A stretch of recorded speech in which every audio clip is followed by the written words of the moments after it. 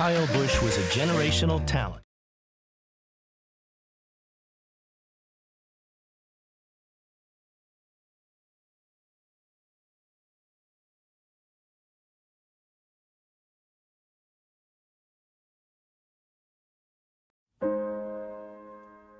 Kyle Busch was a generational talent who rose to become a two-time NASCAR Cup Series champion and one of the sport's greatest and fiercest drivers. Across 22 full-time seasons in NASCAR's top division, Busch won the 2015 and 2019 Cup Series titles and 63 races, ninth on the all-time series wins list. Kyle Busch has been legendary today. His numbers across the other two national NASCAR series were record-setting, with 102 victories in the O'Reilly Auto Parts Series and 69 wins in the Craftsman Truck Series. Busch was a proudly polarizing figure among fans, intensely popular with his adoring supporters, and booed loudly by his detractors. If you don't like that kind of racing, don't even watch. He entered the sport as a brash teenager with the nickname Shrub, as the younger brother to Hall of Famer Kurt Busch. But the moniker Rowdy, a nod to one of the main characters in Days of Thunder and to his aggressive style, is what stuck with him. A Las Vegas native, Kyle Busch followed many of the same steps that his brother did in accelerating up the racing ladder. Family go-karts on makeshift tracks and cul-de-sacs and parking lots. Then Legends cars at the Vegas Bull Ring, before a move to full-bodied late-model competition. For us young drivers, we're thrown into the biggest series in all of racing. Sooner or later, you're going to have to get thrown in, so why not it be sooner than later? Busch drove for 3 Hall of Fame Cup team owners, getting his start in the series with Hendrick Motorsports as a heralded rookie in 2005. He joined Joe Gibbs Racing in 2008, establishing a long-running partnership that made him the face of Toyota's NASCAR endeavors. He spent the final stages of his career with Richard Childress, arriving in 2023 and taking the reins of the number 8 Chevrolet. Behind the wheel, Busch was an electric, daring performer with a fiery personality that thrilled fans and crushed competitors. His trademark winning celebration, a showman's bow, served as a tribute to his roots as a Las Vegas native, but also a flourish, like a magician appearing from the smoke of another triumphant burnout. Yeah, baby, that's the way I do it. Busch's sharp wit and competitive spirit sparked a deep emotional connection with race fans of every age, creating the proud and loyal Rowdy Nation. You love you some Rowdy, let me hear you go, boo! Busch's death from a severe illness was sudden, coming just 6 days after what turned out to be his final victory, a Truck Series race at Dover. Take whatever you can get, man. You never know when the last one's gonna be, so cherish them all, trust me. He is survived by his parents and his wife Samantha and 2 children, 11-year-old son Brexton and 4-year-old daughter Lennox. In recent years, Busch's great mission was guiding Brexton's blossoming racing career, coaching his son in the family business at racetracks across America. Kyle Busch was unmatched in the record books and unrivaled on the track, one of the best to ever drive a stock car. He was 41 years old.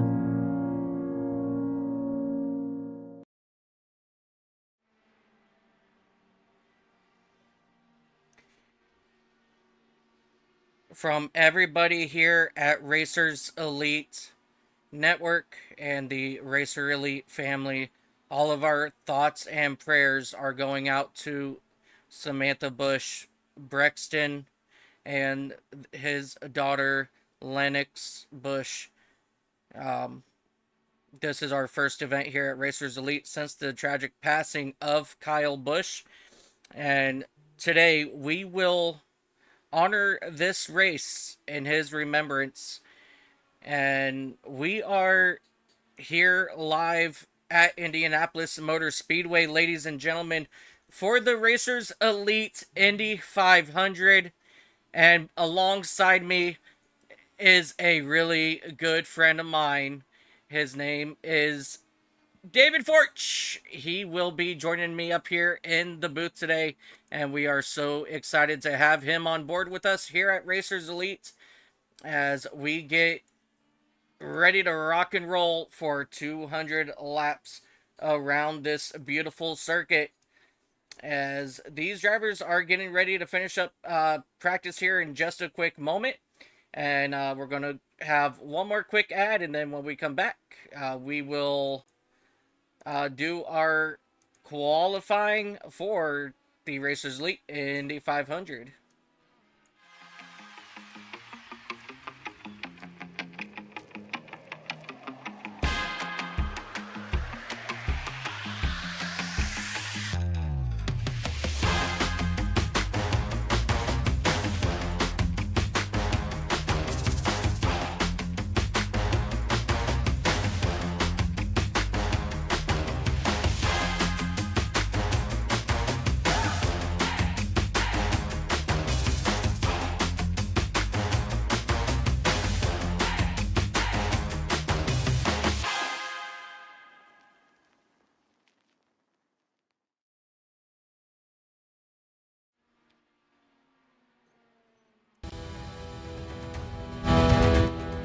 All right, ladies and gentlemen, welcome back to Indianapolis Motor Speedway for Racers Elite Indianapolis 500 right here on Racer Elite Network. Again, alongside me is my good buddy David Forch as we are getting ready to call this amazing race. A lot of great action going down in practice at the moment. David, you're brand new to Racers Elite. What are you hoping to see here at Indianapolis? A lot of high speed and a lot of action.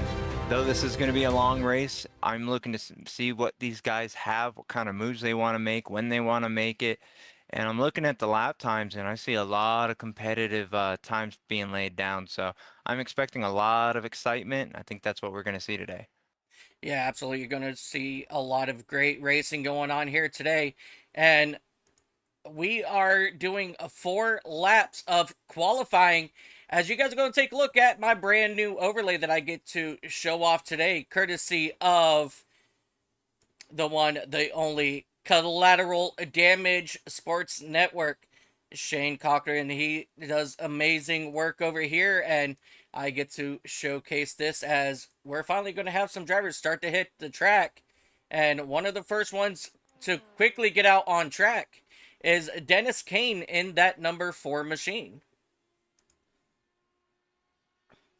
So Dennis Kane rocking out that Skittles Kyle Busch paint scheme there in his number 4 machine out of Detroit, Michigan. Truth Hoke, he's rocking out that Rebel number 55 machine. Terry Fennell in the 50, he's out here today running his normal Grizzly Misfits machine. Barry Nelson rocking out that M&M's paint scheme. Dylan Seeger also in the M&M's number 3. Ron Hollifield in the Castrol machine. Zach Bolin, he's coming on out in that Bluey's machine. But we're going to go ahead and stick here with Dennis Kane for now as he makes his way down the front straightaway to finish his first of 2 laps.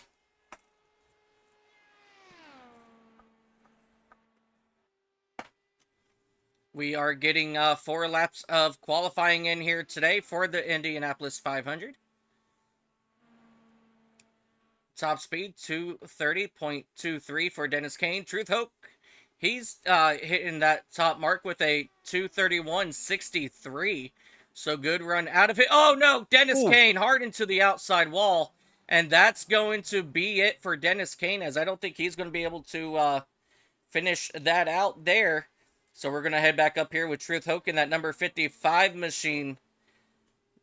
As he makes his way here through turns 3 and 4. Coming out of 4.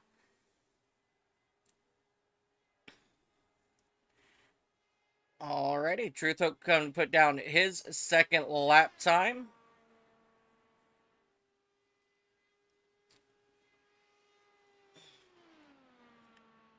As things are not updating like they should.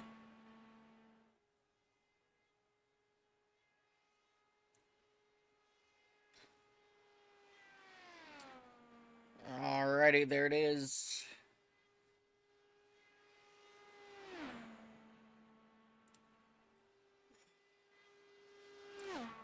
Let me just verify that I didn't connection out. No, I didn't. I'm good to go there on that aspect.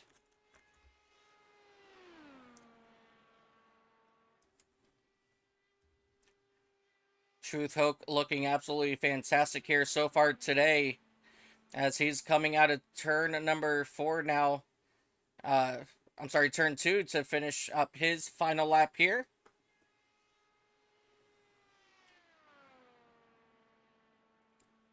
Out of turn 3. Really great lines here out of Truth Hook. And out of turn 4, we're going to see how his final time is going to lay out here.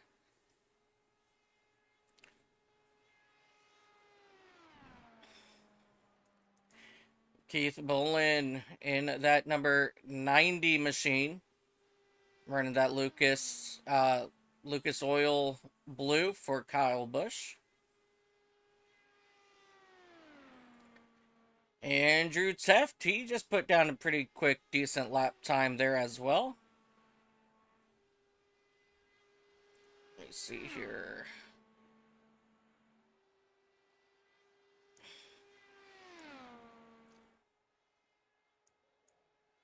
There we are. Let's go and take a look here at the times. For some odd reason, it's not picking up all the times for me, which is actually a complete bummer.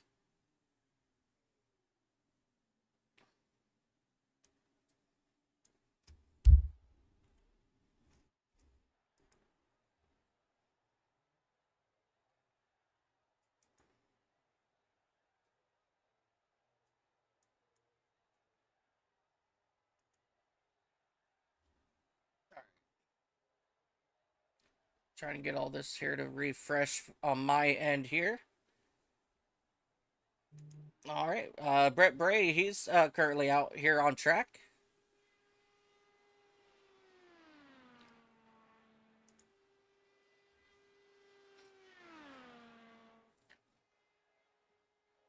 Yeah, that's not working out for me.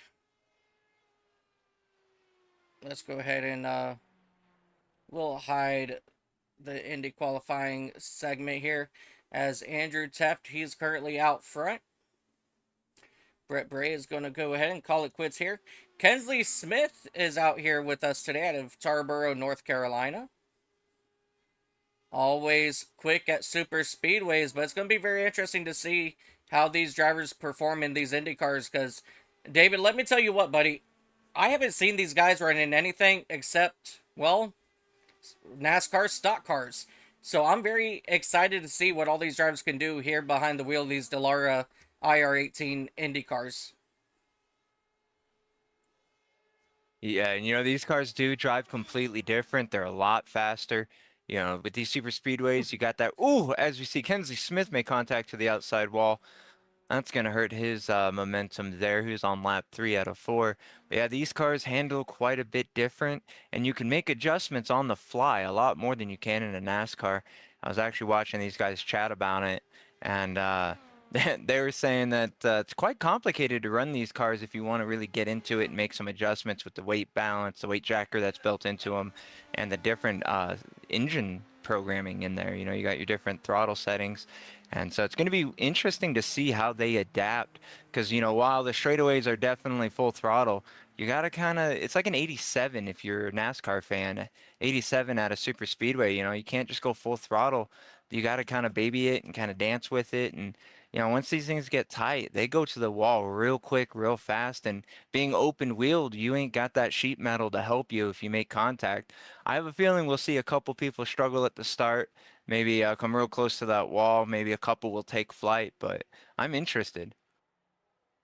Yeah, as we are taking a look here at Robert Garcia in that number 13 machine. we're going to ride on board here with him. Actually, I want to be up here.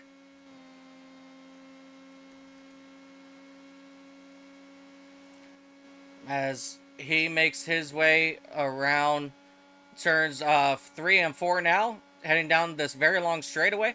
Now we're just going to ride on board here with Robert Garcia as he starts his qualifying attempt.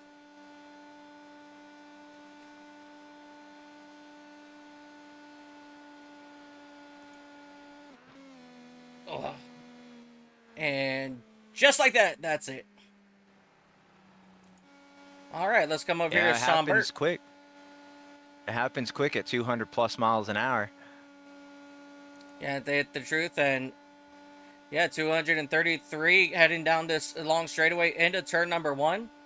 Sean Burke out of Castle Rock, Colorado. Hey, that's right up the road for me. Hey, buddy. Hey, neighbor.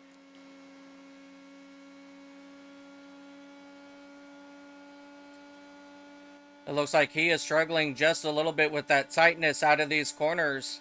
And they're going to have an absolute interesting time when they go green flag, because without that air on the front bumper of these machines, or front wing, I should say, you know, these things tend to push really hard, as Sean Burke will cross the start-finish line here. And he is going to put down the 16th quickest average.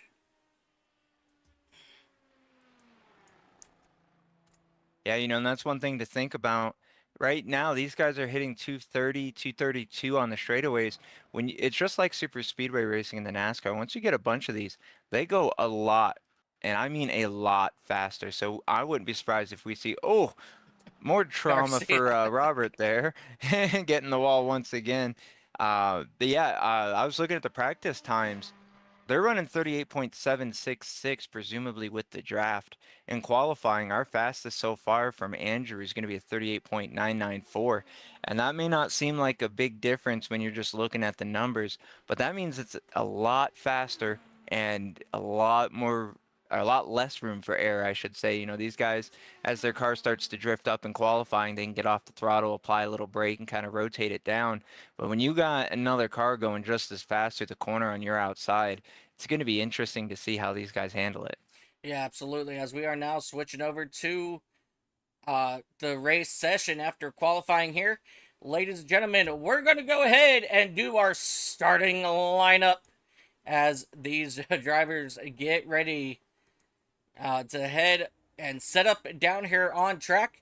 We're going to go ahead and bring up our starting grid.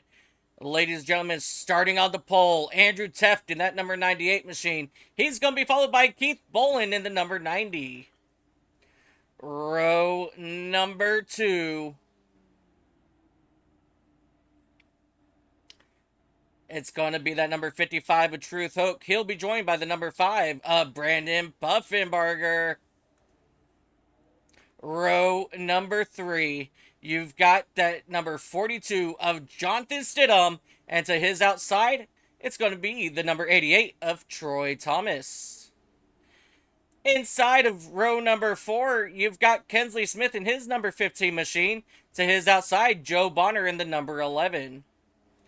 On the inside of row number 5, you've got that number 3 of Dylan Seeger, and to his outside, you got the 96 of Barry Nelson.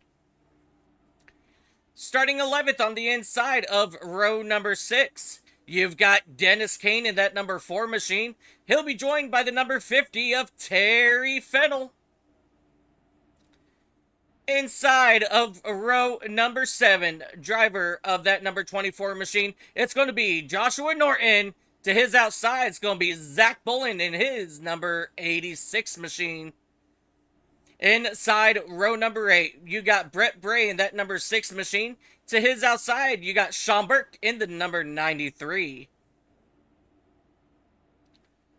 On the inside of row number 9, you got Ron Hollifield in that number 40 machine. He's going to be joined by Brian LaPratt in the number 101.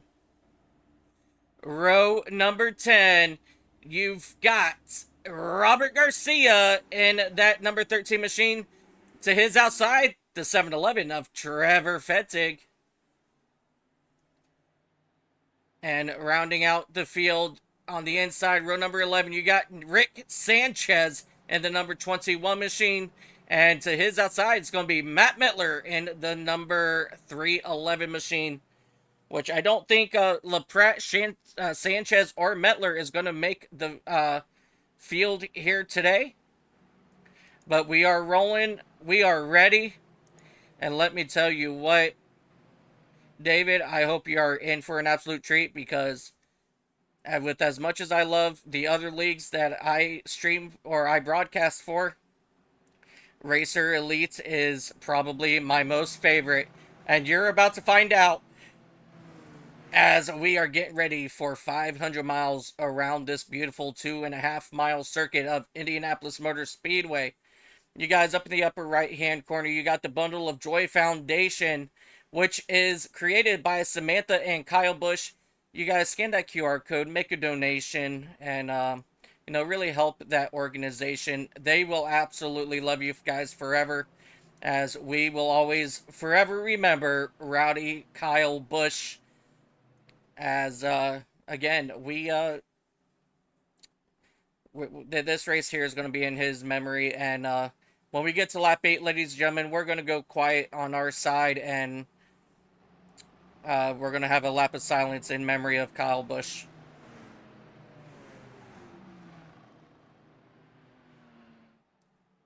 All right. Ladies and gentlemen, it is time to go racing for the first time here at Indianapolis Motor Speedway. The iRacing.com pace truck, he is off. Andrew Teff, Keith Bolin will bring the field to the green flag. And the green flag is out for the first time today here at Indianapolis Motor Speedway, as these drivers start quickly shifting up through the gears as they will head down into turn number 1. Andrew Teft, he's quickly going to take the lead. And Truth Hoke, he's going to quickly follow suit. As Keith Bolin, he's having a lot of issues so far in that number 90 machine, as he is quickly starting to fall back. Out of turn number 2, we're looking to go 3 wide already, and this is back here for that 7th position with Joe Bonner, Troy Thomas, Barry Nelson, all these guys fighting it all out. And down in turn 3 for the very first time, and we've got almost get contact as we go 3 wide. These guys trying to go 4 wide here on the exit of turn number 4 down this very long straightaway. Look at this mayhem of cars here as they dive down into turn number 1 for the second time here today. As you see it, one car hard into the outside wall. That's going to be Barry Nelson in that 93 or 96 machine. We stay green flag, but that's definitely a hard hit for the number 96. And he's got to make his way around the track from the back straightaway with that damage. He's going to definitely be feeling it. Looks like his right front tire might be wiggling just a little bit, but running 214 miles an hour. He's not doing too bad after such a hard hit. I wonder if they turned damage off, because that was a really massive hit, but he is still out here running. Yeah. Yeah, his car did a quick iRacing fast repair style report, so maybe they do have damage off. Let me do some research for you. Yeah, absolutely. As these drivers come down the back straightaway here for the 3rd time, Jonathan Stidham, he's trying to hold off the super speedway master himself, Kensley Smith, in that number 15 machine as they dive down into turn number 3.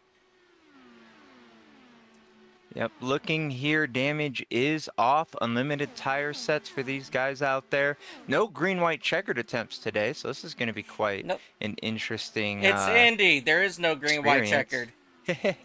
iRacing will determine all the yellows, but there is live race control, so this is going to be a fun time. And I also see that Brian LaPratte had to leave due to family issues. Hope everything's good for you back home.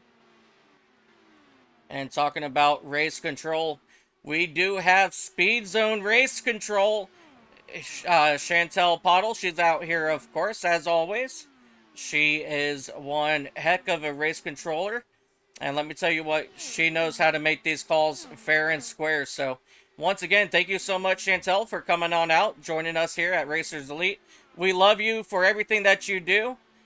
And, again, keep doing what you do up in race control, and we thank you. As we're going to jump back up here to Andrew Tefton, that number 98 machine. He is absolutely killing it out here out front so far, and right behind him is that number 55 of Truth Hope.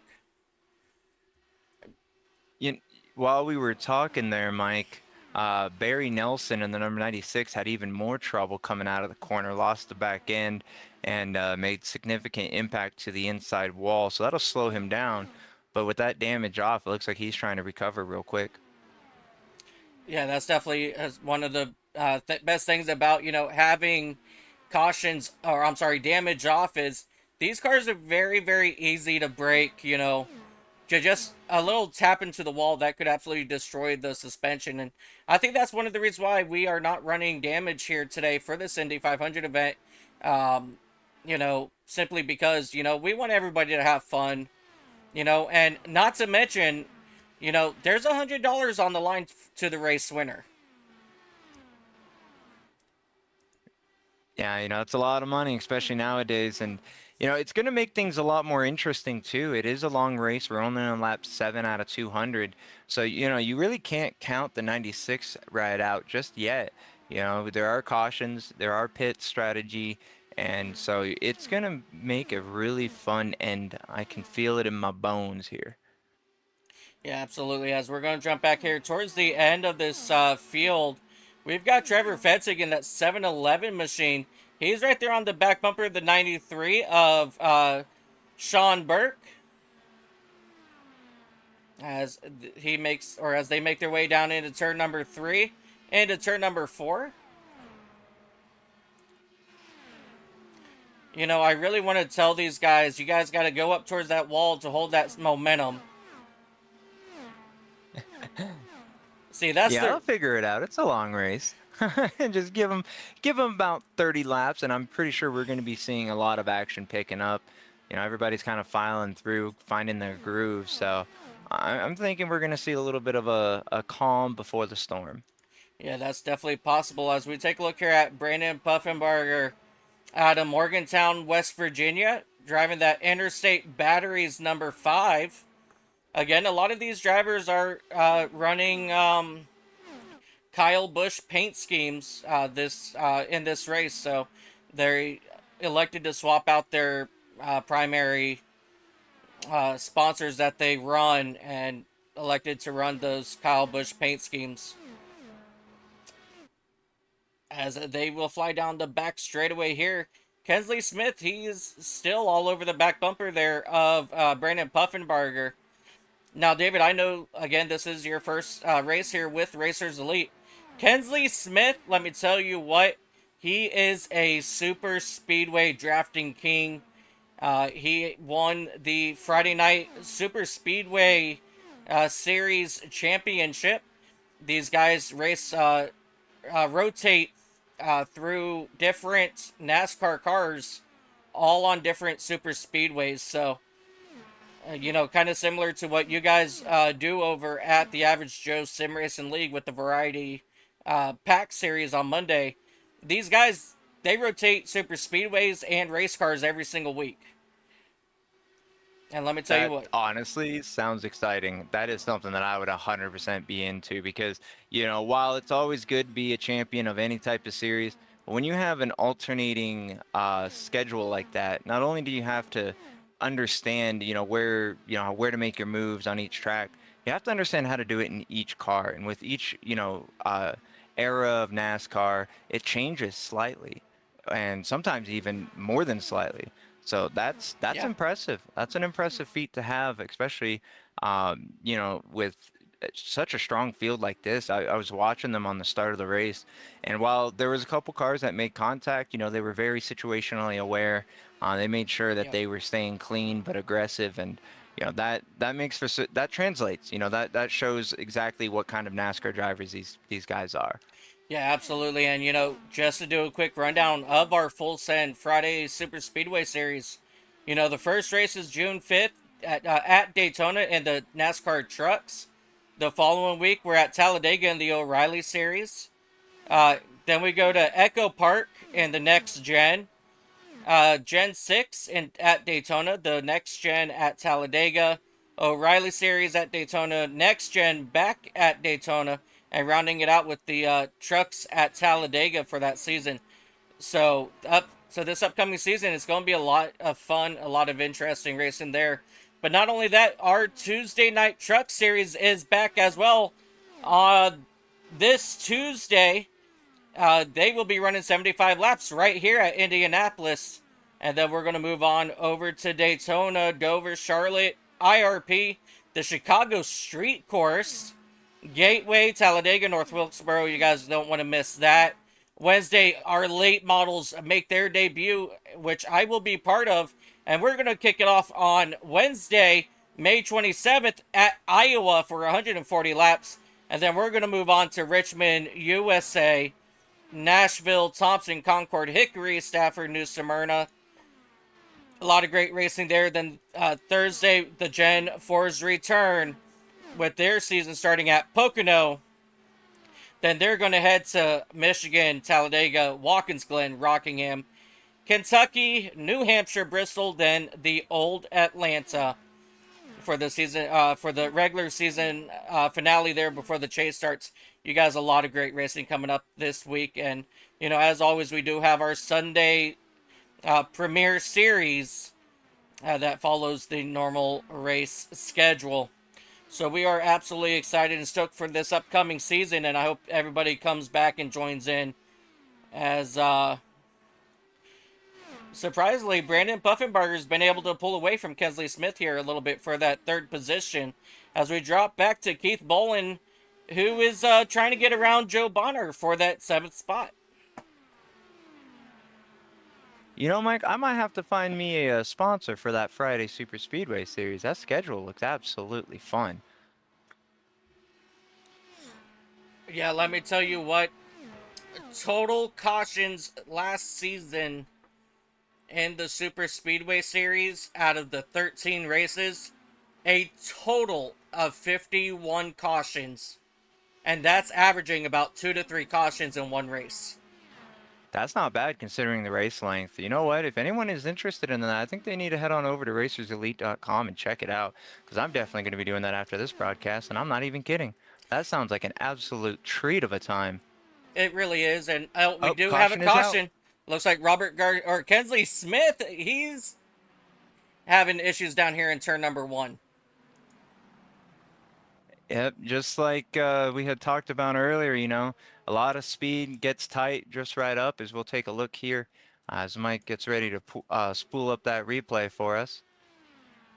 Now, looks clean, looks good, and then it just doesn't. Boom. Oh, hard hit.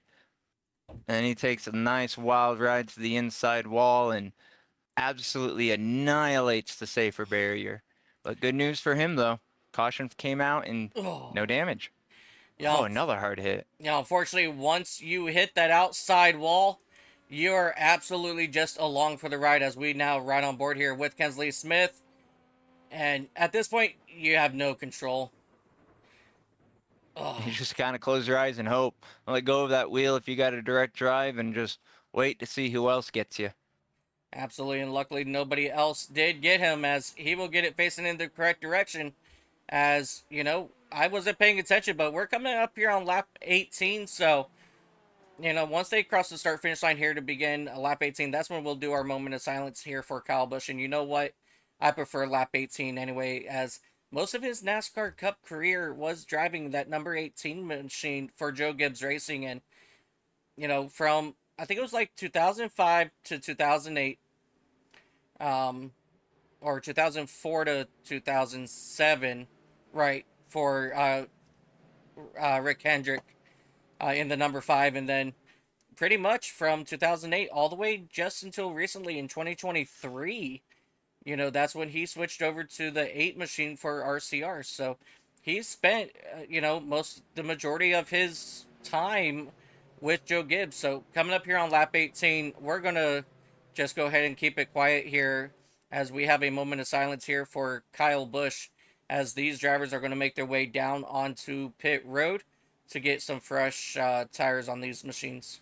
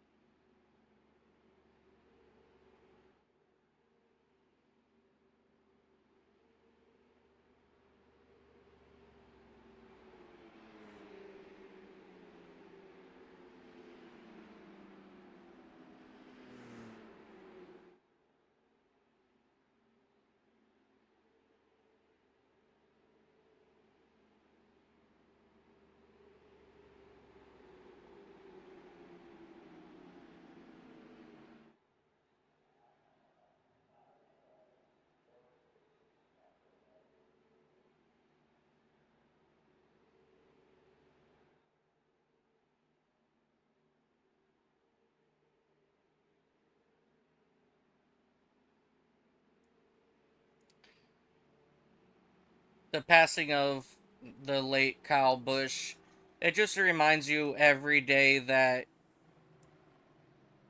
don't take every day for granted. If you want something or achieve something, you got to go get it. And that's one of the things that I personally love to hate about Kyle Busch. He's one of those fierce competitors. He's one of those guys that, again, in the words of, Carson Hocevar, you just love to hate him because he is so good at whatever he drives. And, it's one of those, think about it. He won at Dover Friday. And then 6 days later, we lose him. It's crazy. And it just reminds you, hold your family close. Make sure you tell everybody that you love them. Try to make amends with people, because you never know if you'll ever get that chance to do that. But on that note, ladies and gentlemen, we're getting ready to go back green flag racing. And Kyle, we're going to miss you on track. We're going to really hate not to see you out there anymore. And, just look down on everybody. And make sure you tell Greg Biff and Michael Annette, Dale Earnhardt, tell them that we all said hi, all right? But, ladies and gentlemen, pace truck is off. We're going to do it for Dale. We're going to be like Biff, and we're going to go wild like Kyle as the green flag is going to wave once again here at Indianapolis Motor Speedway. Andrew Teft, Brandon Puffenbarger will bring the field back to the green flag. And once again, Truth Hoke, he's going to quickly take over that second spot from the second driver. And in this case, it was Brandon Puffenbarger. So they're going to quickly get out to single file here as everybody else. They're going to run side by side back here in the back. Jonathan. A lot of cars. Yes, go ahead. I was just saying, a lot of cars dancing around trying to find their groove as they're coming around for lap 21. These guys giving each other a lot of room, but they're not holding back at all. These guys are really driving pretty rowdy out there, and it's awesome to see all the beautiful schemes. All these guys, out here trying to remember a legend, and they're doing really well out there. We only have a couple cars side by. As the caution comes out, we have two different crashes happening. Oh! 4, 5, 6 crashes going on here.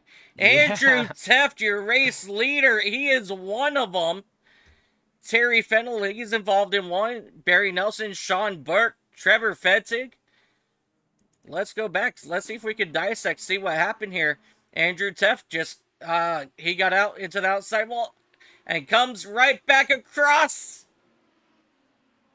And that was one of them. I'm gonna call that the commentator's curse. My apologies. Here we have Terry Fennell and, I believe that was Barry Nelson in that, that 96 machine there. Barry Nelson, he got tangled up there with Terry Fennell. Sean Burke, let's see what happened to him. He was able to get through, and then he just drove right over somebody. That's the 7-Eleven of Trevor Fetzig. Man, oh man. Arca breaks in IndyCar. What a wild sight. Absolutely. And, let's come back here. Let's see if we can catch. Because here at this point, Truth Hook already got around Andrew. And as Andrew comes back across the track, he is going to collect. Oh. Who is that in front of him? Looks like that driver doesn't exist. Might have been Robert Garcia, maybe. Well, I don't know anymore. It's going to be the number 42 of Jonathan Stidham as he slides backwards into the wall after making significant contact. All right, race control. Have fun with this one, trying to figure out who caused the caution. Now this one will probably go to Andrew Tefton, that 98, as he was the first one to hit the wall. But there was even more contact behind him as well between Terry Fennell and Barry Nelson. So that was a whole separate incident, which I don't think was necessarily a product of Andrew Teft getting into the outside wall there. Oh, it totally wasn't. I was actually watching Barry Nelson and Terry Fennell battling side by side when that happened. And then as they're coming out of the corner, I saw Teft sliding up towards the wall. So definitely going to be a fun time for race control to determine exactly how to handle this one. Because, yeah, there is absolutely 2 wrecks happening simultaneously. That was a wild time to watch. All right, Chantel, what you got? What you got? Show us what you got. Nah, Chantel, Show us your magic. Nah, again, she does a phenomenal job up there in the booth, and she'll make the right calls and everything like that. So let's. I got to give credit to all the other drivers that were not involved, because that was a lot of chaos right in front of them, and not a lot of room to go, not a lot of moves you can make at such a high speed. And for the most part, everybody did a really good job at avoiding that. A couple of drivers may have been falling asleep to the rhythm, but it happens. No damage, no real big penalty. They were able to get fresh tires, top up on fuel to make sure they're ready for the long run.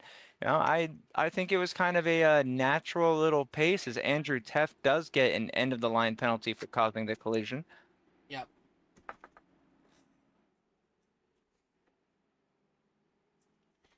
Oh man, as we are working lap number 23 of 200, this is our second caution of the day. And unfortunately, it was just a couple quick cautions here, and don't you guys worry, these guys will get it all sorted back out, and we're going to get a decent green flag run in here. Don't you worry about that. Let's go ahead and take a look here. Lissa, baby, 1977. Let's go number 11. We got a Joe Bonner fan up here in the house. How you doing? Oh, actually, that's Alyssa. I apologize, Alyssa. Trying to be unique, which you are, which is okay. I love it. And HD Motorsports number 57 says, ouch! Yeah, that was a big hit for a couple of those drivers there. As we thank you guys so much for tuning in, as always.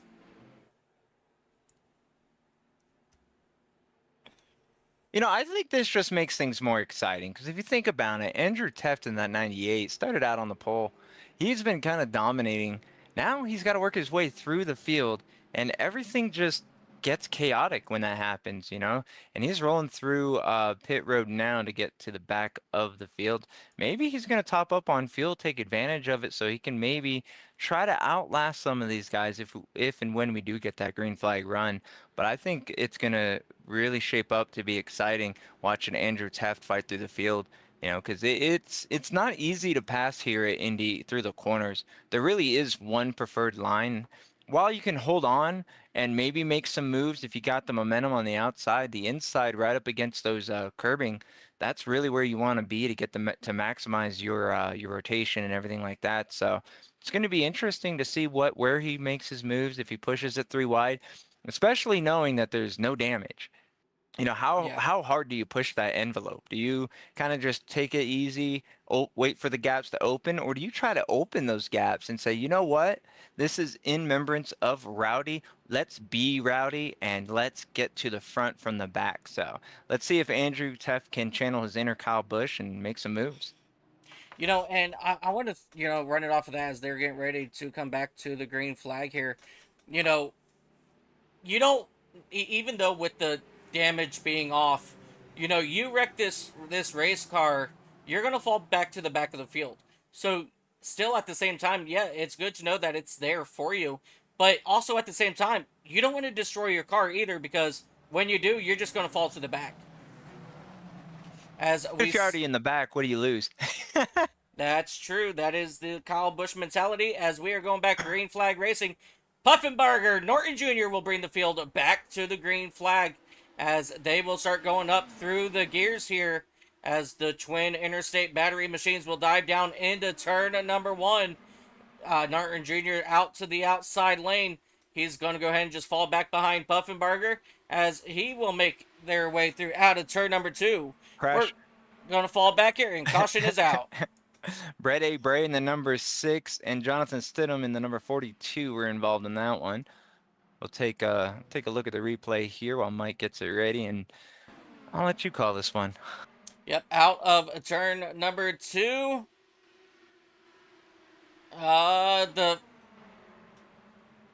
So they both just kind of went up to the wall and followed each other up. But it looked like Brett Bray, he got the worst part of this one here.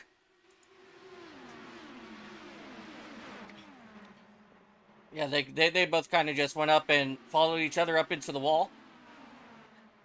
If you were race control, Mike, how would you call that? Who's at fault? Anyone? Racing incident? What do you think? That would definitely go towards Brett Bray. Because, well, I mean, technically he got into the wall first, and the 42, he just kind of followed him up.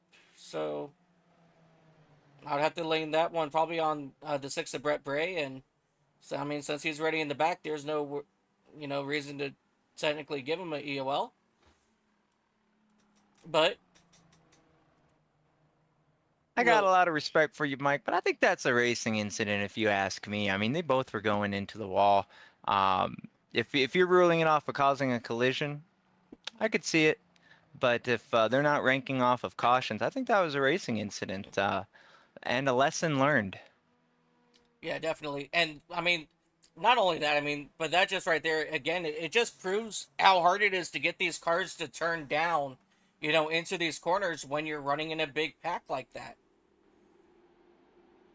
Absolutely. These things are fun to drive, but man, are they a handful. And they're a handful for different reasons than what a NASCAR would be. You definitely got to rely. These are specialized machines. I know NASCAR's, the new cars are highly specialized as well, but these are designed specifically for this type of racing. And you really got to use that to your advantage. Got to be really careful on what you're doing, what your inputs are, because you're going over 200 miles an hour and things happen quick at 180 to 190, but they happen so much quicker as soon as you breach that 200 mile an hour. Yeah. And Brett Bray, he will get that EOL penalty there for causing the caution. Good call on that one, Mike. Got it right. Absolutely. So the rules here in Racer Elites, for anybody that is just joining us for the first time or just don't really know the rules here in Racers Elite, your first cause of caution, this is going to be an EOL. No harm, no foul. Second time, you're going to get a slap on the wrist and go through a drive-through under green flag. And your third one, just like anywhere else, well, you're going to be parked for the rest of the race. So that's something that these guys want to be careful of as, as of right now, we got Brett Bray, Andrew Teft, both cause of incidents here. And I believe Kinsley Smith also got one as well for causing the first caution of the day.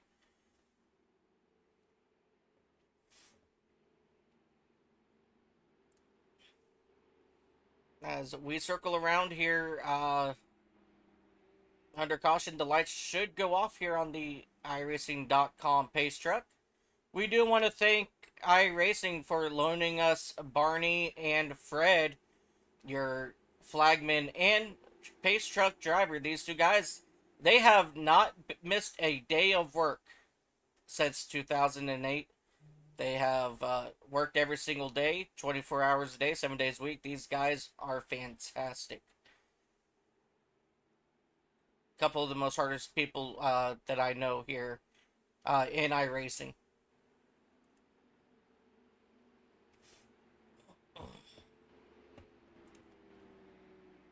Lights are off on the giant pace truck in comparison to these very short Indy cars.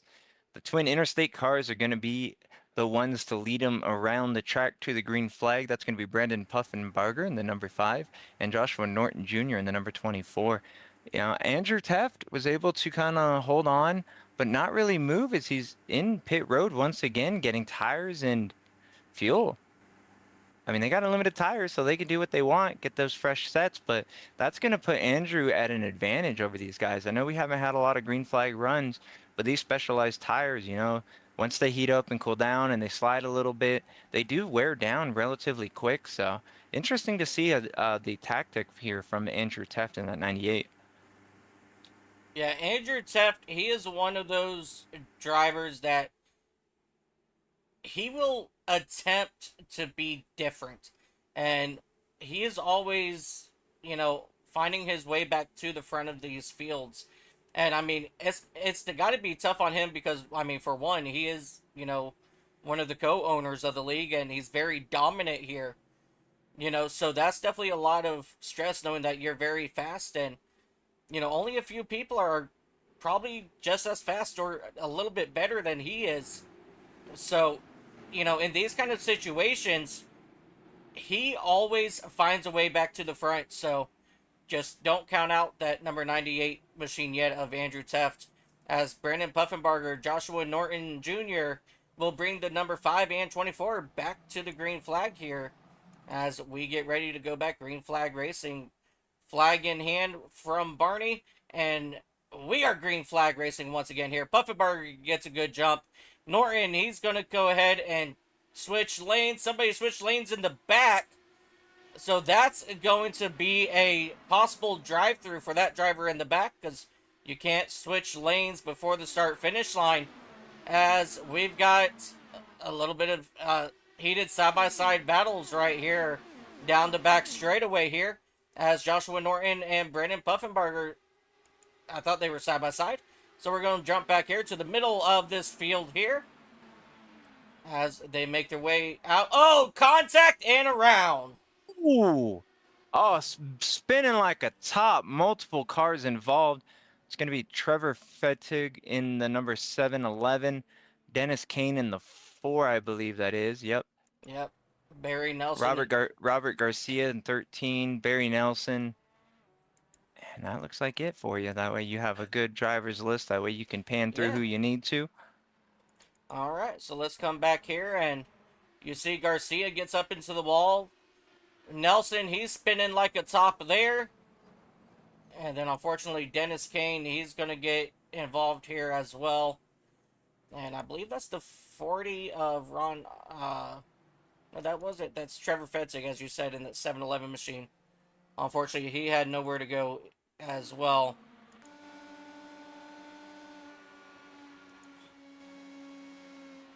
Yeah, tough luck for these drivers. Again, fortunately, they're able to get back going. That caution's going to bunch them back up, but that's definitely not what you want to see. Yeah, hard hit for Trevor there.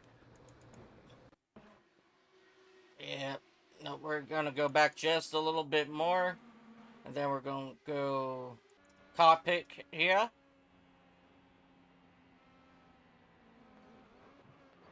Close your eyes. Whee! Oh, imagine feeling those G-forces. I mean, that's something that real drivers do have to feel, aside from just the impacts alone. I give credit to them. I couldn't. I'd pass out. I'd wake up in the infield care center if I'm honest. Absolutely. I do know that I'd feeling. be spinning a week later. Oh, man. All right, so I know that you've been here, as you see, Truth Hope, Kensley Smith, Bolin, Fetig, Fennel, Hollifield, Nelson, Garcia, they're all coming down pit road here. As the 13, he will get the EOL here for cause of caution. Do you remember back when these IR18 cars first came out? And sometimes when you get into a wreck, they would just sit there and spin like a freaking top and never ever stop. Unfortunately, I was on an iRacing break when these cars came out, but I do remember social media absolutely blowing up with just the Benny Hill theme songs, I think it was, just absolutely spinning and spinning and spinning and spinning. And it's still prevalent in a couple different cars, and it's always fun to watch, but never fun to be in. Yeah, unfortunately, I have been a victim of that. And, yeah, it's definitely no fun once it starts spinning like a top and, You just can't get it to stop. That was... Oh, man, I don't even remember how I got out of the car after that. But just trying to escape out of the car, it was so hard. You probably got up out of your chair and was still walking to the left. I mean, you're probably right. Probably right. I had a pretty gnarly collision, and I just got a triple monitor set up in, and I had a pretty gnarly collision with the wall, and it sent me into a very violent spin, and I'm just watching everything just spin and spin and spin, and I was like, I need to take a break before I try this again. Yeah.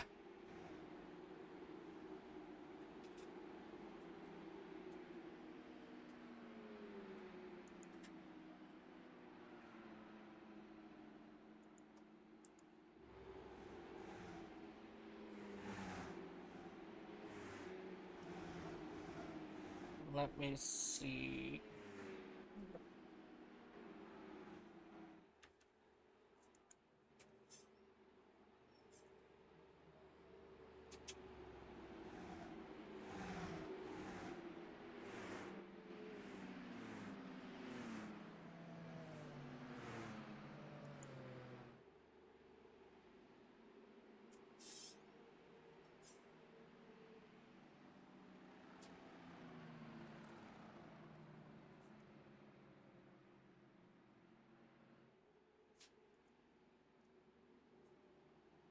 Andrew Teft back up to P10 in that 98 ride, now 9th, 10th.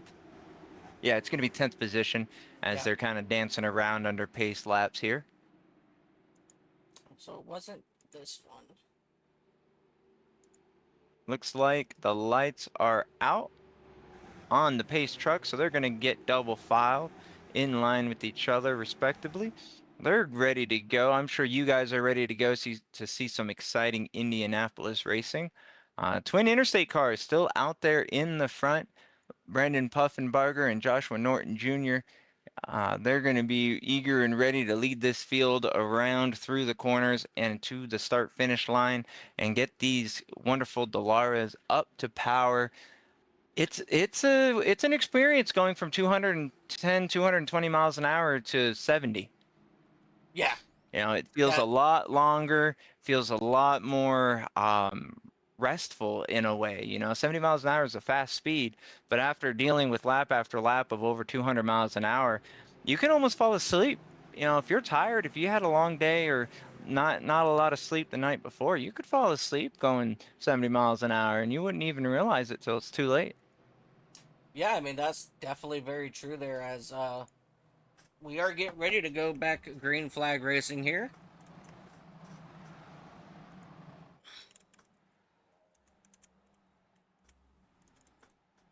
As we get back into the restart zone, we are green flag racing once again here at Indianapolis Motor Speedway, as these drivers are going to start to come up through the gears and head back down the back straightaway here once again.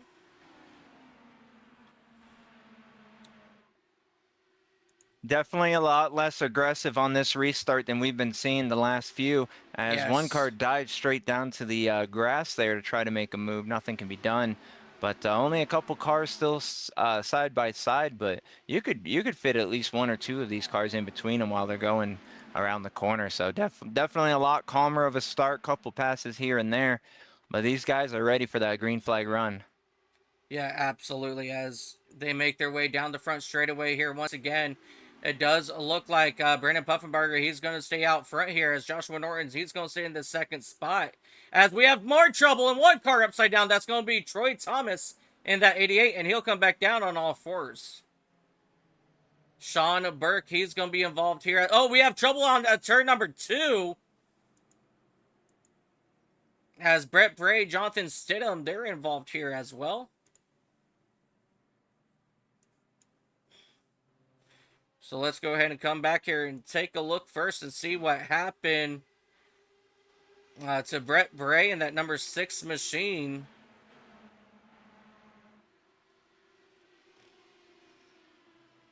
Yeah, so he was able to clear him, and then as they were coming, oh no, One car just loses it out of turn number 2, gathering up a couple extra cars here as well.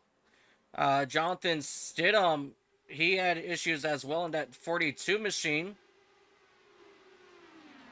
So weight distribution is your friend until it isn't. Looks like he just got out of the power. All the weight shifted from the back tires, and around he went, and nowhere to go for anybody else. Yep, Sean Burke, he was involved in the first incident that originally brought out the caution. As you see him get up into the wall, and that just sends... Oh! Yeah, that sends the Troy Thomas in the 88 up into the air.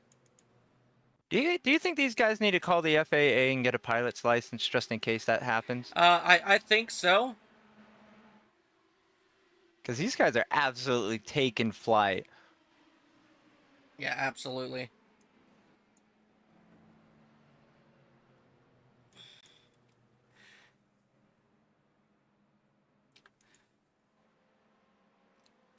Oh no. Right. Ooh, close call there. Yeah. Alrighty.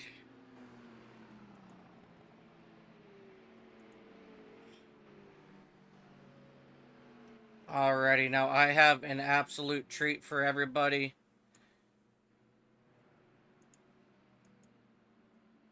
Let me go ahead and put this up real quick. Alright. So I'm going to take away the sound for just a moment. We're going to show you guys something pretty, what I was actually just talking about. Oh, actually, that won't work over here. We'll do it right here.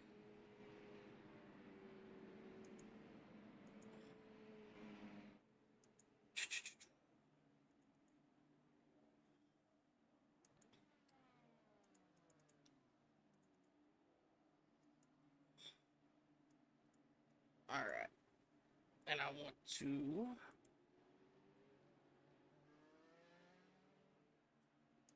fit to screen. I'm just going to make this just a little bit tinier and... Alright, David, do you still see, Discord? That is a big ol' affirmative, my friend. Alright. So this was my experience, in these cars when they first came out. Ladies and gentlemen, this is no joke. This is no joke. And that was a very, very interesting, and I kid you not, this is 4 minutes worth of video. Oh man, I'd wake up tomorrow. I'll tell you that right now. I don't know if I could handle that. That's fast, but I've been around fast, but that is. I'm pretty sure the Book of World Records gave you a call after that one. Yeah, I mean, like I said, that was one of the biggest things, you know, when these cars first came out into the service. It was a lot of fun. It was funny to see happen at that. But man, let me tell you what. Oh, and here's the kicker. I didn't tell anybody this part. I was in VR. Rip you, man. I used to race in VR, and if you're not used to it, you can only do short stints racing these things because you're seeing a lot of movement, but you're not feeling it. And I bet you closed your eyes and probably prayed to any deity you can think of.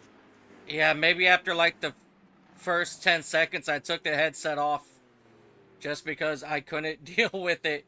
But let me tell you what, talk about running in VR. I captured my Daytona 500 win in VR. I did 2 Brickyard 400 wins in VR and many other wins as well. So running endurance races and, long races like, the Daytona 500, Indy 500, Coke 600, came home second with the Coke 600 in VR.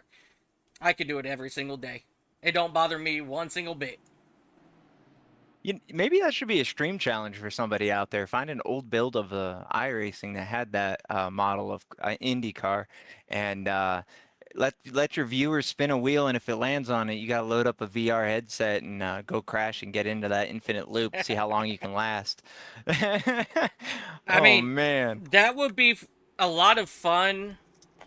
However, my health, because of my stroke I had at some point, I can't do that anymore. I barely survive in VR anyway. Especially when I start spinning. Yeah.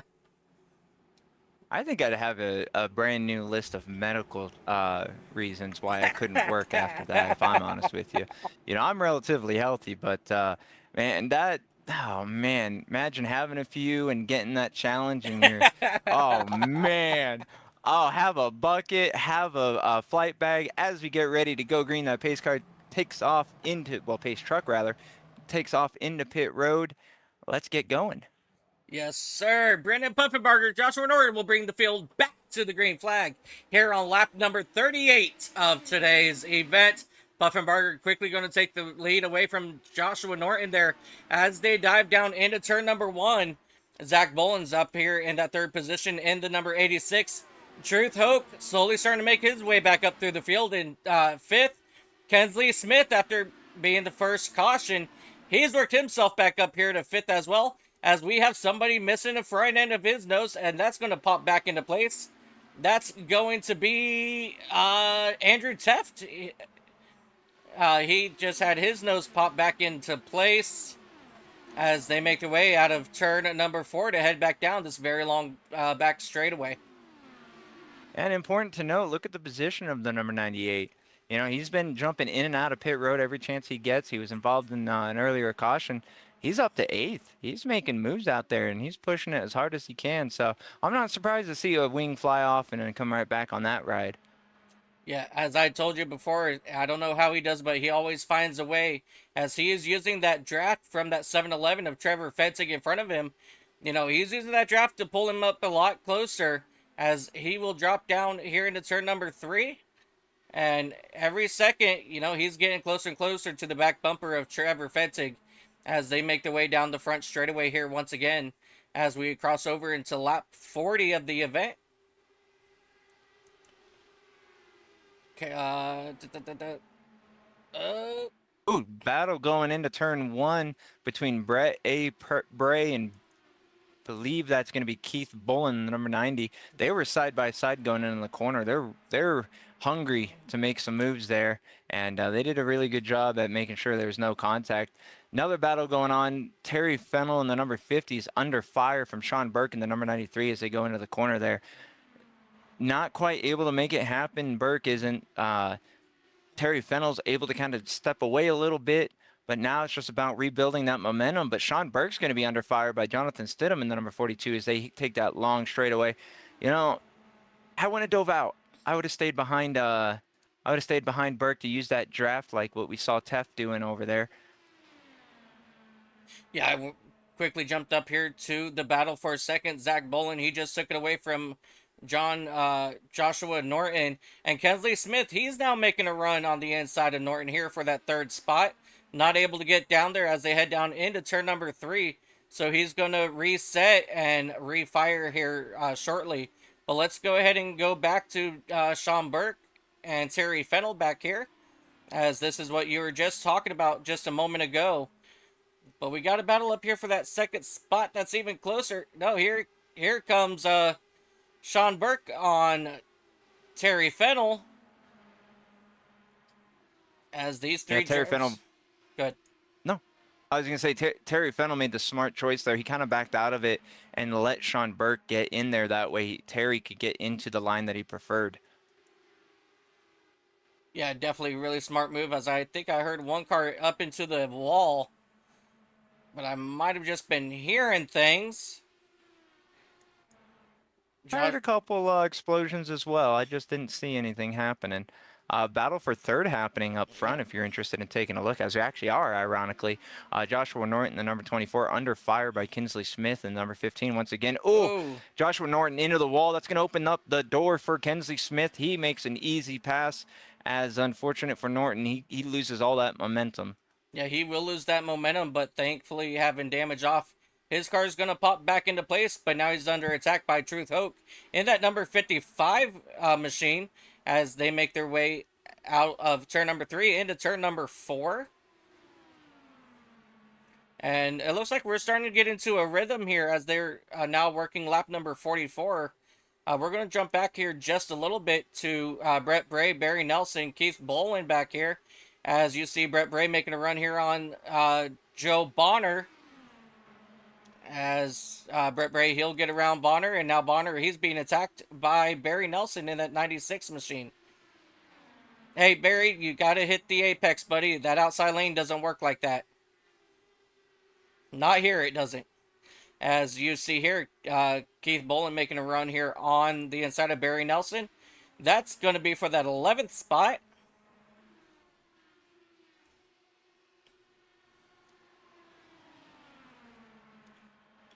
Barry Nelson looking to try to make a run here on the front straightaway. But here comes Joe Bonner. He's making a run on Brett Bray now. He's looking to retake that 9th spot back.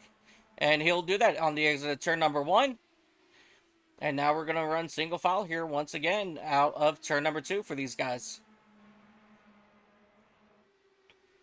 You know, I could be, my eyes could be deceiving me, or I could just be tired from the earlier race broadcast and getting a nap and being old.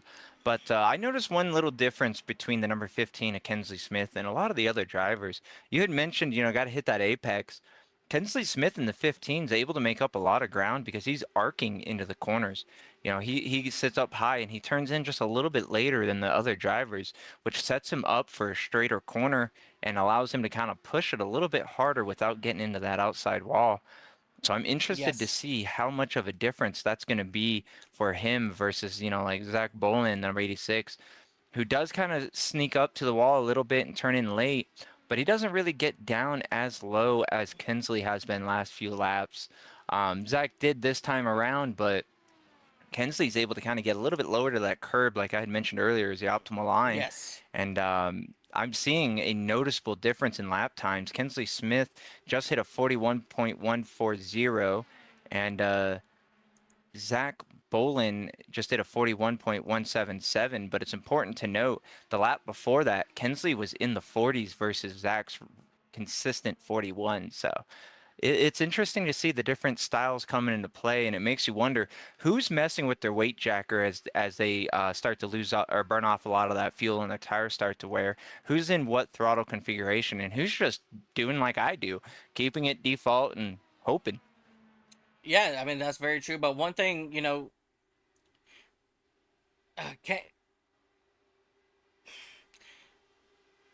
it's very hard to describe Kensley Smith because he is a racer's racer.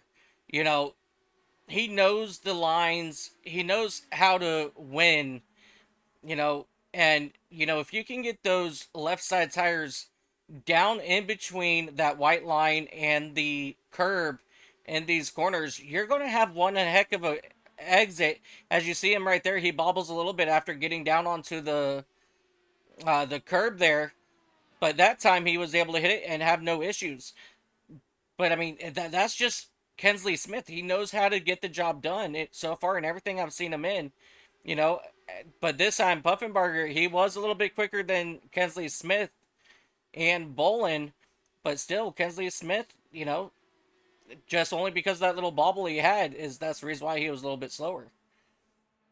Yeah, absolutely. And, you know, this is definitely a testament to Kensley Smith's experience with the super speedway variety. The tactic that you know, you're seeing a lot of these top drivers do, that's something that you can do, especially in the older NASCARs at like Daytona and Talladega. You can arc it down, use that banking to your advantage. I know Indianapolis is less banked. As we're taking a look here, I'm gonna let you take let you take the lead on that one. Yeah, this is Joe Bonner in that 11. He pounded the outside wall there in turn 2, or turn 1, heading it down into turn number 2. And the car is just going to pop back into place. He's going to go down through the gears and then come back up through the gears. And we do have a yellow flag out for Joe Bonner. Actually, in that number 11. Looks like he just... he did the same thing over on the other side of the track. But this time... He's like, you know what? Double-ended. 2 for 2. Yeah, we did it once this lap. Let's do it again. Why not? As he will come and he'll start moving down this front straightaway. He will get the EOL here for bringing out the caution this lap. You know, they do say momentum is everything, but I don't think that's the type of momentum Joe wants in that number 11. No. Oh no, Barry Nelson with trauma. Yeah, Barry Nelson, he just had some issues here. Oh, As they head down interesting here. that he towed. Oh no! Oh! Yeah, and he towed from that incident, so that's an interesting decision to make, especially since the car, you can see it there, pop back into perfection. Maybe there was a problem with the wheel, because he did, if I'm not mistaken, he did kind of get to the inside and just kind of shoot up after he got the grass. Yeah, I know that at some point, you know, let me go down here into the cockpit.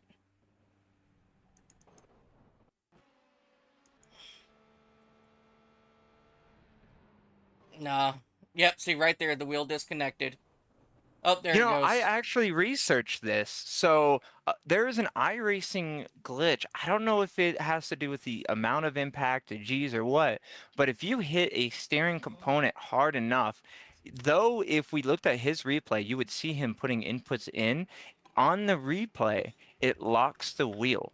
So Yeah. I don't know if we can use that to gauge if that was a malfunction or what, but he's still sitting down there in pit lane on his towing process, so that's tough break for him, that's for sure. Yeah, unfortunately, though, I know for a fact that Barry, he has had issues in the past with his Is it a wheel. phonetic wheel? I don't know. I bet it is. If I was a betting man and had the money, I'd say he has a phonetic with the older quick release, because that's why I'm sitting with the Moza R9 in front of me. You know how you've announced races where it's happened, the jumpy trucks. Yep. That happened to me there, and I'm telling you what, I almost ripped the wheelbase off of the wheel out of frustration. So I'm almost wondering if Barry's currently doing the same. Yeah, it's definitely very possible, for sure. I mean, not going to count it out whatsoever.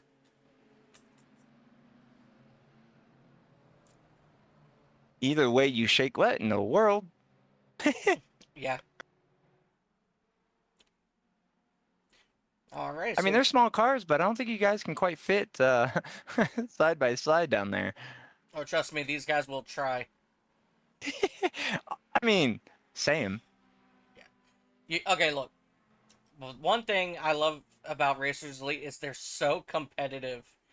You know, even under caution, they're always trying to get the edge above everybody. As these guys are starting to catch up here to the pace line here into turn number 3. The number 11 Joe Bonner, he did get the EOL here for the cause of this caution. But we are now a quarter of the way through. And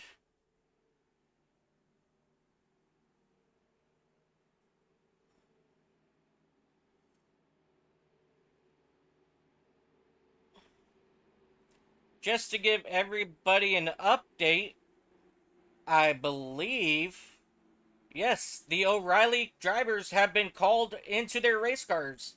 So they are going to start to get this race back underway at Charlotte Motor Speedway. So if anybody of you guys are here watching this race and waiting for the O'Reilly's drivers, they have been called again back to their cars, and a few of them have already gotten in and started buckling up. So looks like we're going to go racing at Charlotte here tonight after all. Not sure if we'll also get the truck race in tonight too, but we'll see. You know, I'm excited for that. Hopefully I can pull up a tab here and take a look at that, and because I'm excited. You know, it's as they're doubling up, getting ready to rock and roll. You know, it's very touching. I know we've talked a little bit about, or quite a bit about Kyle Busch. You know, I personally, I went back and forth on being a fan of his or not. You know, I like the personality. You know, I like the driving style. That's very much how I am on iRacing. You can ask a lot of people. Maybe they wouldn't compare me to Kyle Busch, but they would probably say I wreck as much as he used to when he was really trying to make those moves.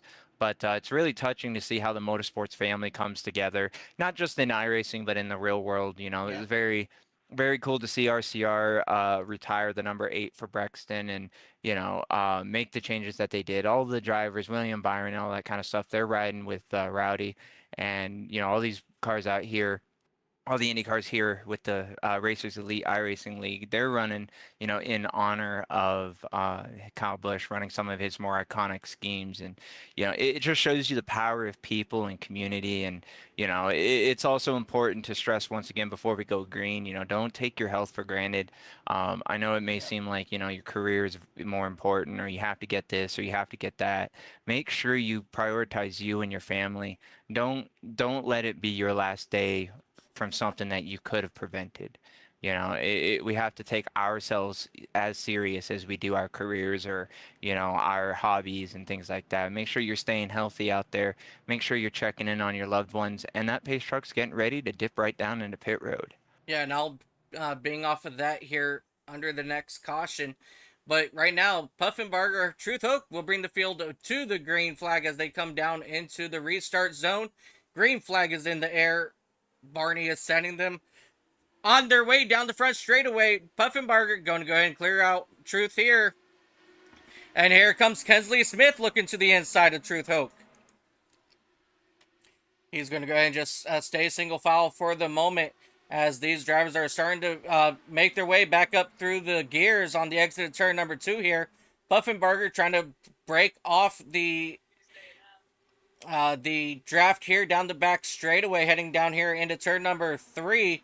As you see this trio out here now single file, nose to tail, heading into turn number 4. Out of turn number 4, Puffenbarger, Truth Hook, Kensley Smith. As Smith, he's going to make a run here on the inside of Truth Hook for that that second spot. He'll get the job done. And now Kensley Smith, he's got his eyes set on Puffenbarger for the first time. Truth Hook hard into the outside wall. And just like that, caution is out. And who is it? We got trouble back here. Trevor Fetzig, he's involved. Terry Fennell, he's involved here once again. Troy Thomas is involved. Let's go back, take a look, see what happened.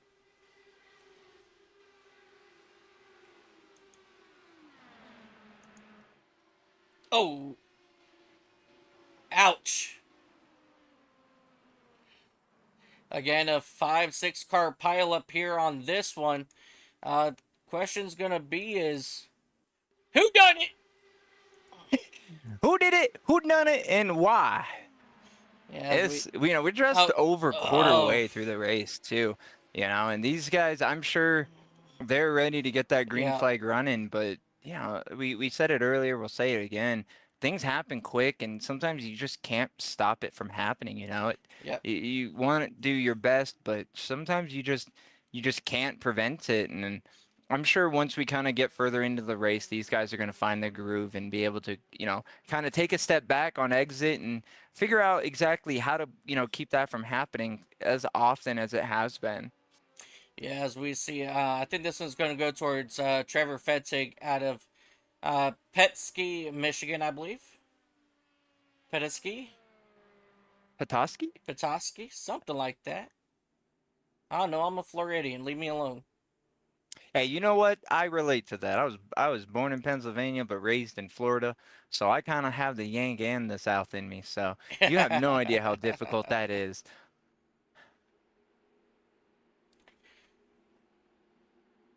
Alrighty, it looks like Joe Bonner, Jonathan Stidham, Barry Nelson have hung up their helmets for the evening as we've got 16 cars now remaining on track.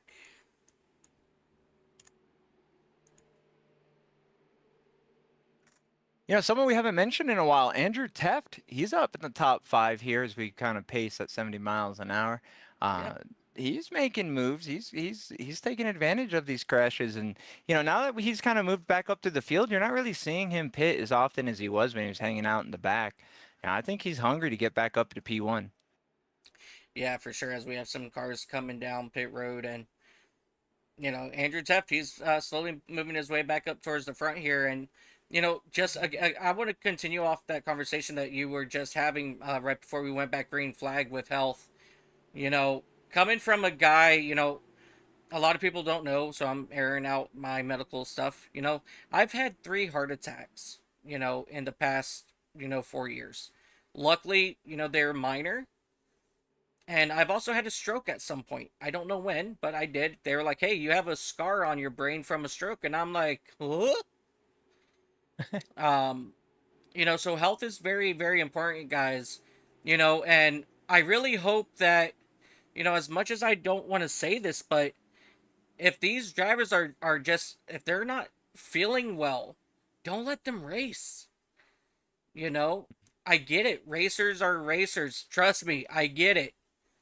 But, a lot of people are also saying, if Busch didn't run at Watkins Glen, if he didn't run at Dover, this probably could have been prevented. I don't know how true that is. I'm not a doctor.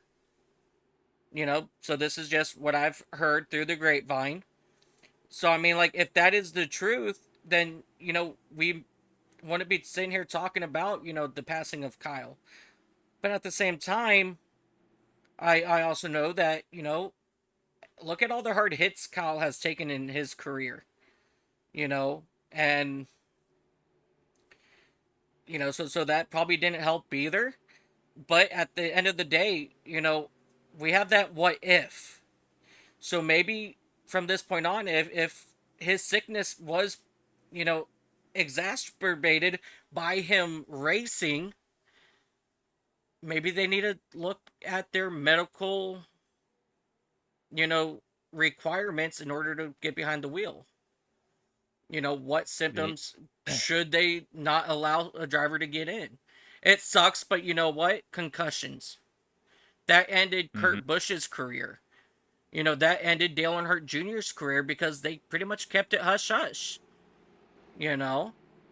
And I think they really need to start looking at their medical analysis and say, yes, it's okay for you to get behind the wheel. No, let's not chance it. That's just my thought. And different folks, different strokes type of deal. This applies to everybody in your everyday life. It's Very important to true. always take a step back and make sure, am I firing on all cylinders? Am I going to blow a gasket today? I recently, just a quick tidbit, I had some, health issues that prevented me from working, and it ended up resulting in my insomnia flaring, and you have to make that decision. Am I going to risk not just my life but others' lives to do something that I may want to do but I feel is unsafe because of my health? You always have to sit there and take into account, you are your own priority out there. I know we all need money to live, and things get difficult when you don't work, but you really need to make sure that you're taken care of, because we are nothing but, for lack of better terms, we're nothing but a sack of meat. We are very fragile beings.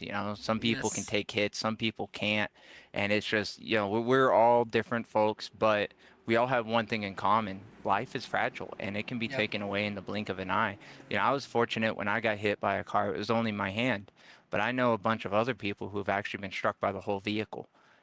So it's one of those things you really got to take into consideration in your life as the pace truck makes that left-hand turn. We're going to go green here into happier times. Let's see how this will unfold.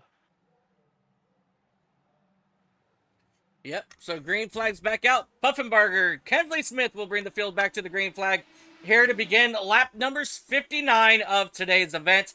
Heading down here into turn number 1 and 2. Truth Hoke, he's looking to take away that second spot around the outside. Something that we haven't seen happen all day, but Truth Hoke, he is looking to change that here today as he will complete the pass around the outside. He's going to take over second spot, and now he's looking for the race lead coming down here into turn number 3. Truth Hoke from third to first, heading down into turn number 4. But here comes Puffenbarger. He's looking back around the outside, not able to make it happen. Truth Hoke, he'll lead this lap. Now here comes Buffenbarger. He's looking to take over the race lead here into turn number 1. And Truth Oak, he's going to try to make that outside stick once again. Not able to get there. Truth Oak hard into. Oh. Kensley Smith goes flying. He's up on the fence. Up on the wall goes Kensley Smith. And he's going to more than likely plop down onto his lid. Oh, bounce. And that's a toe. And that will be a toe here for Kensley Smith in that number 15 machine. That's all I got. That's a toe.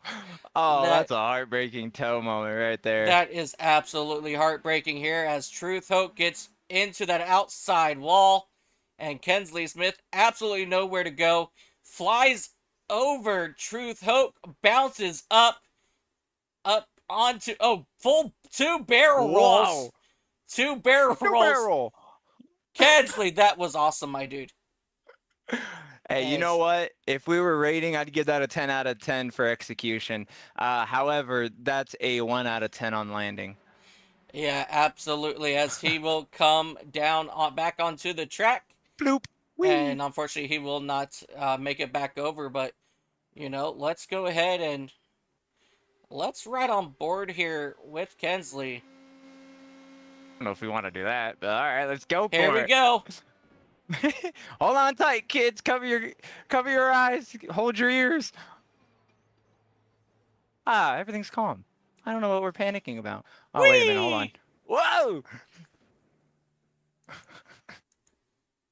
Just put your hand up, man. Just push yourself back to your wheels. You don't need a toe. Right. Yeah, you'll man, be keep your right. arms and legs inside the ride at all times. Absolutely, and I'm gonna go ahead and pull Kensley Smith up here. Hopefully he's not talking, but Kensley Smith, it's Mike and David up in the booth. You got a copy? What's up? Kensley, have you ever experienced anything like that before? Besides the demolitions races, no. That was kind of crazy. I told Andrew and Dennis right then. I was like, kind of feel like I was Lightning McQueen for a moment. Did a little flip onto the fence and it didn't really work out like it did in the movie. So I guess the movie's a bit fiction. So I mean, I'm not gonna lie. That was a beautiful execution going from track onto the wall there. I have to say that was, David said it. That was a good 10 out of 10, buddy. Yeah, it sucks because I think now I'm like 2 laps down. So yeah, unfortunately there, but I don't think we're done wrecking. So yeah, David, do you have anything for Kensley before we send him back down? Yeah, absolutely. Like he was saying, 10 out of 10 on the execution and the transition, 1 out of 10 on the landing. But I've been watching you out there as you've been kind of dominating within the top 5. I've been watching your lines. Do you have a lot of experience in the 87s?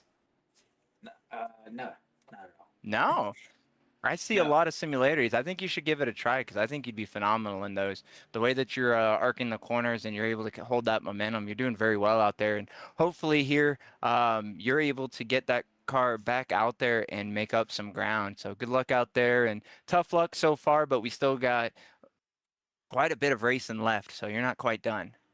Yeah, it's my first time in these cars, so I told Dennis and Andrew, I was like, I'm just going to fill them out. Yeah, didn't happen. Just wait for it. Like it usually happens every week on Fridays in Super Speedway Series. I always tell them, yeah, I'm going to take it easy. No, never happens. So.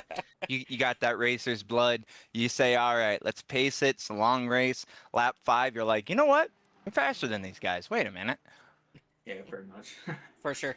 All right, Kensley, buddy. We're going to go ahead and let you get back down there and enjoy the rest of the race, all right?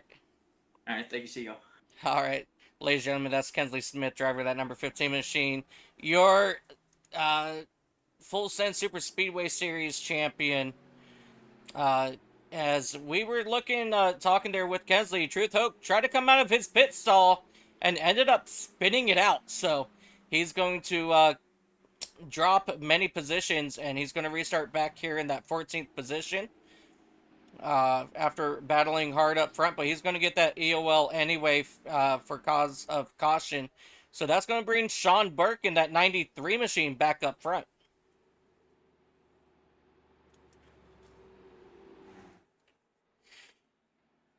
You know, earlier in the race when you said that I'm in for an exciting time, I didn't quite know what you meant by that, but I am telling you right now, this is minus the cautions themselves, as in the cars going 70 miles an hour. This has been exhilarating to watch. I'm watching you show the front of the pack, and I'm going to the middle of the pack on with my binoculars, and I'm telling you, I'm just having an absolute ball watching these guys make their moves, and these cars are nimble while you're getting up to speed, and then they kind of tighten up a little bit as you get up there in the 200 mile an hour range. But these guys are just absolutely, I'm sure they're having a blast in those cars. And they really are. And I mean, at the end of the day, if I'm not mistaken, there's still $100 on the line. So I mean, these guys, they really got to get themselves sorted out and figured out. And let's get to the halfway point. Let's get to the 3/4 mark, and then let's start running that final 50 laps there. As as we go ahead and get these guys doubled up here once again, we still have 16 cars out on track. As actually, I am looking here, Kensley. He's actually only going to be 1 lap down. So, so that's really good news there for Kensley. So he still has an opportunity to get a lap back if he plays his cards right. It's 2.5 mile long oval here, so even with the tow at these cars going 70 miles an hour, that does help kind of soften the blow, and it's only a matter of time before he gets into the position to get that lap back. So I'm sure he's feeling down, but he's 100% not out.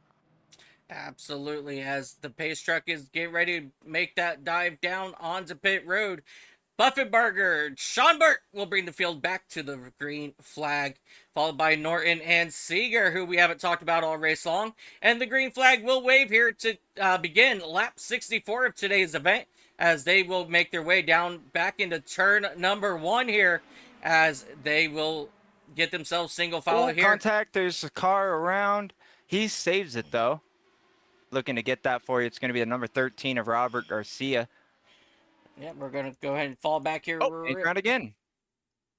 And that's going to possibly bring out He's facing backwards, but we stay green so far while we take a look at that once again there. Good save there. He's still trying to get that car corrected as the field comes back around. Still green flag racing, so not too big of a deal.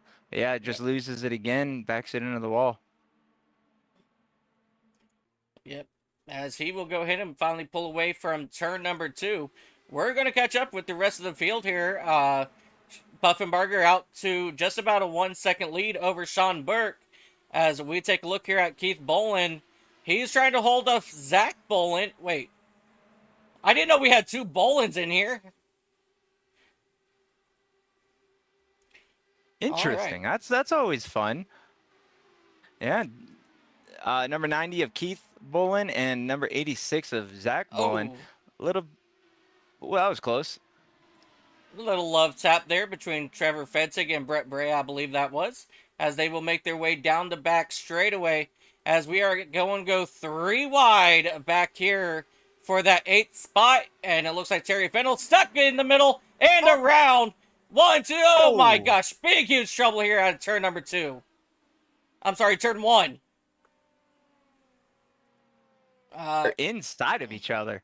They are getting to know each other in ways that we can't show on YouTube. Brett, yeah, you got to let him go, Terry. Just a little friendly hug. Yeah, just a little friendly hug. Why not? Maybe they're chatting about that crash. Hey, what happened? I don't know, man.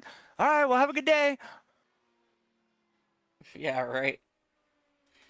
All right, well, let's go back. I mean, we pretty much saw what happened 3 wide heading down here into turn number 1. And that just doesn't work out for Terry Fennell. Whoops. As he will get turned, and there goes 2 of them up into the air. And then the number 6, Brett Bray, he just, the graphics or the physics with iRacing, sometimes it glitches like you are seeing here, but eventually it will give way. I think that was an executed plan there. They wanted to have a quick conversation, maybe a little how you doing there, because that was a long time that they spent chatting. I say we go back and get an on board of that number 6, because I think that's going to be an interesting view. On board of the number 6, you got it. I think that's going to be a fun time for us as viewers. Not so much the driver, but the viewers. I mean, look, you don't even know what's going on. You know, you're just cruising along, and next thing you know, hey, how you doing? What we? And then, hey man, how you doing? Oh, I'm doing all right. I wish we'd go green. He's picking up the pace.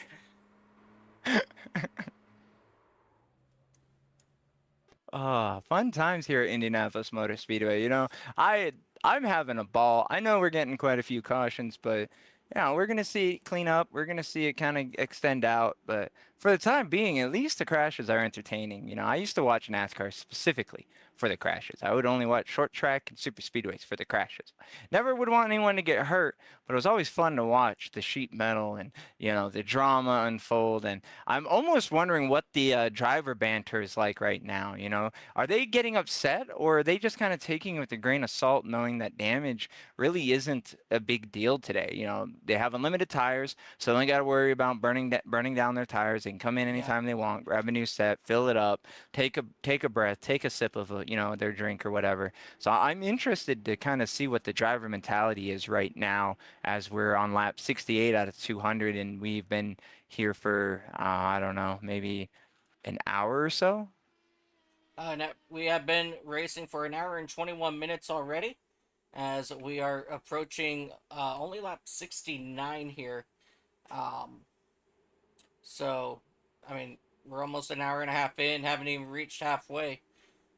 Which, I mean, usually about 3.5 hours is, what it takes to complete this race, in full. So, yeah, we are having a little extra cautions here, but,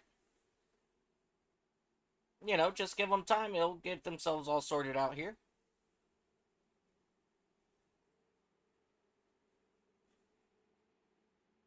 Absolutely. It looks like number 50 is going to get an EOL for that crash. So he's going to be starting in the back for sure. That's going to be Terry Fennell. Absolutely. And I am looking, and Kensley Smith, he was able to receive the waiver round. So Kensley Smith is back on the lead lap here, so he's not out of it yet. I give it about 20 laps. We're going to see him in the top 10, and then very quickly into the top 5. He seems to be understanding how those cars are handling out there today. I know he said this is his first time, but some people just adapt. I had a ball when I went into the IndyCar for the Average Joes.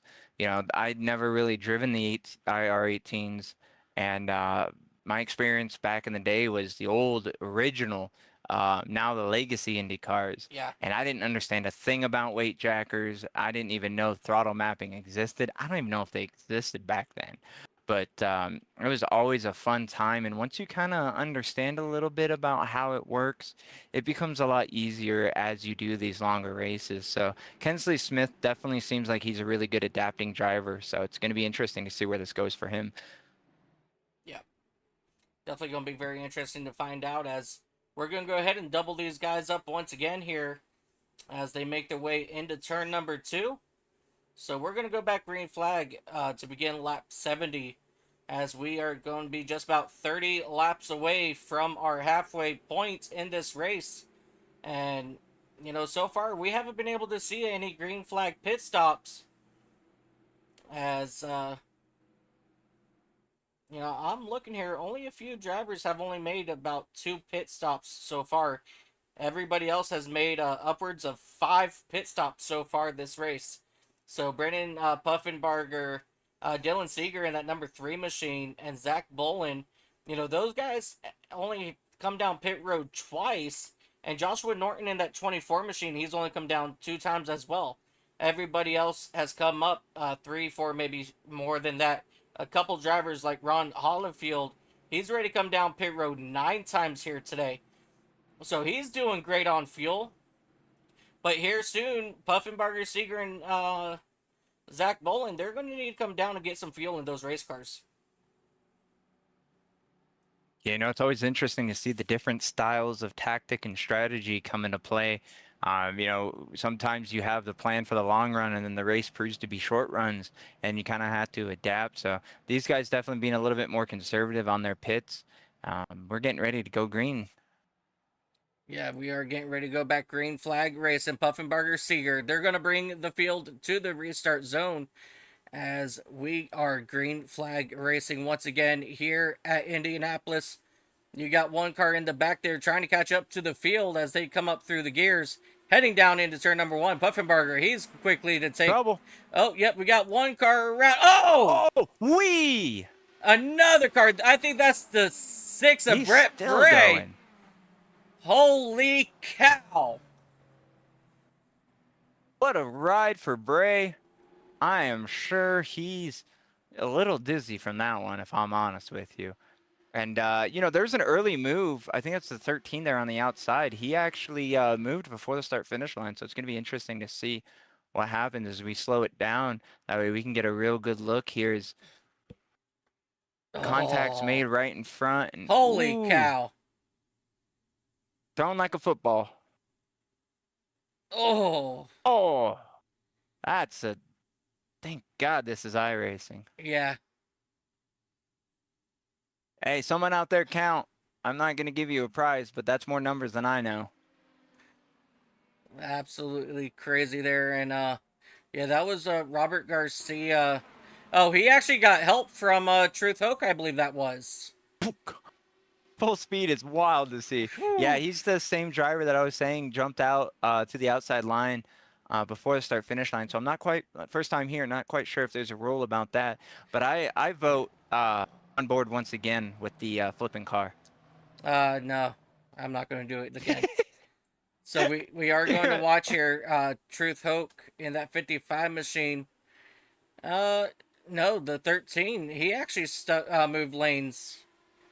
So Robert Garcia, he jumped out before the start-finish line.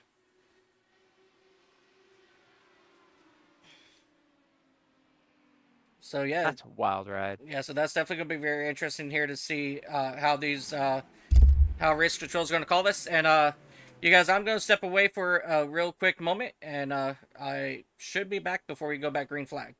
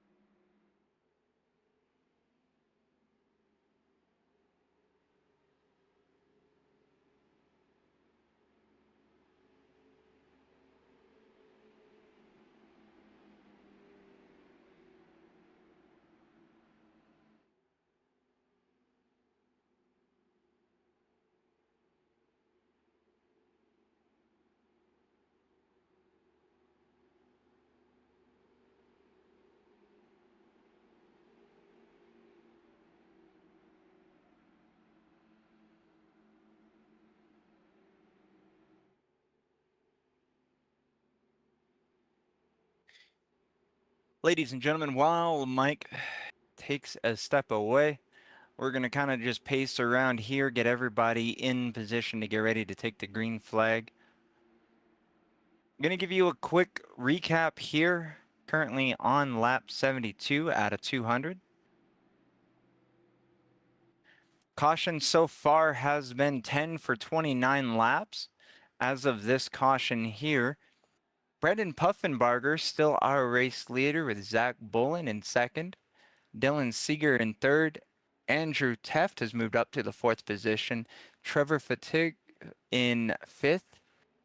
Rest of the field kind of trickling through: Truth Hoke, Keith Bolin, Troy Thomas, Brett Abray, Dennis Kane, Kensley Smith, Joshua Norton Jr., Terry Fennell, Ron Hollifield. Those are going to round out your field that is on the lead lap. Have a few other drivers still out there on the track who are one or more laps down. Kensley Smith went ahead and took some fuel, possibly some tires here under this caution flag. So he's got himself some new pair of shoes, full of fuel, got that weight nice and balanced. They're doubled up. Lights are off on the pace truck. We're getting ready to go green. Still have mini straightaway, I should say, before we get going here. So just gonna go ahead and hang out as they slowly make their way to get ready to go green. Yeah, Brendan Puffenbarger still out front. Zach Bolin to his outside. Dylan Seeger in that number 3 machine. He's done a phenomenal job so far here today, coming up through the field. Currently sitting in that 4th position, and he started back in 9th, so he's ready to come up through the field a couple times. Zach Bolin, who's in the 86, he started back in that 14th spot, and Trevor Fettig, who started in 20th, he's up to 6th. So some of these guys really making big moves here as we approach the halfway mark of this event, as the pace truck is getting ready to pull off once again here at Indianapolis Motor Speedway as we continue the Racers Elite Indy 500. Brandon Puffenbarger, Zach Bolin will bring him back to the green flag here at Indy as they make their way up through the field here once again, and a couple of cars already jumping out of line before the start finish line here once again.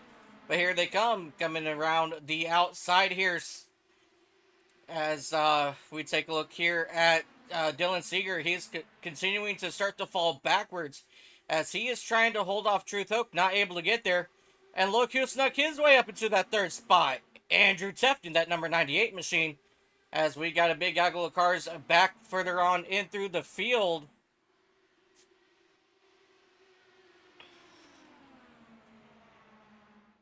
Yeah, this is exciting racing back here for 10th. Maybe from 8. Oh, we got trouble. One car in the air, another one flipping, one into pit road. Oh, over the pit road wall. He's going to be with the pit crew.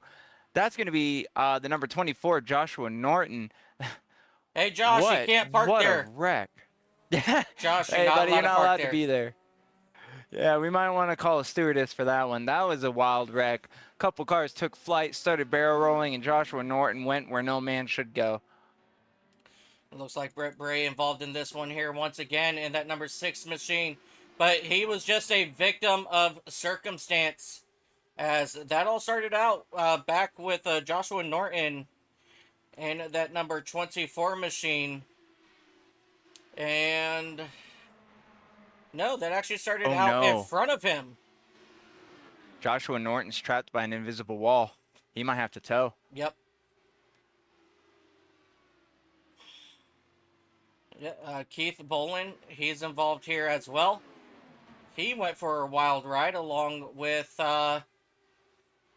who is that back there? The number 4 machine. Dennis Kane.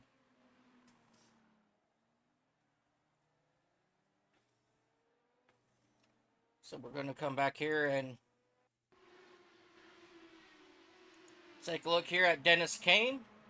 He got sideways, and that was just enough to cause havoc.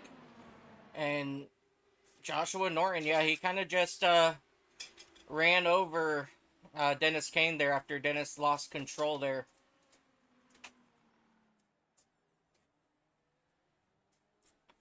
And that's going to bring out the yellow flag here once again. Yep, Joshua Norton did end up having a tow as he got trapped on the inside of that pit wall by invisible walls. Oh, hang on. I got to mute up.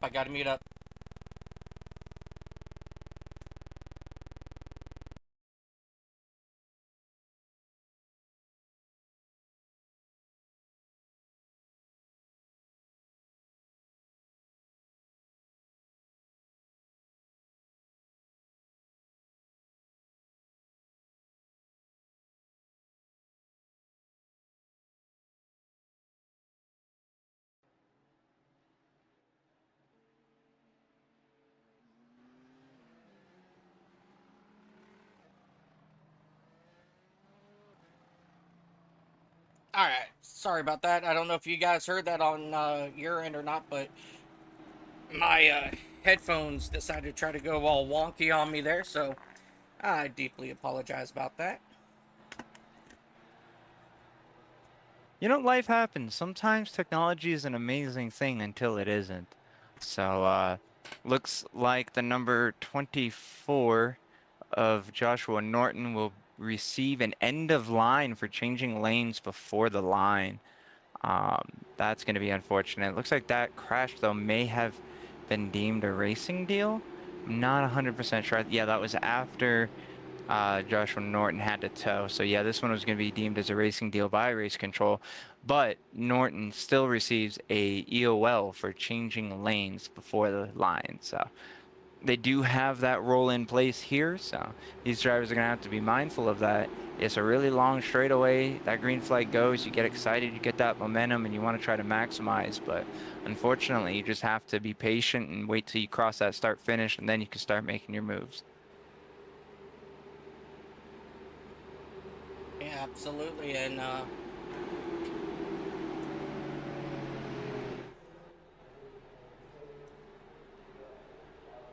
we should be getting that one to go signal this time by.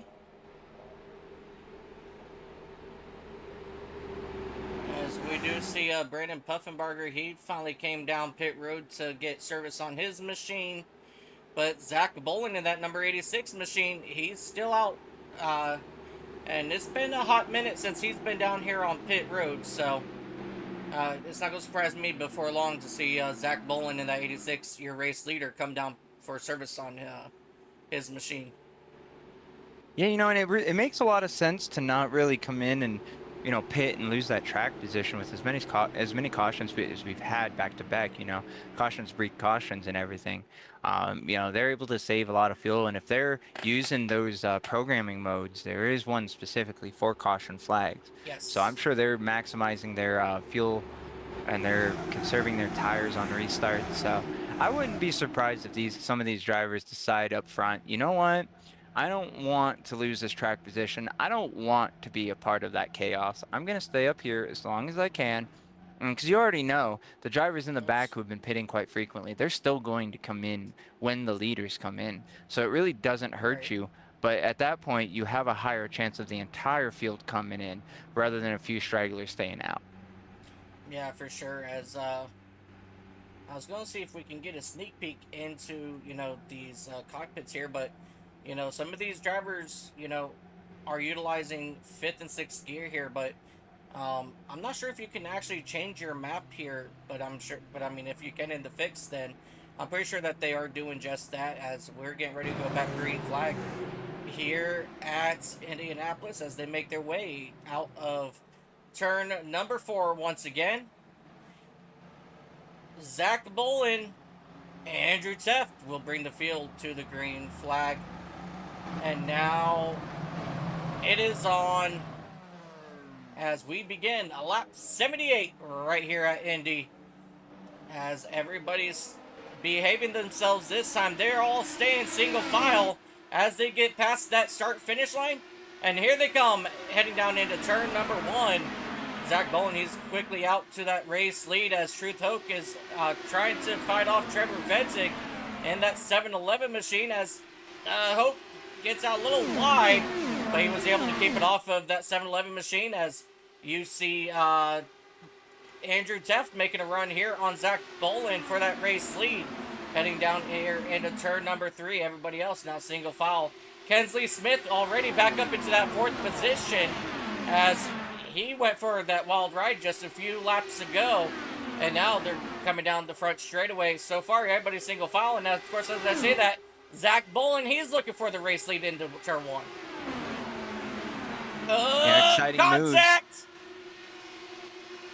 Exciting moves, bold moves even. These guys are ready to go. They're wanting to unleash every horsepower that they have within that IndyCar. These guys are absolutely making moves. And, you know, number 15 of Smith is no stranger to making moves, as he's already, like you were saying, up in the top 4. He's hanging on, looking at the rear wing of Fettig, and he's not ready to end. Look at him just making moves, trying to find that optimal momentum line. Absolutely. As you know, these guys are continuing to pace themselves now.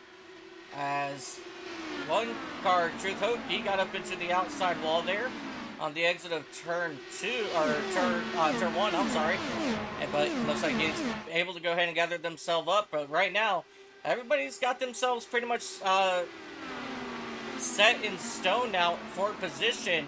And now we got a good single file run here as they make their way out of turn number 4 here to begin lap number 81. Yeah, I suspect this might be our green flag run that we've been looking and hoping for. These guys really want to see what they can do and find that rhythm for the end of the race. Lap 81 out of 200. Now would be the time to do it. Don't want to push too hard, but you definitely want to kind of dance around and figure out where does your car work the most and what can you do to kind of use the air to your advantage. And these guys are just absolutely putting on a show. Might be a couple gaps here and there, but for the most part, the drivers that are looking to make passes, they're right up on the back of that car ahead of them. Yeah, absolutely. And this is the guy I was looking for here, Trevor Fencing in that 7-Eleven machine. You know, he's actually having a pretty good, decent day. Again, he started back in that 20th position, and he's up here in 3rd at the moment here on lap 82 of this event. So he's looking for a very good, strong finish here at Indy. So, I mean, he possibly has a good possibility of winning as we have Truth Hope up in the wall again. But that will not bring out our caution as his car will pop back into place. And he will continue on down the speedway back in the 13th spot, the last car on the lead lap. You know, if I was Hoke right now and I was driving that car, we would not see another caution, I guarantee you. As soon as I need one, we don't get one. Yeah. You know, but going back to the 7-Eleven machine of Trevor Fettig, you know, I think it's the power of the Hurricane and the Dente that he's got going on there. At least that's what I see. I know you see, not sure what you see there, but yeah, I see a Chili's Dente scheme, and I'm pretty sure maybe it's the merge of that and just channeling his inner Rowdy. Yeah, I mean, that's very possible. As we look for a battle here through the field, and right now our closest battle is Troy Thomas and Brett Bray here for that 5th position. But Brett Bray got a little high there in turn 4, so that's actually going to slow him down a little bit. As we jump back here to Keith Bolin, Dennis Kane, and Dylan Seeger as they make their way down here into turns 1 to the short chute to turn 2. I heard somebody get into the wall, but I'm not quite sure who it was. Doesn't seem to be a lot of drama going on, so it seems like they might be okay.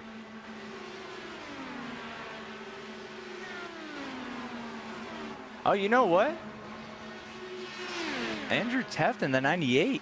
He's looking to try to get away from Zach Bolin, but Zach Bolin is actually doing pretty well on keeping up. 41.08 from Andrew Teft. Zach Bolin ran a 41.11. So while Teft is able to hang on, he is not really pulling away. And I think here, if they're able to keep that consistency, they're going to slowly pull away from the 3rd position and on, as they're going to be the 2 cars running the fastest laps, even with the other cars in the pack. So I'm almost wondering if we're going to see a really big 2-car breakaway and then a really tight battle at the end.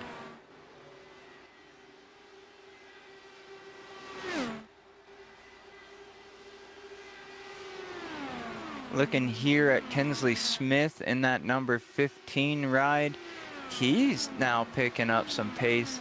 He's running just faster than Zach Bolin, but not quite as fast as Trevor Fettig in 3rd. So these guys, they're relatively consistent on their lap times, as Keith Bolin in the number 90 runs his fastest lap at 41.23, which is just a hair off of Andrew Teft, who's leading the race with a 41.21. So these guys are running hard. trying to make something happen. As we look at Smith, he's now right there on the back wing of Fettig, making a move on the outside. That's an impressive feat as he gets close to that wall, but he's able to carry that momentum. He makes that outside look like it's just gripped up beyond words. Makes that pass. He's now in third position, looking to try to catch up to Zach Bolin in that 86. Looking at lap times, but with that battle, that slowed Kensley Smith just a little bit, but not too terribly much. I'm going to try to see if that clean air is going to help Kensley Smith at all, because before he was involved in that earlier crash, he was slowly but surely catching up to the top couple cars in front of him. Looking now, 41.36 for Andrew Teft, 41.43 for Zach Bolin, but a 41.88 for Kensley Smith, so not quite able to pick up some speed to close that gap. Still 1 and 2, Andrew Teft and Zach Bolin, they're running really good close lap times. The gap between them is only 0.8, so just under a second between them two. They're able to find their rhythm and get things going, so that's a good sign for them as you see them come up onto the front straightaway. Teft kind of hanging low a little bit, trying to disrupt that air for Zach Bolin. Zach Bolin opting to stay a little bit higher on the straightaway, up towards that wall. Try to use that with a little bit of an air brake, if you will, give him a little bit more downforce. Looking through the field, Puffenbarger and the number 5, that interstate machine, he's dropped back to 10th position, which still isn't a terrible position to be in, but he was a race leader, I believe, for quite some time at the start.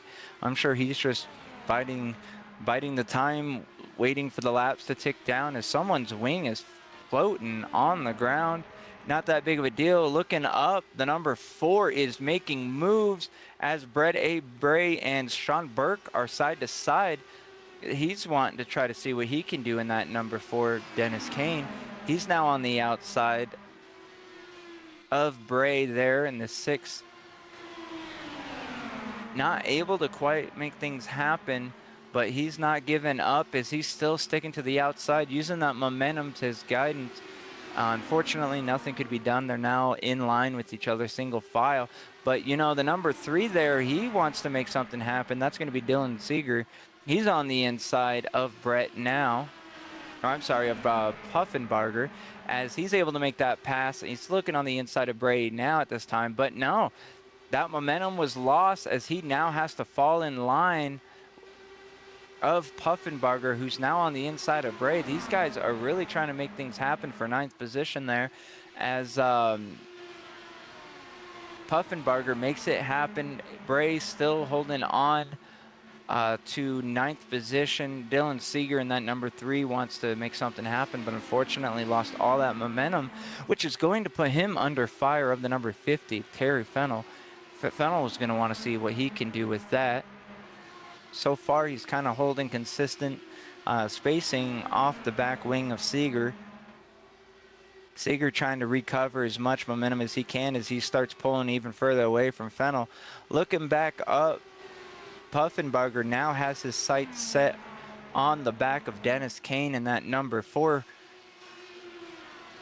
Looking at the lap times, Kane ran a little bit faster, but Puffenbarger did have to make that battle happen, which is still impressive. Kane with a 41.96, Puffenbarger with a 42 even, maybe a 42.01, so he's really trying to make moves. With the number 86 of, I believe that's going to be Zach Bolin. He's in pit road, finally coming down for a fresh pair of shoes and a full fuel tank of fuel.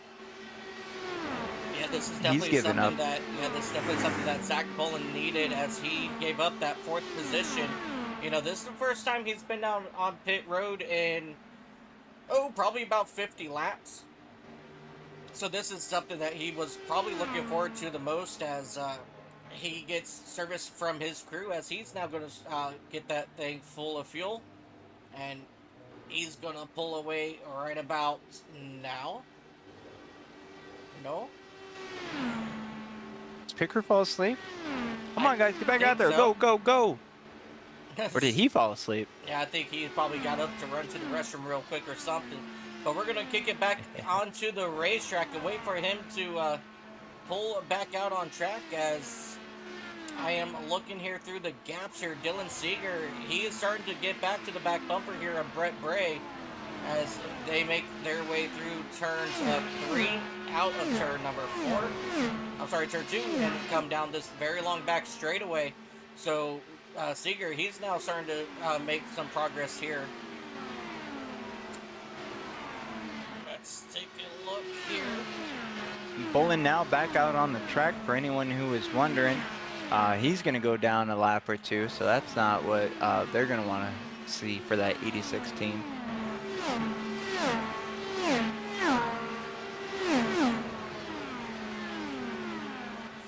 Definitely not what he wanted for that 86 at all.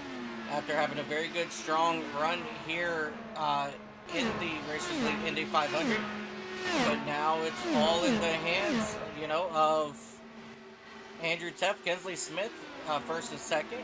Teff, he's out to just about a 2-second lead in front of Kensley Smith, as we see Truth Hope now getting to the back bumper of Terry Fennell in that number 50 machine as they make their way down this very long front straightaway once again.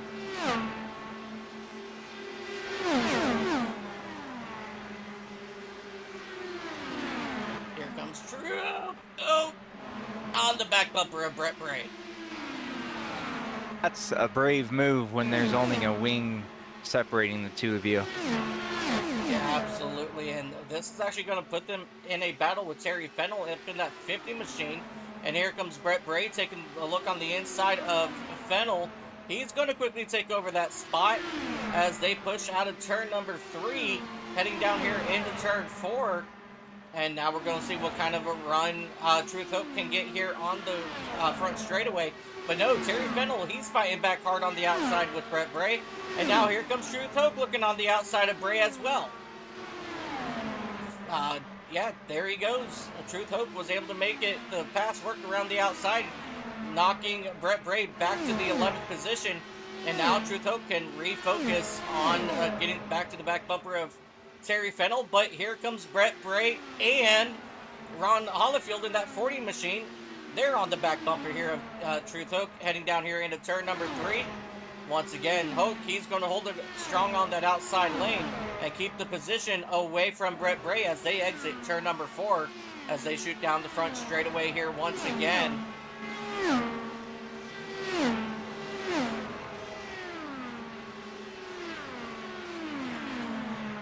Nice and easy here now for Truth Hope as he has actually lost a second on Terry Fennell from after battling with Brett Bray there in that number 6 machine.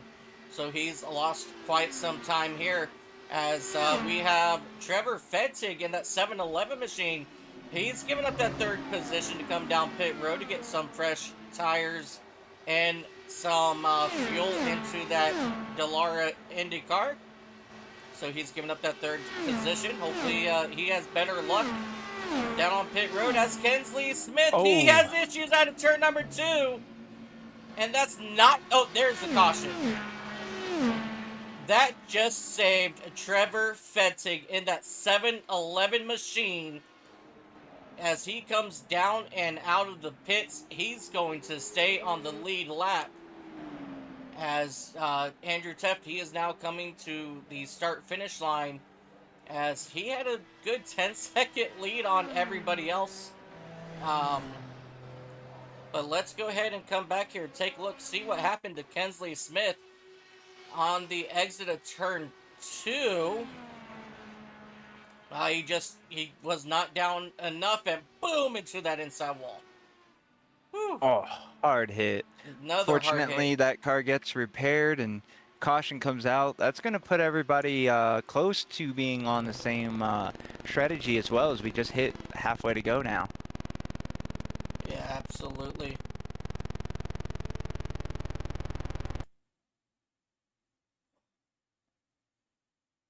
Give me a second once again. Hey, no worries at all. If you're Andrew Teft in that number 98, I'm pretty sure this is not what you want to see. Like Mike had said, he was able to kind of gather up a pretty large margin of a lead. Now he's got to do it all over again, and he's also got to hope that these guys can keep it clean. Cautions breed cautions, after all. So we're going to see a lot of cars being well, I guess you say wheel to wheel, wing to wing. And so this may not be what Andrew Teft wants to see right now.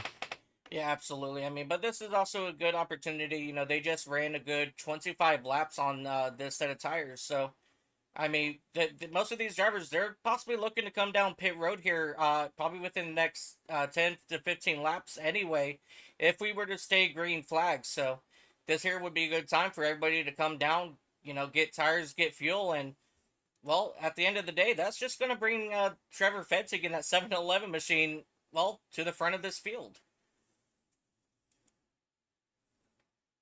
As you see him bring that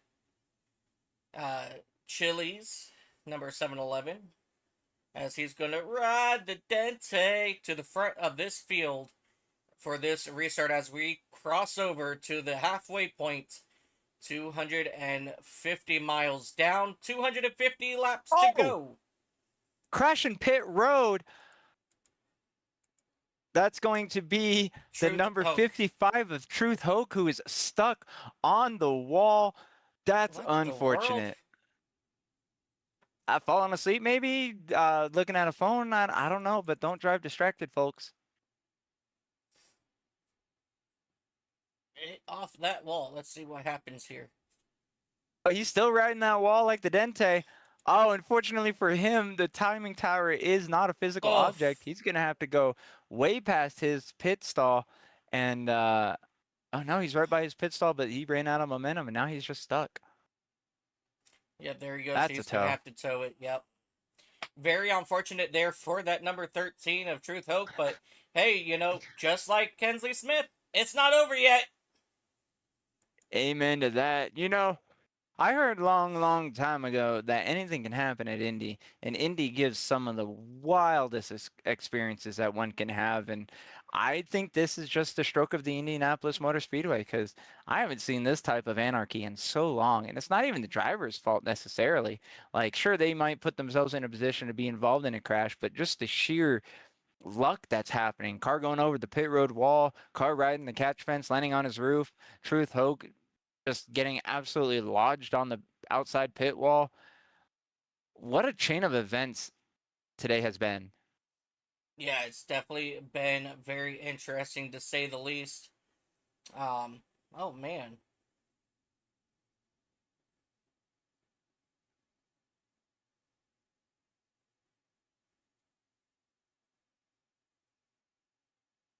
All right, so Kensley Smith, he's going to have a black flag. I believe this was his second cause of caution. And so I think he's going to have to come do a drive-through when we come back green flag racing. So that's something we're going to have to pay attention to with Kensley Smith in that number 15 machine. As Trevor Fetzig and Troy Thomas, they are going to be the ones to bring this field to the green flag. Kensley Smith taking advantage of his EOL, stopping for some fresh tires and fuel, making sure he's topped up and ready to go. So I'm going to call it now. After seeing this guy drive for 102 laps, I think this is just a shrugging moment. You know, all right, whatever, I'll do it again. Yeah, absolutely. Andrew Teft also, he pitted as well, so he's wanting to make another run from the back, and we've already seen him do it once, so I'm sure this is nothing for him. Yep, absolutely. As I see the number 13 of Robert Garcia, he has loaded up his car, and now we have 15 cars left on the track. Oh, yeah, that would explain it.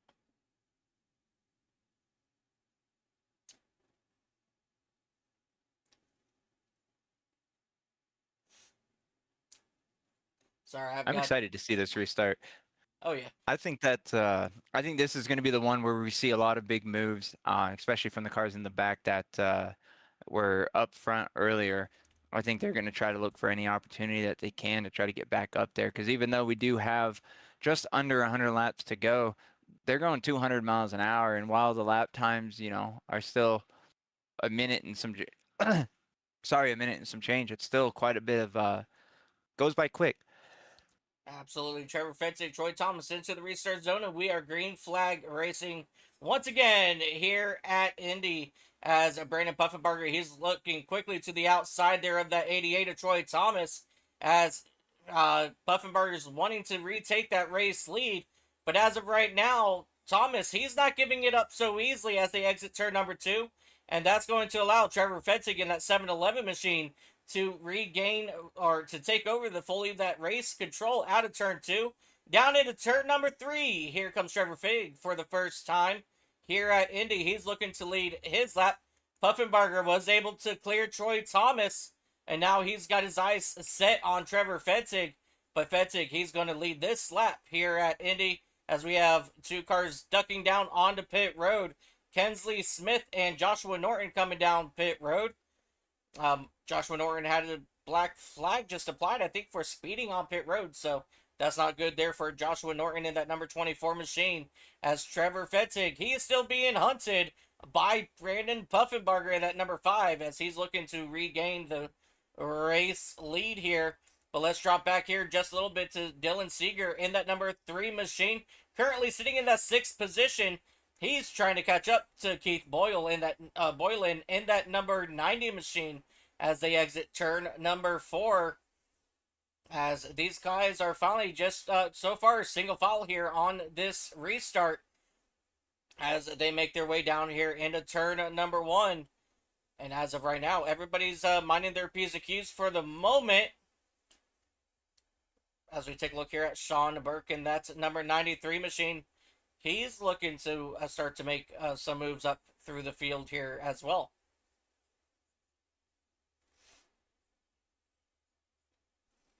Sorry, David, sometimes I just start talking and I don't shut up as we get moving here, coming to lap 106 as we will now have 94 laps remaining here at Indy. As Trevor Fetzik continues to lead this field by half a second over Brandon Puffenbarger. Mike, that's perfectly fine. You are, after all, the lead commentator here today. I am just here to provide the assistance, but I'm watching the race as you talk, and I am just, I don't know what to say. I'm encapsulated by these guys. A lot of people being patient, making moves when they can, but up in the front, they're really pushing hard where they can. Truth Hoke in the 55 is trying to make a move right now on Dylan Seeger on that number 3. So I'm just enjoying watching the people in the back try to figure out exactly how to make the runs that they can. Yeah, absolutely. As we take a look here at that number 50 of Terry Fennell, he's all over the back bumper of that 98 of Andrew Teft as they come out of turn 2 back into turn number 3. I'm sorry. Out of turn 2. Wrong side of the track there. But Terry Fennell still trying to make something happen to get to the back bumper of Andrew Teff. Not able to do it, but here comes Sean Burke in that number 93 machine. He's now back on the back bumper of Terry Fennell. As Trevor Fetzik, he's opened up almost a full second lead over Brandon Puffenbarger, who has a pretty much a 1.8 second lead over Troy Thomas. Really great movements now throughout this field as they come flying down this back straightaway here once again. And here he comes. Here comes Sean Burke looking on the inside. Terry Fennell, he's going to complete the pass. Fennell, he's going to try the crossover at turn 3, not able to get there. So he's just going to sit there back behind Burke for now in that 10th position as he's going to try to use... No, he's not going to try to use that draft. So he will lose it here, and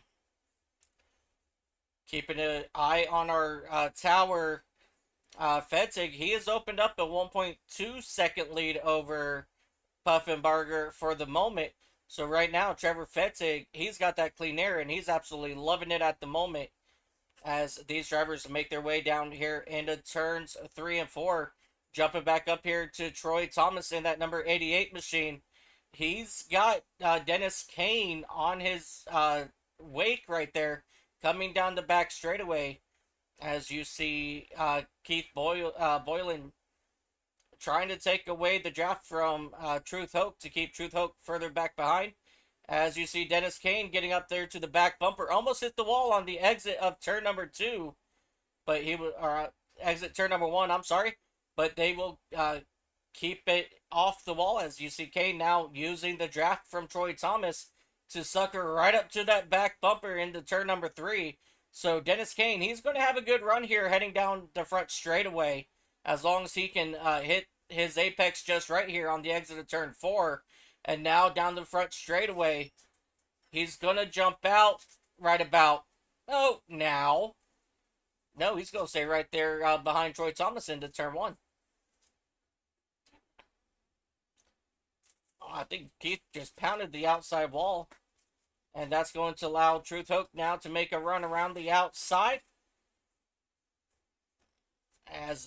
Now they will go ahead and get themselves single file, maybe. There they go. And that's going to bring Dylan Seeger also to the back bumper of Keith Boylan. As Troy Thomas, he's so far able to hold off Dennis Kane for the moment as they make their way down the front straightaway. As we have these 4 cars all duking it out here for that 4th position. I'm sorry, 5th position. These drivers now starting to use up that entire curb down. Oh no! Hold on to it, Keith! Into the outside wall. He's luckily that's going to pop back into place, but he's going to lose 2 spots from Dylan Seeger and Andrew Teft there. And now he's got to really try to get back into the draft of Truth Hope. Oh no! Andrew Teft having issues out of turn number 3, as we just saw him up in the air, and he's going to both these cars going to pop back into place, and they are good to go there. But let's go ahead and just do a quick rewind here and see what just happened to Andrew Teft. Just coming out of turn number 3, Andrew Teft, he came up into Dylan Seeger there, and luckily they both were able to keep it straight. They're going to pop back into place, and now they're going to reset and start making their way up through the field once again. As Andrew Teft, he's already back to the back bumper of the 50 of Terry Fennell, and he will go ahead and try to complete the pass out of turn 4. Which he will, and now Terry Fennell, he's going to use the draft on Andrew Teft. Try to make a run on the outside, not able to complete it. But now, here comes Dylan Seeger. He made the pass on Ron Hollifield, and now here comes Hollifield back to the inside of Seeger. And this is for that 10th spot. And now they will go ahead and get themselves single file down the back straightaway. What incredible racing we have started to pick up here at Indy, as we are working lap 115 now, as Fetzig, he will cross the start-finish line 1.3 seconds ahead of Puffenbarger. So that decimate between those 2 drivers have not really gone up or down much, as they continue to be just about 1 second separation. And here comes Seeger looking on the inside once again, and he's going to dive all the way to the inside. Terry Fennell looking to take over 2 spots. Not able to take it from Fennell, but he was able to take the position from Hollifield, get him back up into that 10th spot. And now he's going to be right there on the back bumper of Fennell, but here comes Hollifield instead. He's going to take a run on the outside. Not able to get there, as Hollifield's going to try to possibly make a run on the inside. Not able to hold that momentum like he anticipated. But now Seeger, he's going to lose track from Terry Fennell and that number 50 machine, as he's now trying to hold off into that draft as they head down into turn number 1.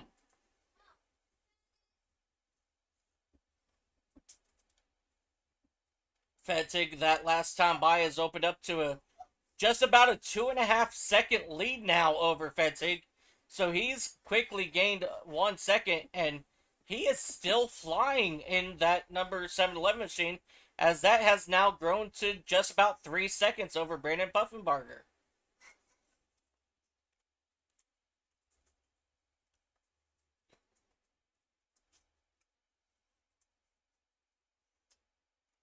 Jumping up here to Trevor Fettig in that 7-Eleven Chili's machine.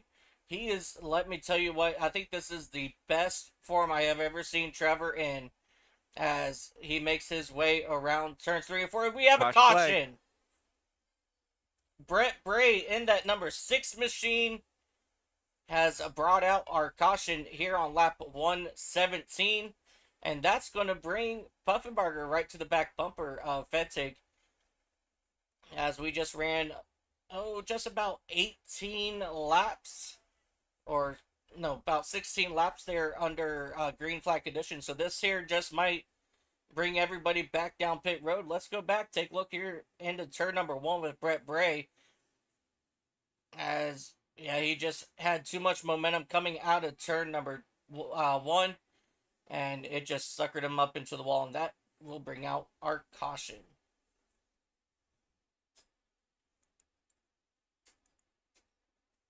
You know, one driver who's very thankful for this caution is going to be that number 15 of Kensley Smith. He's been looking up in his mirrors and seeing the leader getting a little bit closer and a little bit closer, but every time Kensley finds some speed and he's able to hang on tight. And yeah, I think this is a perfect placed caution for him and a couple other drivers who were sitting in the back. Yeah, definitely. Kensley Smith absolutely looking for that after having that big issue early on in this run. And it's going to be interesting to see how race control is going to call this one out, because I believe this is Brett Bray's second cause of caution, at least.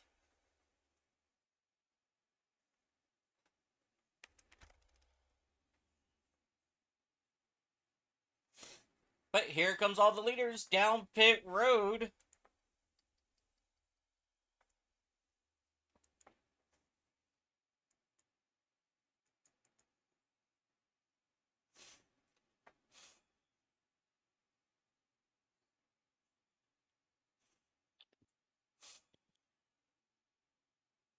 Yeah, everybody came down pit road except Brett Bray in that number 6 machine.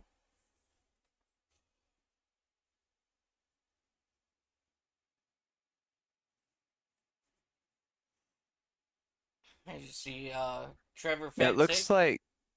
Oh, is he going? He did get beat out off pit road by Brandon Puffenbarger. Oh. I'm sorry, Dave. What were you going to say, buddy? No, you're perfectly fine. Looks like Brett Bray last pitted on lap 100, so he's still got relatively fresh tires. I'm almost wondering how this is going to affect him. While the track position is great, he's going to be at a slight disadvantage being on older tires, so I'm kind of curious to see how this will play out. Well, he did get that EOL for the cause of caution, so it's not going to work out for him very well.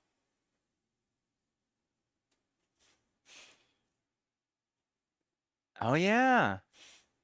No, that's a good point.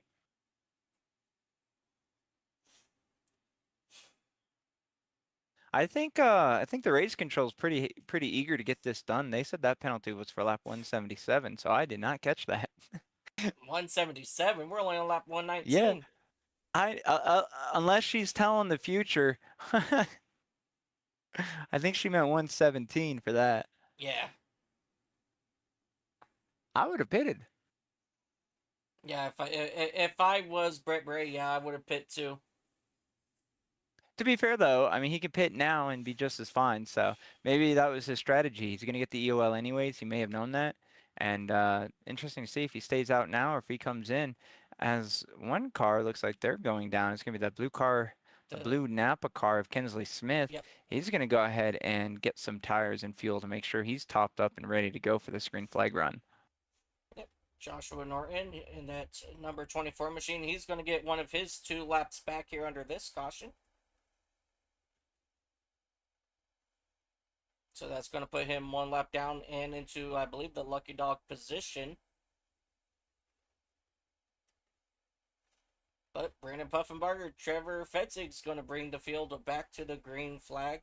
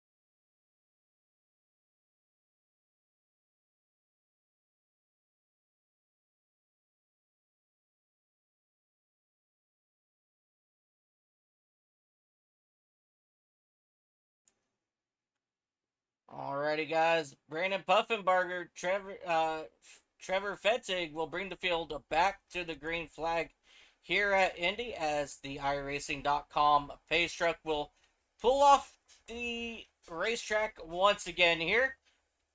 And now Puffenbarger, Fetzig will bring them to the green flag. As they're in the restart zone, green flag will wave here once again at Indianapolis as really good jump there by Brandon Puffenbarger. As you see, Brett Bray in that number 6 machine, he's going to get a drive-through penalty for bringing out the second cause of caution. So the next one from... trouble. Oh, 3 cars around. Hold on to it, guys. As you see Dennis Kane spinning like a top there out of turn number 2. Let's go back here and take a look, see what happened. Yeah, the 4 just... No, that was actually out in front of him.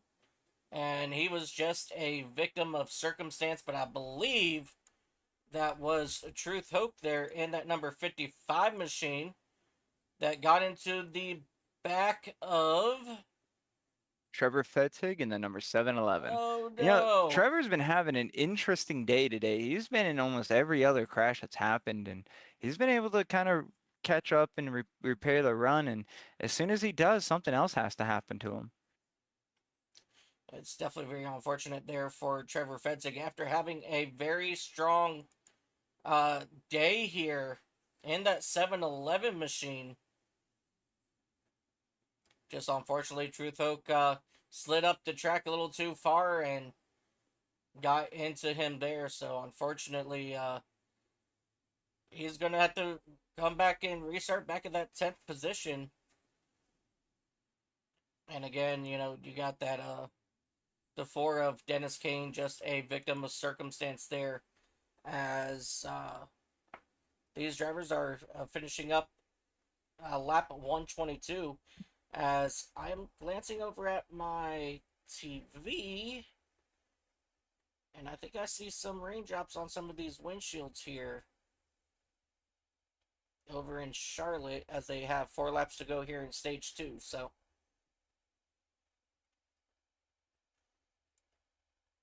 about to see if they can get back green here for the final couple laps of the stage.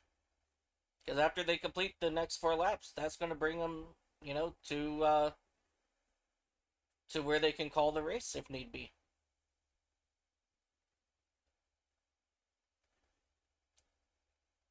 But that's all I'm going to say about the O'Reilly's race on TV at the moment, because I don't want to give out any spoilers if there are some of you guys that are wanting to go back and watch it.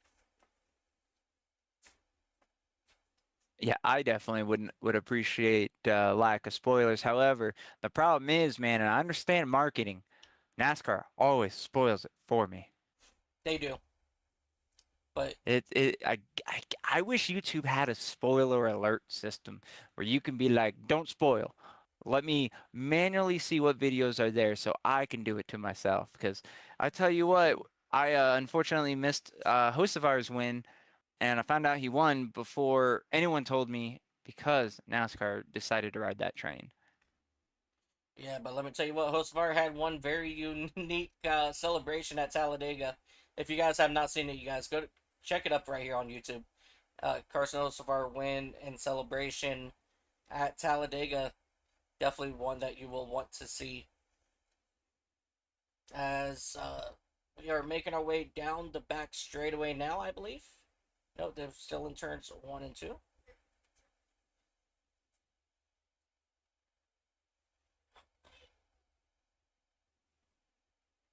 I do apologize there, my friend. I'm gonna take a quick break and figure out my dinner. So I'm gonna Go leave for you it. to the booth to yourself for a few, but I will be back. Yes, sir. Alrighty, and here they come out of turn number 4. We should be getting the 1 to go signal from our amazing flagman Barney up on top of that flag stand. As these drivers are going to go ahead and try to get themselves doubled up here. As we will come to lap 125 when we go back green flag racing. Brandon Puffenbarger, Troy Thomas, they will bring the field back to the green flag. Andrew Teft, Sean Burke, your top 4.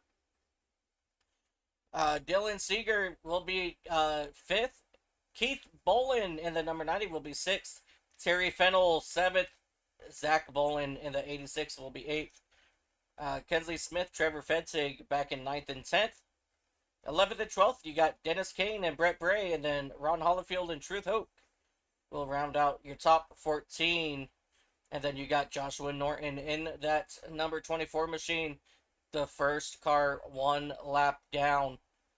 As Robert Garcia, Joe Bonner, Jonathan Stidham, Barry Nelson will round out your field here for today at Indy.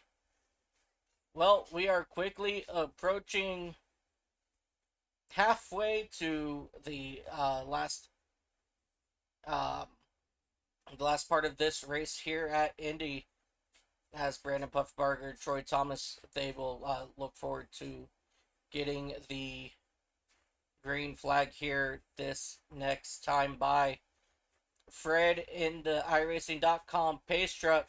He's going to make that hard left-hand turn down onto pit road when he comes out of turn number 4. And we're going to set these guys loose here once again at Indianapolis.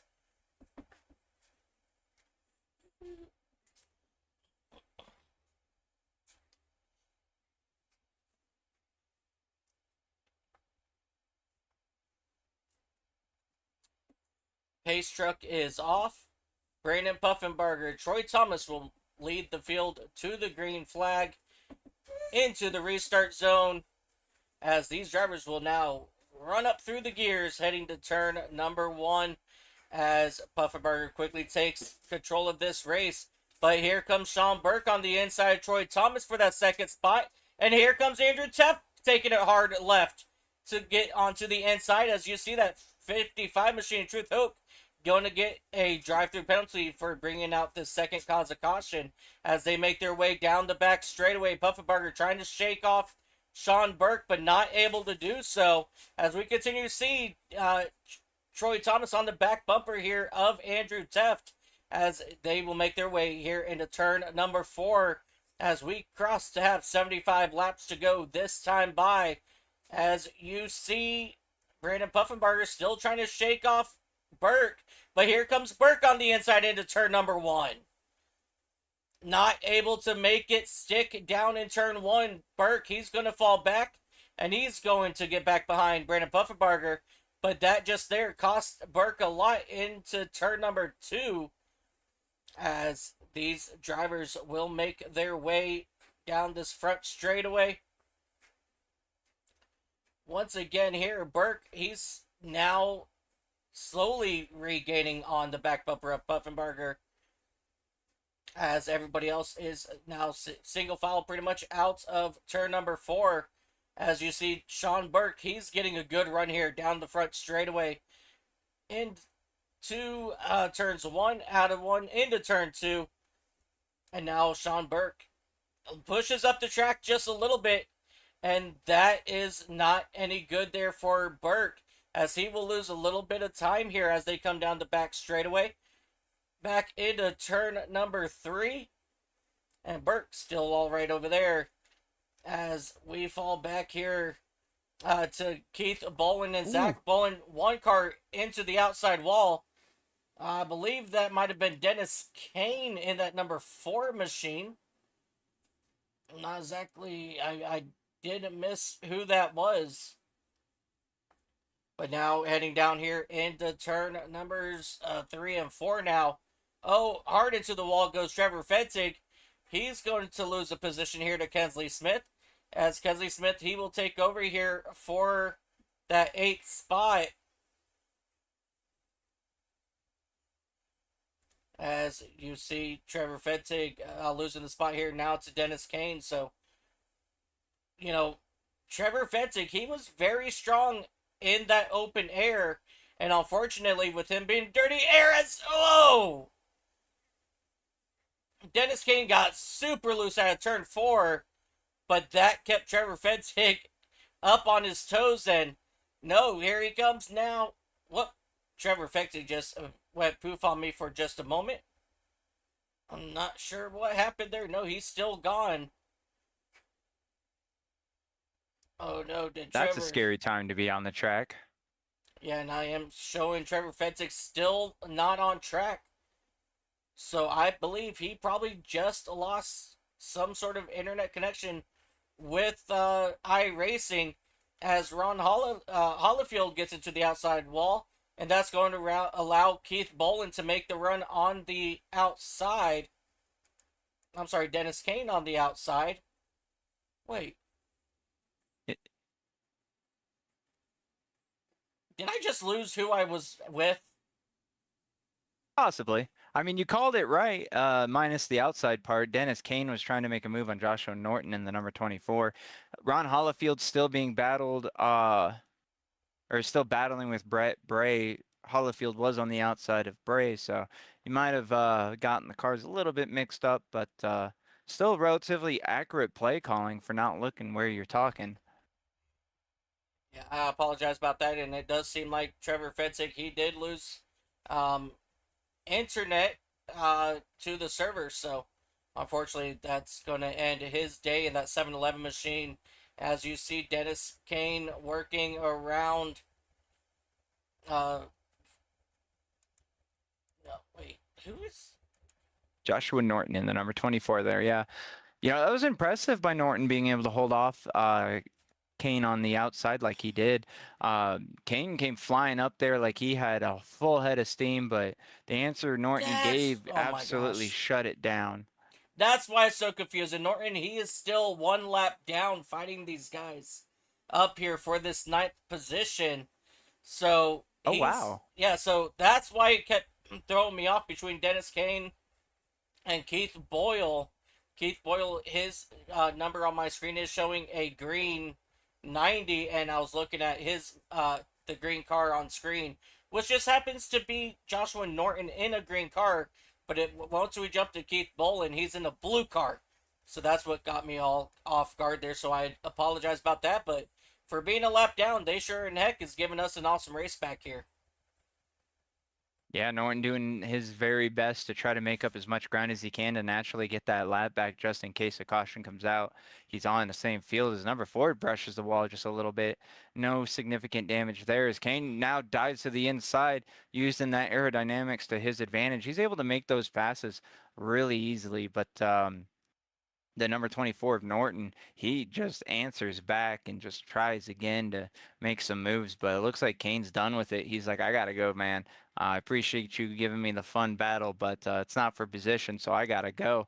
But, you know, looking ahead of Kane, and I'm going to kind of steal a show from you, there's a battle going on for 7th position between Kensley Smith and the number 15 and Keith Bullen, the number 90. They are side by side, and they've been holding off nice and tight with it. Now Kensley tucks in behind as I say that, but it doesn't take Smith long there in the number 15 to catch right back up to Keith Bullen. So they've been kind of going at it for a little bit now as we look at out the rear wing of Keith Bullen at number 90. You know, that's just how it goes. As soon as we start talking about them, they start spreading out, and they're like, no, I'm just kidding. But I'm telling you, as you can see now, as you look away, as soon as you do, Kensley Smith closes that gap dramatically and then just stops again. Yeah, I also want to point out Andrew Teft, he just did overtake that second spot away from Sean Burke. But Sean Burke, he's trying to answer back, but not able to fully get there heading down into turn number 1. But that's going to bring Troy Thomas to the back bumper of Sean Burke as well.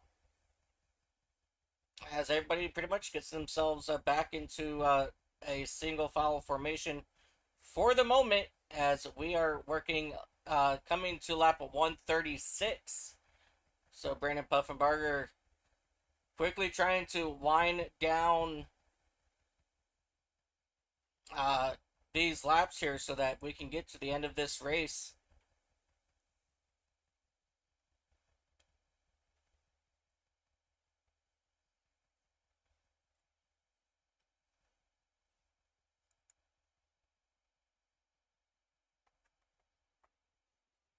Brandon Puffenbarger in the number 5, our race leader. I'm looking at the lap times that are happening here. He's sitting comfortably with just over a 3-second gap between him and Teft. That last lap was a 41.39, and Andrew Teft ran a 41.73.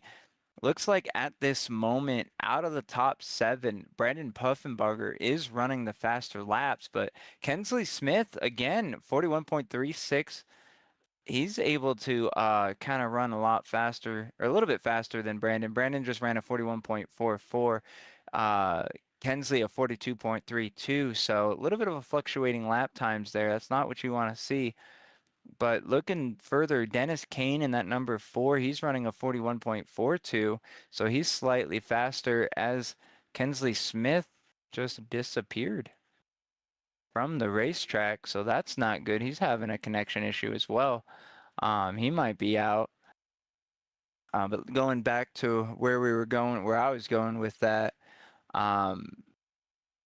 so far, not many cars are running faster than Puffenbarger, and the ones that are, truthfully, are so far back that it's not really a concern for him. I know we still have quite a few laps to go, but the gap between Truth Hoke, the number 55, and Brandon Puffenbarger is 35 seconds, and he's the only one that's really running faster, except for now. Teft just beat his lap time, so maybe we'll see that gap close in time, but I mean, at 220 miles an hour, 41-second lap times, I don't know if there's going to be enough time for these guys to close up. I mean, Teft only 3 seconds back. He might be able to do it. Burke is 4 seconds back. Troy is 5 seconds back. Dylan Seeger in 5th position is almost 6.5 seconds back. So some of these drivers, I'm sure, are hoping for that one more caution or potentially a few more to help these laps get narrowed down even further. Yeah, definitely. As you were just in there talking, Dylan Seeger was able to get around Zach Bolen for that 5th spot. And it does seem like Kensley Smith did end up having some sort of connection issues. And now that leaves 12 cars on the racetrack here for the remainder of this race. And 11 of them are on the lead lap as Truth Hoke. He is just about a half a lap down to Brandon Puffenbarger. So actually, no, Puffenbarger is probably just about 5 seconds behind Truth Hoke at this point. But man, let me tell you what, Puffenbarger, he's looking absolutely phenomenal in that Interstate Battery number 5 machine as he heads down the front straightaway to begin lap 141. as we have 60 laps to go here at Indy. And as of right now, there's not too many battles going on except this battle here for third between Sean Burke and Troy Thomas in that number 88 machine. Yeah, it seems like everybody has found their groove and their rhythm. So everybody just kind of trying to eat away at the space ahead of them and hold off the space behind them. Still, though, even that battle you were talking about, I mean, there's still about 6 car lengths between them. You know, these drivers getting kind of hungry, I'm sure, wanting to try to make moves, but a lot of these drivers last pitted on 108, a lap 118 to a lap 122. So they're feeling the tire wear, the weight shifting as the fuel burns off. So with these guys, you know, being new to this car, they haven't had many long green flag runs like this. So now they're having to adapt to how that car changes. And since it is a fixed setup field, I don't know if they can change their weight jacker and, you know, stuff like that. I think you can do They your fuel can. map, so I think you can do your weight jacker. So Yep. they might be experimenting and trying to adjust to that as well. Yeah, I mean, that's definitely, a very good possibility there. Um, as we continue to watch this battle for this third spot, these guys, they do have like just about 60 laps to go. And typically on one tank, you can go just about 35. So these guys will need to pit at least 2 more times. Given here, looking at, when these guys came down back on 118, 122, and a couple in between, these guys are really going to have to sort it all out and figure out, when's going to be the best time to come down pit road, when to stay out, and something that we haven't seen yet is green flag pit stops.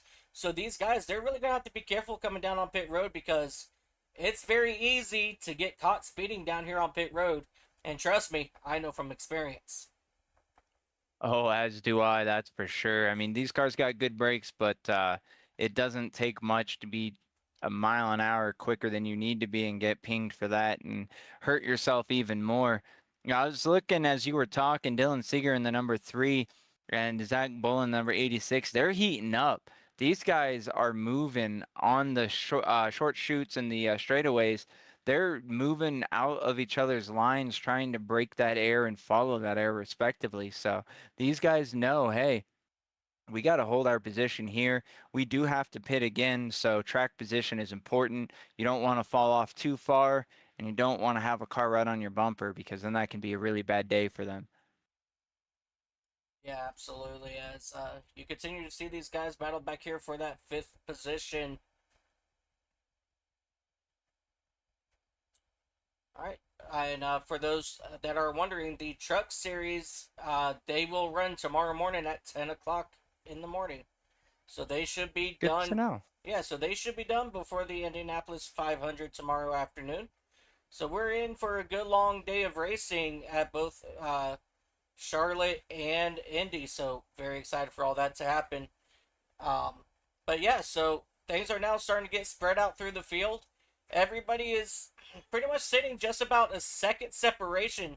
So not much really is going on here. So let's go catch up here with Brandon Puffenbarger in that number 5 machine as he is just about 5 laps away from hitting our 3/4 mark and bring us to 50 laps to go here in just a few short laps. But he's put a 2.5 second lead over Andrew Tefton, that 98 machine.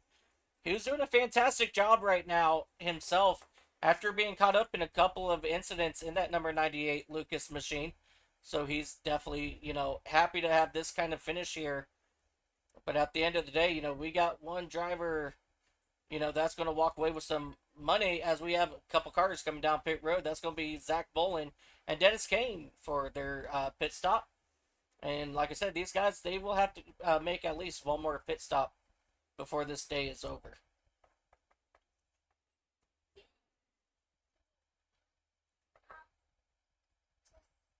Man, this very long pit road is.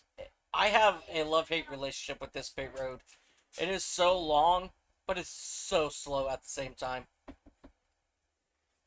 I definitely understand that. And, after running so many laps at such high speeds, your foot just wants to go down to the floor. So It's very difficult to make sure that you don't speed. But the good news is it looks like these cars are equipped with a pit speed limiter. So if these guys got that mapped up and ready, they can make sure that they don't pit it, or they don't speed when on pit road. It's all about getting on and engaging that pit limiter at the right time. Yeah, absolutely. As you see, Sean Burke on the back bumper of Troy Thomas. But it looks like Sean Burke, he's actually having a little difficulty. So I believe Troy Thomas actually just passed him for a position. You are correct. Yep, there it is right there in my telemetry. But yeah, so Sean Burke, he's starting to fall back in that number 93 machine. Let my dad down. Let my dad. Oh, give me just one moment. I gotta.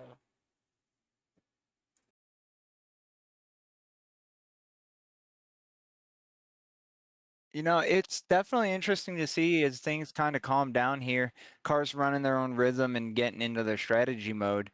It's interesting to see or to think about who's going to come down early, try to short pit that way they can get it taken care of early, and then try to match the next pit cycle so that way it just lines up just the right amount, or just the right way rather. No one really making moves onto pit road right now. Looks like only the top 8 are on the lead lap. Keith Bullen and Dennis Kane in 9th and 10th are going to be the first cars, couple laps down. Taking a look here. Looks like they're going to be 1 lap down. Keith Bullen, Dennis Kane, Zach Bullen, Joshua Norton, they're all going to be 1 lap down right now. Doesn't take much at these speeds as the number 93 of Sean Burke makes a dash down. Andrew Teft in the 98, he's also down on pit road. That's interesting to see because these guys pitted on lap 118, whereas Ron Hollifield and Bray, Truth Hoke, they pitted on lap 122. So they're able to stay out a little longer, but you almost wonder, should they come in early and go ahead and top up and get tires? That way their pit stop is just a little bit quicker. Or do you want to try to run that thing dry, eat up or make up as much time as you can, create a bigger gap, and then come down? Because Keith Bolin and I believe it was Keith Bolin and whoever else it was that pitted, they are now back on the lead lap, but they did go down because of their pitting. Yeah, absolutely. And, that's definitely going to be one of the biggest things to watch, as this, we come down to our, get our final pit stop, as we have crossed over to just under 50 laps to go here at Indy. Who is going to possibly try to short pit? And that's a really good question. That, once you hit like 33 to go, you can make it the rest of the way. So how are you going to play this? I mean, we are just, 20 laps from that point, but, are you going to want to try to go ahead and short pit and, get that pit stop done and over with?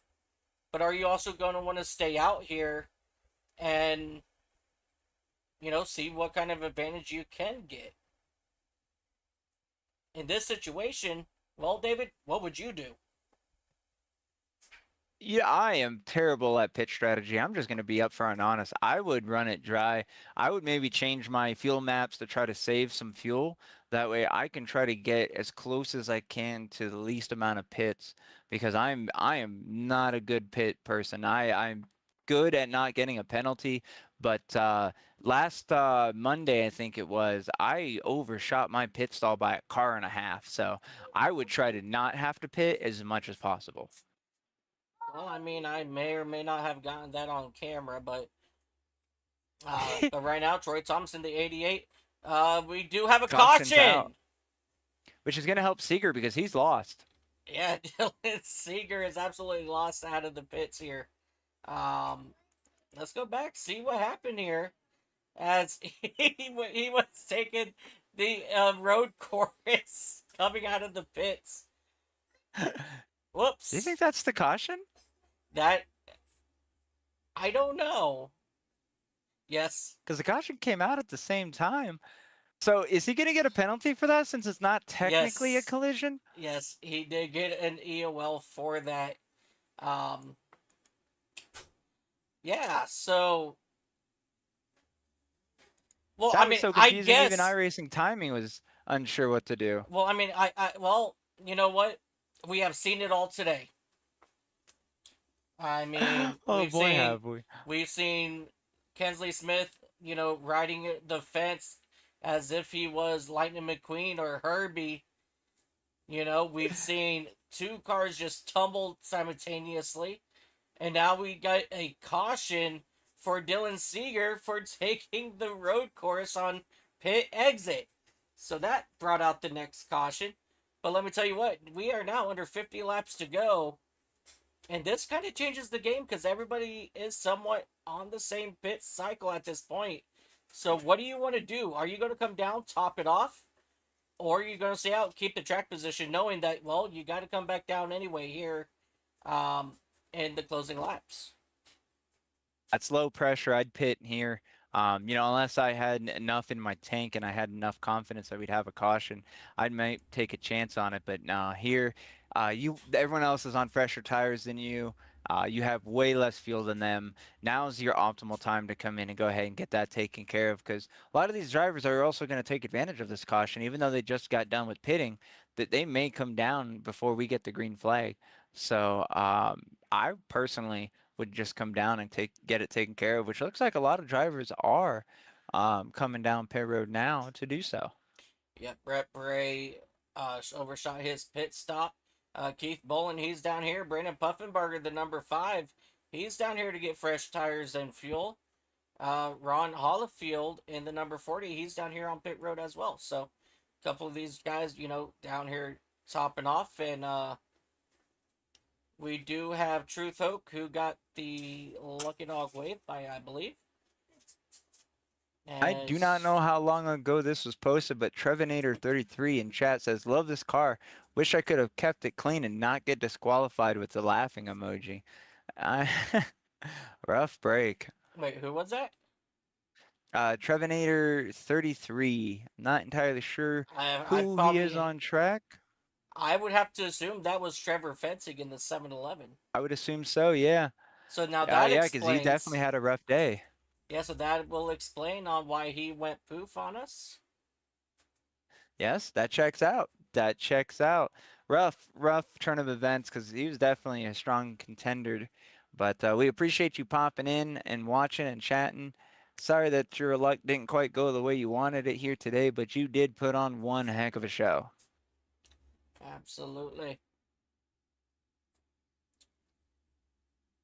Yeah, Fetzig absolutely had a really great showing here at Indy. And, well, Troy Thomas in the 88 machine, he's going to be out front when we go back green flag racing with 44 laps to go, I believe. Or 43 laps to go. What did they get to? My math isn't mathing right now, but we are excited because we are now in the final 50 laps of this race, and we're going to get to see who brings home those big bucks at the end of this race. And right now, Troy Thomas, he is out front in that 88 machine.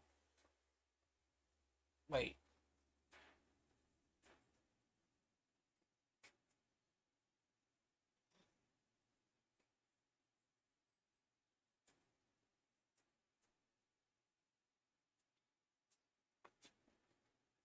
They're trying to give all the race leaders a wave by around the pace car. Interesting. Yeah, not exactly. We're probably going to have to throw the lights back up on the pace car here to get this sorted out, unless they're just going to go ahead and let everybody wave by and run all the way back around.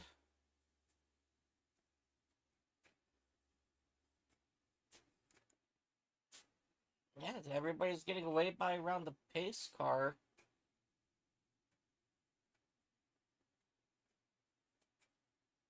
Now, is this race control doing this, or is this iRacing doing it? Not seeing anything come up in the manual race control log. Okay, so this is iRacing trying to do this then. Yeah. pace lights are off, but no one's doubling up.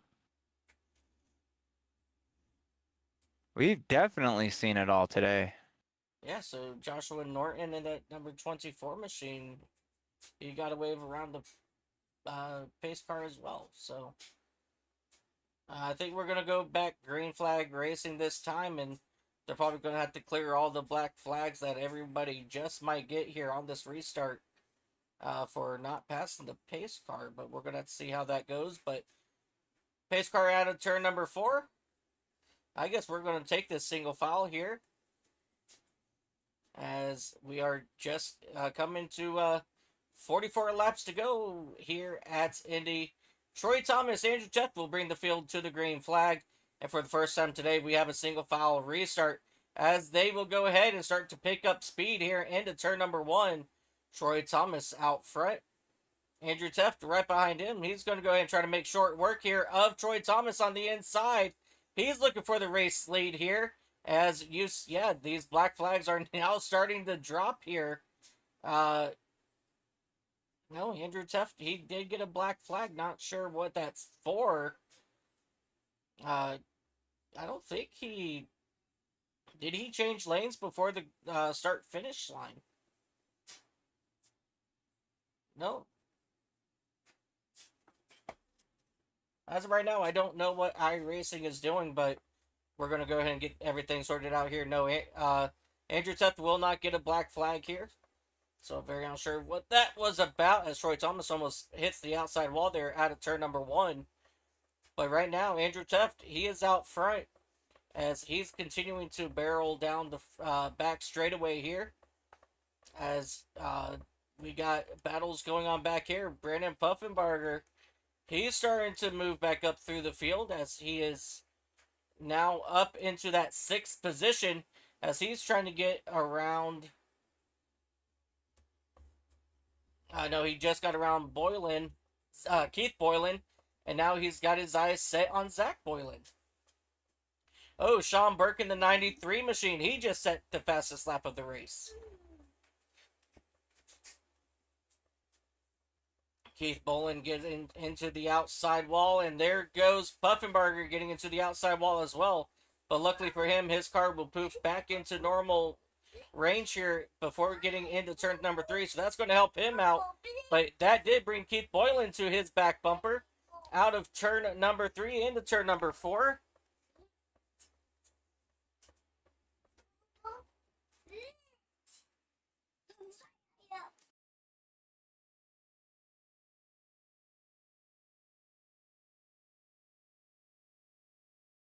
Looks like we're getting reports that there is no on-track sound. We are not having on-track sound. Yep, and I can confirm. Sounds like there's no engine noise. Now my headphones started acting up, so I muted it, and I forgot to bring it back. That's on me, guys. That one's on me. Sorry, it's been a long evening for us here, up here in the booth, and that was on me, guys. I apologize. Appreciate you pointing that out. Always love to hear it. Always love to get the feedback. And my brain went away.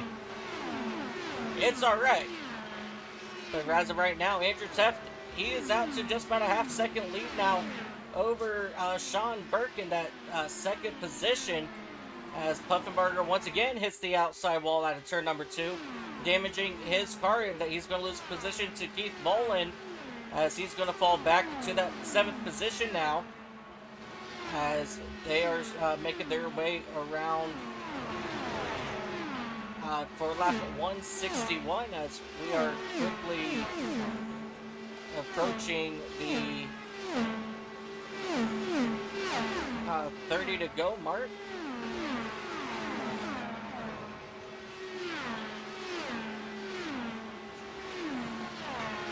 So now these drivers are going to start to think, when should I come down for my final pit stop? We are just about 3 laps away from possibly making it, on this last pit stop. So when do you come down? When do you chance it? When do you not chance it? as we catch up here with Sean Burke now in that number 93 machine. He's right there all over the back bumper of Andrew Teft for the race lead heading down into turn number 1. You know, Teft is in a difficult spot right now while he is leading, and he's got a relatively comfortable lead off of Sean Burke. He's got the hardest decision to make, you know. He's got to answer your question. When do you come down? Because right now, P2, P3, P4, and back, they're watching the top 3. You know, if they're not in the top 3, they're watching them. And as soon as they make a move, they're either going to do the opposite or match. Whereas, you know, if you're Teft and you pit early and they stay out, even though you might have fresher tires, last pit stops were lap 150, 153, 154. So these guys still have fresh enough tires that they can hold off their ground, so it wouldn't be easy to make up a lot of turf. So you'd be at a disadvantage if a late race caution comes out. While you might get your lap back, you know, you're going to have to wait for the wave around and all that kind of fun stuff. So Teft's in a difficult position right now to make that, to answer that question. Everyone else, they're probably just riding around and waiting to see what Teft does, or the second place or third place if they're sitting outside of the top 3. And I do want to point out another one has bit the dust, and that's going to be Truth Hoke in that number 55 machine. He just got disqualified from the event, and then there were 11 cars left in the race.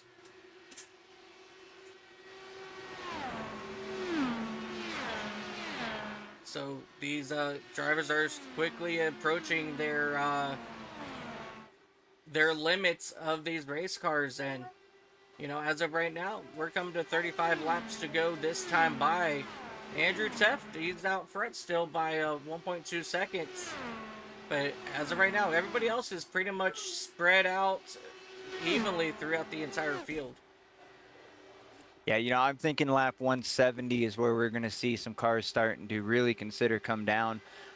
If I'm Teft right now, sitting in P1 with over a second gap, yeah, I might want to try to see if I can maximize that, get it up to a second and a half, maybe 2, and then pit around, you know, 170 to 175. Since there's no green-white-checkers, since it's the Indy cars, you don't really got to worry about running extra. You know, you can put the minimum amount of fuel in that you need. Maybe not even take tires if you're a gambler like that. But for me, it'd be 4 tires and full tank of fuel, just because I don't trust my math skills, and I don't trust the iRacing black box either. And then I would just get back out there and start just absolutely running down those laps. Yeah, absolutely. And, you know, I am watching that relative now. It's up to 1.5 seconds, pretty much back to Burke. But Troy Thomas, he's kind of slowly started to reel in Sean himself. So, I mean, we might have a battle here for a second before this thing is over. As I'm looking, yeah, this right now is the closest battle on track.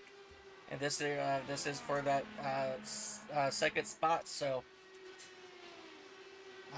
am watching here, Dennis Kane. He's slowly starting to get into a second back from Troy Thomas now. So now we've got a battle back here for the 4th spot as well, starting to brew up. You know, Joseph showing some love in the chat, saying you guys in the booth are doing a great job with such a long race. That is very much appreciated.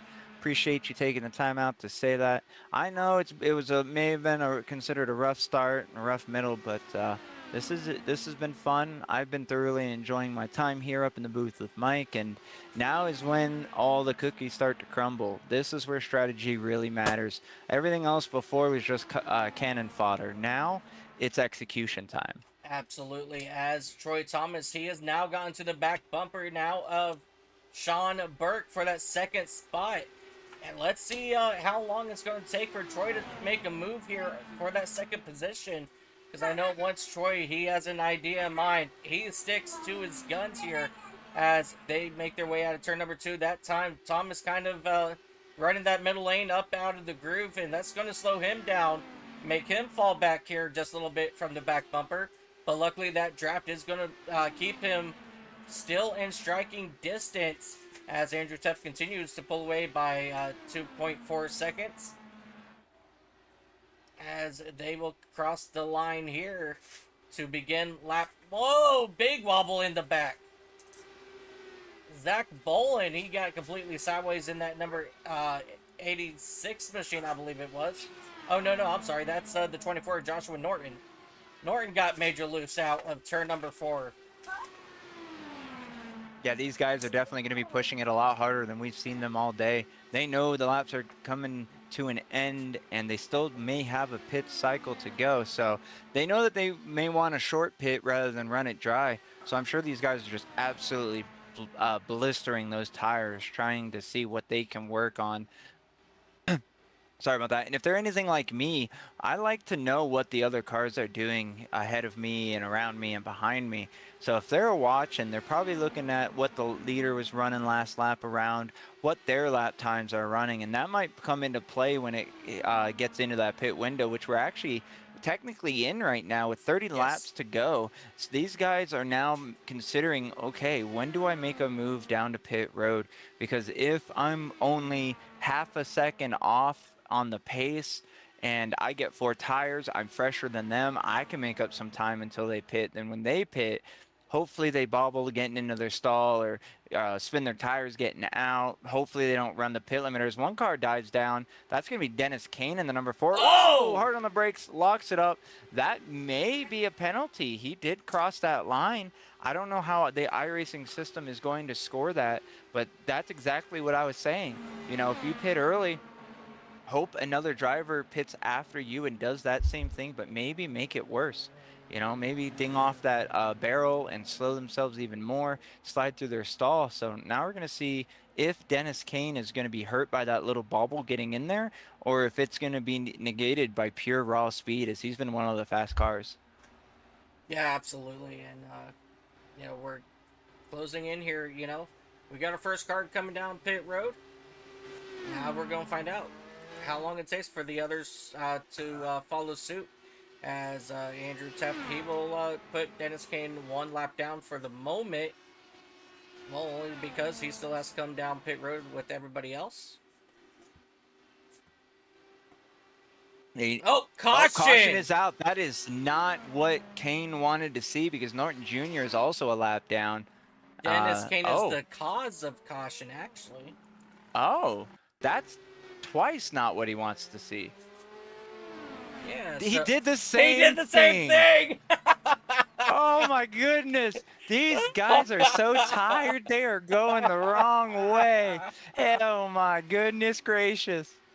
Oh my God. Buddy, he gets an EOL for that one. That's if you are the ones that did not pit yet, are you upset by this? Or no. Do you take a sigh of relief and go, I can pit calmly, I can make sure that I get in my stall, I don't have to worry about going a lap down, and I don't have to worry about making up ground? And personally, just like what you're saying, I'm the guy who's like, please give me a caution, please give me a caution, it's pit cycle, please give me a caution, please give me a caution. And so I would be ecstatic right now if I was in Teff's car. I would think this is my godsend to a win. But then the green flag would probably run and I'd get ran over for no reason whatsoever. But this league, I don't see that happening. I think this is going to be one exciting restart. Yeah, absolutely. You know, and while I'm thinking about this, you know, we did lose Kensley Smith in that number 15 machine. I wonder if he ended up getting disqualified as well. Yeah, he did have quite a few events happen to him.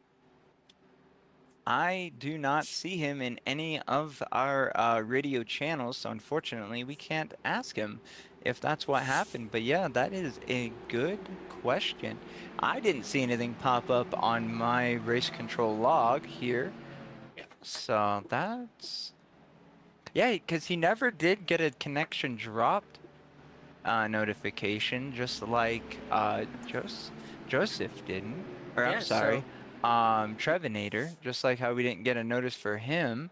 Yeah, so a lot of these drivers, like I said, you know, they have come to their final incident point. So these guys really got to pay attention to this now, as your entire field here, your top 9 will come down, get some service done. As you take a look here at Sean Burke in that 93 Rowdy machine.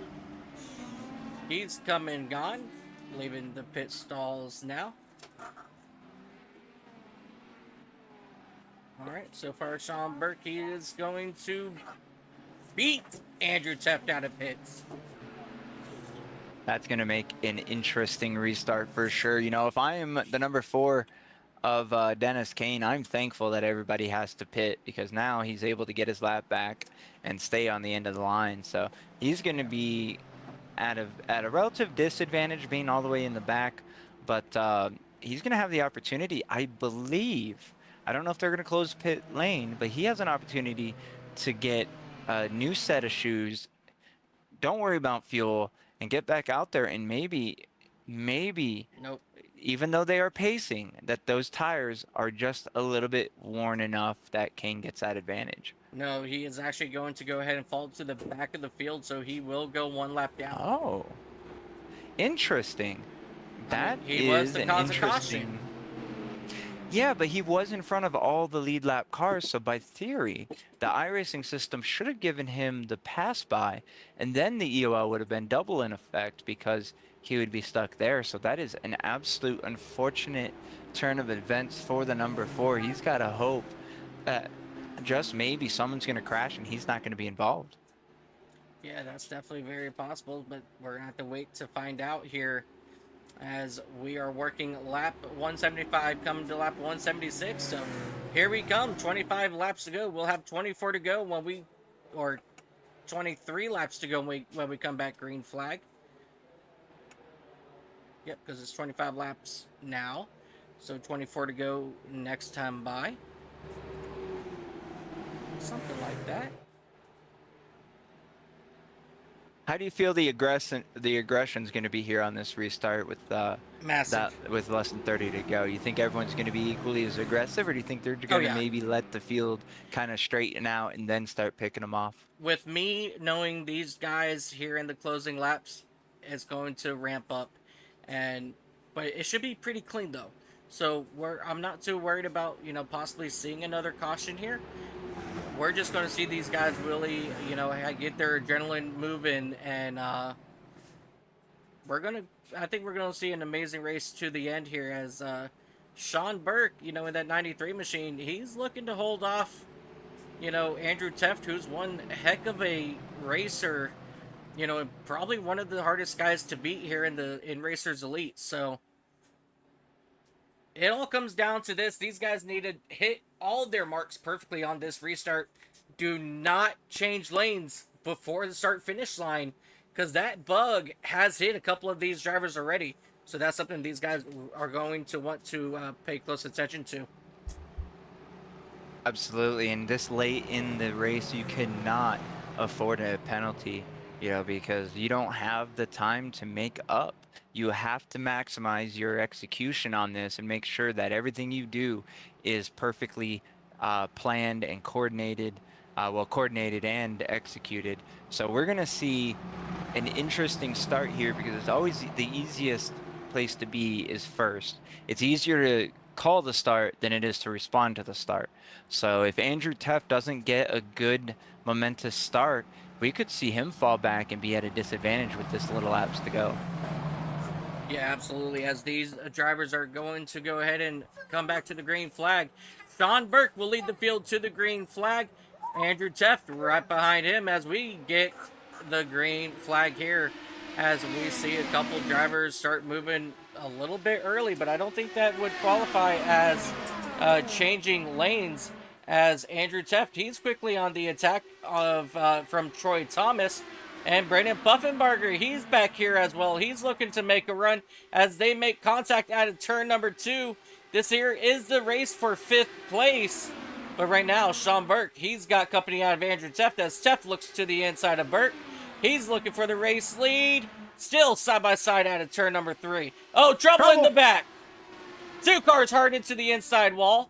It's going to be Dylan Seeger and Joshua Norton in the 24. As Sean Burke, no caution as no contact.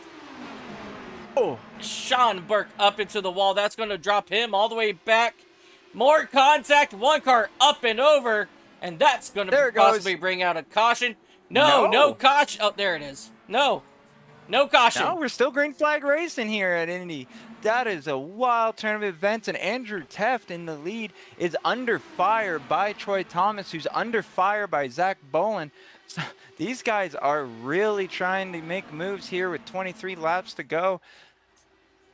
That was wild. That was absolutely wild there for Dylan Seeger, as we are coming down the front straightaway here for 22 laps to go. Troy Thomas, Zach Bolin still on the hunt of the number 98 of Andrew Teft. As you see, Braden Buffenbarger and that number 5 machine bounce off the wall once again in that green machine in the back. But now Andrew Teft, he's starting to open up more of a lead, as he's opened it up to a 0.3 second lead over Troy Thomas as they make their way through turns 4 here once again to the front straightaway. As, you know, these guys are going to try to continue to use this draft down this front straightaway, so maybe Troy Thomas can start to reel in Andrew Teft here in the closing laps of this race. Yeah, you know, if you're Andrew Teft, you're happy to see that there was no caution from that. One, doesn't get you a penalty, and two, you're able to kind of, whoa, we got a car around. That's Keith Bolin. Caution is out. Oh, that's Keith Bolin. Looks like another car had spun around as well, too. Yeah. Yeah, let's go ahead and go back here. Take a look. Out of turn number 2. No, looks like it was just him. Yeah, he pushed it wide, hit the wall, came down, flew all the way back across the track. Jeez. Pinball. Massive hit there for Keith Bolin, but he's going to go ahead and get his car rolling again. And, well, that's going to be a EOL for Keith, because I believe this is his first cause of caution here, as we are just under 20 laps to go here at Indy.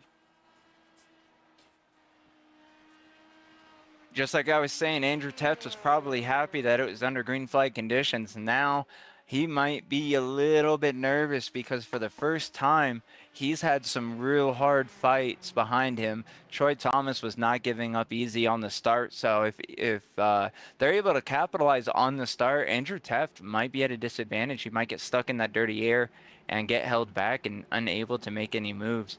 So It's going to be interesting to see exactly how these guys can fire off when the green flag comes back out. It's also going to be interesting to see if any of these guys decide, hey, you know what? Let's get some tires. You know, if one does it, all might do it. But with the laps winding down, I think the probability of that's going to be very slim. Yep. So while we're under this caution, we're going to step away for just a few moments, and we'll be back when we go back green flag racing.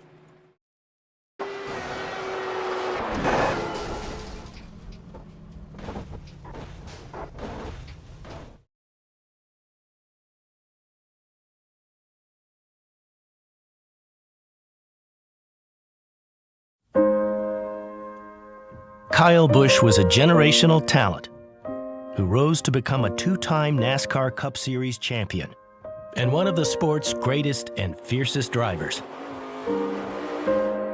Across 22 full-time seasons in NASCAR's top division, Busch won the 2015 and 2019 Cup Series titles and 63 races, 9th on the all-time series wins list. Kyle Busch has been legendary today. His numbers across the other 2 national NASCAR series were record-setting, with 102 victories in the O'Reilly Auto Parts Series and 69 wins in the Craftsman Truck Series. Busch was a proudly polarizing figure among fans, intensely popular with his adoring supporters, and booed loudly by his detractors. If you don't like that kind of racing, don't even watch. He entered the sport as a brash teenager with the nickname Shrub, as the younger brother to Hall of Famer Kurt Busch. But the moniker Rowdy, a nod to one of the main characters in Days of Thunder and to his aggressive style, is what stuck with him. A Las Vegas native, Kyle Busch followed many of the same steps that his brother did in accelerating up the racing ladder. Family go-karts on makeshift tracks and cul-de-sacs and parking lots. Then Legends cars at the Vegas Bull Ring, before a move to full-bodied late-model competition. for us young drivers. We're thrown into the biggest series in all of racing. Sooner or later, you're going to have to get thrown in, so why not be sooner than later? Busch drove for 3 Hall of Fame Cup team owners, getting his start in the series with Hendrick Motorsports as a heralded rookie in 2005. He joined Joe Gibbs Racing in 2008, establishing a long-running partnership that made him the face of Toyota's NASCAR endeavors. He spent the final stages of his career with Richard Childress, arriving in 2023 and taking the reins of the number 8 Chevrolet. Behind the wheel, Busch was an electric, daring performer with a fiery personality that thrilled fans and crushed competitors. His trademark winning celebration, a showman's bow, served as a tribute to his roots as a Las Vegas native, but also a flourish, like a magician appearing from the smoke of another triumphant burnout. Yeah, baby, that's the way I do it. Busch's sharp wit and competitive spirit sparked a deep emotional connection with race fans of every age, creating the proud and loyal Rowdy Nation. You love you some Rowdy. Let me hear you go. Boo! Busch's death from a severe illness was sudden, coming just 6 days after what turned out to be his final victory, a Truck Series race at Dover. Take whatever you can get, man. You never know when the last one's going to be, so cherish them all, trust me. He is survived by his parents and his wife Samantha and 2 children, 11-year-old son Brexton and 4-year-old daughter Lennox. In recent years, Busch's great mission was guiding Brexton's blossoming racing career, coaching his son in the family business at racetracks across America. Kyle Busch was unmatched in the record books and unrivaled on the track, one of the best to ever drive a stock car. He was 41 years old.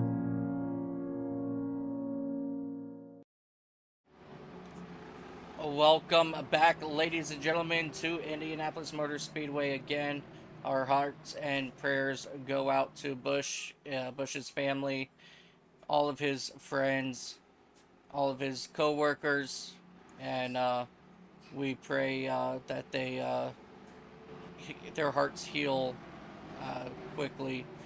And always remember the legacy that Kyle Busch has left in the world of motorsports altogether. As the pace truck, he will pull off here once again on the front straightaway. And David, we're coming to just about 17 laps to go when this green flag will drop. Andrew Teft, Troy Thomas will bring the field to the green flag. 17 to go this time by.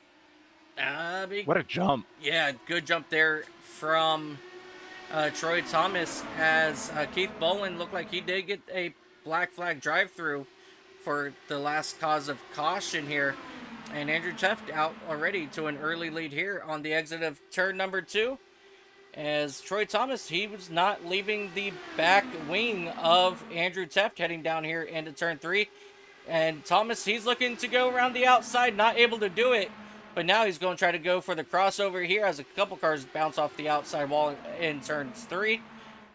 And nothing to wait for it just now.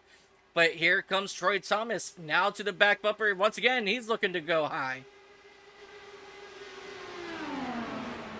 Andrew Teft. You know, Teft? Go ahead. I was just going to say, Andrew Teft definitely has the restarts under lock. He's able to get a good jump every time, but he quickly comes under fire as they build up the momentum and the speed. But once things kind of even out, he's able to kind of just slowly but surely walk away normally.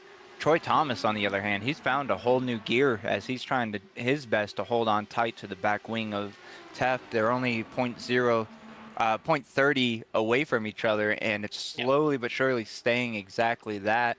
If not, in the straightaway draft, it closes and then goes back to it. So Teft's not out of the fire yet. He's going to have to really make sure he's running his consistent line, stays off that wall, and he can just keep looking forward. Yeah, absolutely. And, you know, Troy Thomas wants... Oh, we've got trouble. Puffenbarger hard into the outside wall. And that's going to collect Joshua Norton in that number 24 machine and Brett Bray, I believe, in the number 6. Oh, very unfortunate there. Let's go back here, take a look as we see Brandon Puffenbarger. He's going to slam that outside wall on the exit of turn number 2 and come back flying across the track and right in the path of that number 24 machine of Joshua Norton and the 6 of Brett Bray. Take a look at that.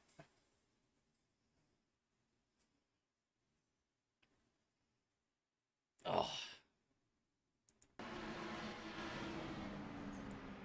Very unfortunate there for those drivers right there, but they're going to, their cars are going to poof back together, and Brandon Puffenbarger, I believe this is wreck number 2 for him, so I believe this is going to be a drive-through for him, so that's probably going to pretty much end his day here at Indy.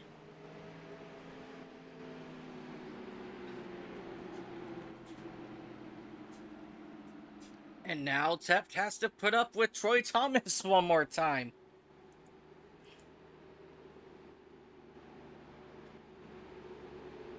Man, oh man, what a race. And, you know, we had a good, decent green flag there in the middle. And now we're still, we still got just a little over, we'll have probably just about 10 laps to go when they go back green flag racing here at Indy.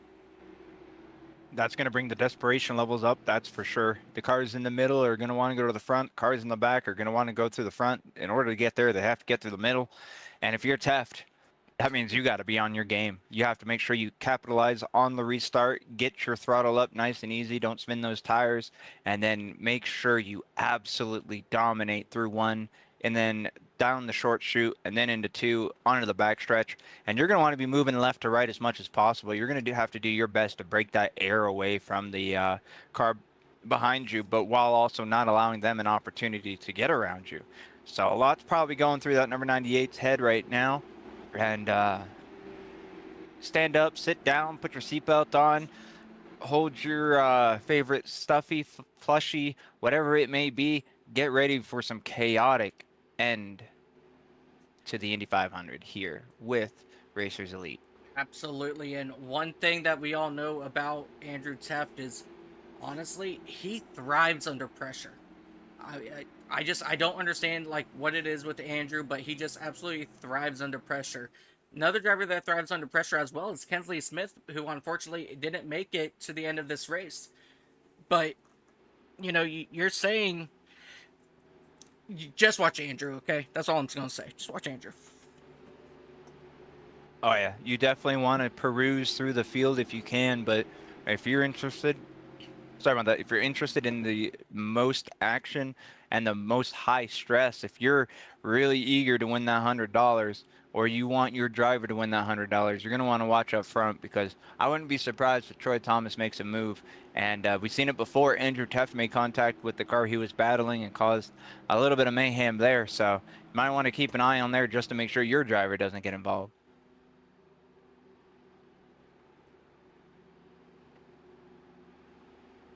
Yeah, a little bit of mayhem is definitely the way to describe the ending of this race. And, man, let me tell you what, we're in for an absolute treat here. As they make their way out of turn number 4, I believe we should see the lights go off on the iRacing.com pace truck this time by. So we're going to go ahead and double these guys up once again. It looks like that's kind of what they're doing now. So I believe, yeah, the lights are going to go out this time by. In 3, 2, 1. Lights are out. We're going to get the green flag next time by. So Andrew Teft, Troy Thomas, Zach Bowen, Sean Burke, Dennis Kane, Brett Bray, Dylan Seeger, Ron Hollifield, Joshua Norton, and Brandon Puffenbarger will bring the field back to the green flag as your top 10. But if I'm not mistaken, Brandon Puffenbarger might get a drive-through at the drop of the green flag. As we're going to watch this restart closely, because when they do come through, we're going to have just about 11 laps to go here at Indy. So we got, what, just about 30 miles left in this race, and if we blink, we're going to miss it. So everybody keep your eyes peeled, because things are about to get absolutely intense. And again, this is when Andrew Teft shines the most. He thrives under pressure, and we're going to see him probably just absolutely dominate the remainder of this race, just because that's how Andrew Teft is. And, you know, Troy Thomas, he's somewhat of a silent sleeper, you know, if you would say. You know, he likes to try to change the game whenever it's possible, and right now Troy Thomas is doing just that in that second position. So we've got Teft, Thomas, Bolin, and Burke going to be your top four when we go back green flag. And you know what, David? You up for taking it on this restart? Oh, I would absolutely love to take this wonderful, beautiful restart as that pickup truck, the iRacing.com labeled pickup truck, dives onto the inside line. Andrew Teft and Troy Thomas leading the field for the final remainder 10 laps, maybe 11 laps here. Green flag is in the air. Andrew Teft once again with a solid restart. He's able to kind of get a lead going as Zach Bolin in the number 86 is able to complete a pass with a good jump on his part. Troy Thomas now sitting in third under fire from Sean Burke in the number 93 on the inside, but can't quite make it. Burke cannot quite make that pass stick. Troy Thomas now looking on the inside, staying in line at Andrew Teft, using that aerodynamics the best he can. Now, Andrew Teft under fire by Zach Bolin, not able to get anything done. Bolin is. They're going to fall in line of each other. Top three sprinting distance from each other. They're ready to rock and roll. 11 laps to go. Now 10 as someone spins to the inside. That shouldn't bring out a caution. They're ready to rock and roll. These guys up front. Who is that? Brett Bolin. I'm sorry, Keith. Brett Bolin. Keith Bolin. Keith Bolin. Yep, and Keith Brett Bolin, Bray. unfortunate events for him. And Brett Bray. Sorry, Brett Bray. Troy Thomas hard into the wall. Brett Bray. Sorry, go ahead, buddy. Did get a DQ here, so that number 6 is out as Troy Thomas, he's losing positions left and right now, falling back to that 5th position. Oh, hold on to it. These guys pushing every inch of that track that they can, trying to get every little bit of momentum, some of it a little too much, hitting that outside wall. Zach Bolin now looking on the outside of Andrew Teft, going into turn 1, coming off the short chute into turn 2, unable to do it. Zach Bolin going to fall in line of Andrew Teft, almost into that safer barrier on the outside. Go now down the short chute. You can see them moving left and right, trying to break up that air and trying to stay within that air. Unable to make anything work just yet. The distance between them, 0.2. So they are desperately trying to not only catch the car ahead, but leave the car behind. We are now at 8 laps to go, crossing the start-finish line. Teft diving low, trying to break that air, but it's not enough. Bolin in the number 86, able to close in, but just the corner speed is not there for Bolin. He loses quite a bit going through the corners, but on the short chutes and the long straightaways, he's able to close that gap of Andrew Teft in 98. Andrew still trying desperately to ensure the air is not working for the number 86, but he's just not quite able to make that happen. Yeah, absolutely. As we continue to see Andrew Teft control this race as we come to 7 laps to go this time by. You know, Jeff, you just watch Andrew Teft. He will take it all the way down to the inside, you know, as, you know, in this time, you know, he's actually going to stay high. But, you know, once Bolin gets there to his back bumper, you know, he runs that inside lane and he takes away that inside lane from Bolin. And that's where Bolin really needs to be, is that inside. And, well, Andrew Teft, he's just not giving it to him as they come down the back straightaway here once again. Teft starting to pull away a little bit here from Zach Bolin in the 86 as they make their way through turns 3 down into turn number 4. As we are now closing in here on 6 laps to go, ladies and gentlemen. Make sure you scan that QR code for the bundle of All Joy, the Samantha and Kyle Busch Foundation make a small donation to them guys. $8, $18. Just make it in honor. Oh, and Dennis Kane goes for a ride. Oh, big trouble. Troy Thomas is upside down. Let's hope he lands on his wheels so he ain't got a toe. No, he's still going. Go. Oh. He's still going. On his wheels. Oh, there it is. Lucky break during an unlucky situation, that's for sure. Now that's a ride. Absolutely, what a wild ride for Troy Thomas in that 88 machine after Dennis Kane smacked that outside wall and came back right across in front. Oh. That crash was so long, my race events said he crashed twice. Yeah. Even my race events couldn't believe how long that took to come to rest. Yeah, as we take a look, as you see Dennis Kane just pound that outside wall, then just collect. Oh, he even collected. No, we just lost one. Disqualified. That was Brandon Puffenbarger that we just lost. That's a tough break. Yeah, so we lost Brett Bray. We just lost Brandon Puffenbarger in that number 5 machine. Joshua Norton's no longer connected. Yep, the 24. He decided to call it there. Yep.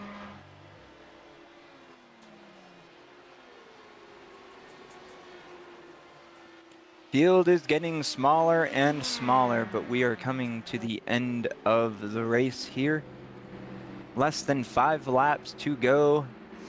Gonna be close to a green-white-checkered essentially once we get that green flag, so that's going to be an interesting turn of events. Andrew Teft, always good on launch, struggles getting up to momentum or getting up to speed, but once he builds that momentum, he just takes off. But that takes him a few laps. I don't know if Teft's going to have that many laps to really start pulling away, so I'm thinking he's going to be watching his mirrors and trying to do the best he can to make sure he maximizes his run.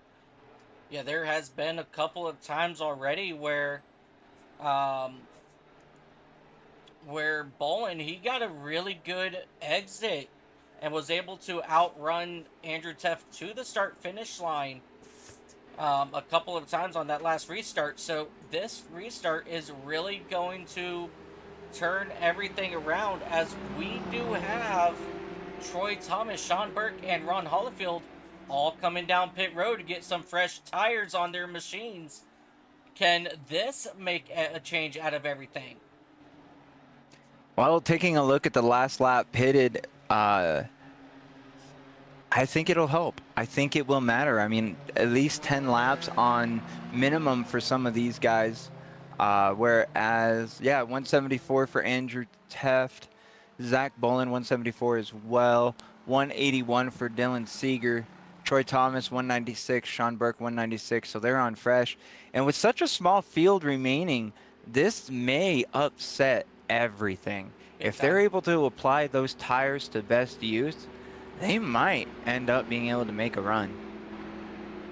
Yeah, definitely, as this is definitely going to turn everything upside down. We are going to have a green-white-checkered, essentially, here to finish out this race. And, man, let me tell you what, Andrew Teft and Zach Boylan, Dylan Seeger, these guys better have the best restart of their lives if they're going to win this Indy 500 race here for Racers Elite. And, you know, they've got to beat Andrew Teft, who is probably one of the best drivers here in Racers Elite.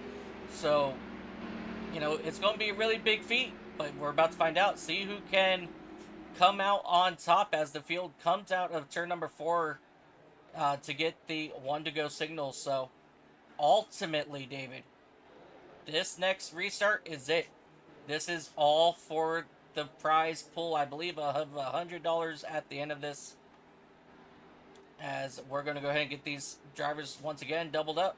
Zach Bolin going to be on the outside of Andrew Teft. Dylan Seeger on the right there back behind Teft. And then you've got Troy Thomas behind Bolin, who's got fresh tires. And then Sean Burke, he's a little bit at a disadvantage here with the 2 tires, or with the two guys with older tires in front of him. So it's going to be very interesting to see how that all works out. And now the question is going to be, what can Troy Thomas do in that fourth spot, as he has a clear shot into turn number 1, and then he can really like muscle his way for the race lead on the back straightaway. That's what I'm looking for. Absolutely. This is when the drivers are cracking their fingers, popping their necks, focusing up, and just really doing their best to ensure that they capitalize. This is where you hear the saying, win it or bin it, or checkers or wreckers. If you want that $100, if you are hungry and you are ready to rock and roll after 198 laps, this is where things really matter. Everything before, again, was just cannon fodder. Just things you throw in the cannon to try to do what you can to get to where you need to be before the big guns come out. Oh, absolutely. The big guns are absolutely out now, and this is going to be it. Whatever happens here, this is the race. If they make it to this, if they make it to the white flag, if they make it to the checkered flag, whatever happens here, this is it. This is for the whole entire shebang. 7 drivers really are still in contention for this race win here, you know, so let's find out how this will go for these drivers as they make their way out of turn number 4 under caution for the final time. The pace truck, he's going to pull off into pit road for the final time here today, and down into the restart zone. Andrew Teft, Zach Bolin, the green flag will wave for the final time here at Indianapolis Motor Speedway. Andrew Teft once again getting one heck of a start there. And here comes Troy Thomas. He's already making a move on the outside. And here comes Dylan Seeger as well. He's trying to make a run. Here comes Zach Bolin. He's trying to make a run on Andrew Teft on the outside of turn number 2. Not able to get, no, here he comes. He's going to get a good run down the back straightaway. But here comes Troy Thomas with those fresh tires as they dive down here into turn number 3. Thomas, he's going to bide his time. He will make the run when the time is right. Right now, Andrew Teft, he will lead the field to the white flag here. Couple cars getting into the outside wall. Here comes Bolin. He's going to look high. White flag is in the air. He's going to try to make a run here into turn number 1. Almost side-by-side contact. And that's going to allow Troy Thomas to get back to the back bumper. But no, Andrew Teft, he's going to be able to hold off Boylan here. As Bolin, he gets way wide. Down the back straightaway for the final time. Andrew Teft trying to hold off Zach Boylan. Here they come into turn number 3. Boylan needs to get a good run on the inside. Not able to get there. Out of turn number 4, ladies and gentlemen. It is going to be a drag race to the line. Here it comes. One car in the wall. He gets disqualified. Ladies and gentlemen, at the line, going to be Andrew Teft. Wow, by 0.03 seconds. That what was a finish. Close. That was a solid finish by everybody involved. Absolute clean restart, hard charging, fighting, everybody moving where they have to move. That was absolutely beautiful. And now some love between Troy Thomas and Andrew Teft. Don't worry, there's no hate relationship there, I promise. That's just something that these guys do, and you know what? Since these cars automatically get repaired, why not bang them up a little bit more at the end of this event? While we are coming here to the celebration of the Indianapolis 500 race winner, Andrew Teft, we want to thank Chantel Pottle so much for her time here at Indy and calling the hard shots that we don't want to be calling. As you see, these drivers now start making their way down into the pits as Zach Bolin and Andrew Teft are going to come up here, and it looks like actually you're Keith Bolin up here as well. He's going to celebrate.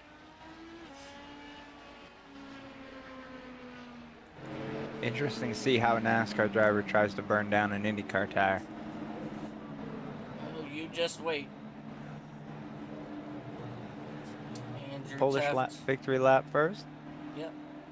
As we take a look here at Andrew Teft in that number 98 machine, doing the Polish victory lap.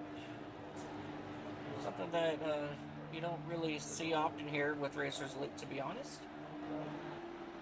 But definitely, I think this is going to be paying homage possibly to Kyle Busch here. But while he is doing that, ladies and gentlemen, let's go ahead and take a quick look here at our race results here at Indianapolis. Your race winner, Chicken Coop Racing Driver.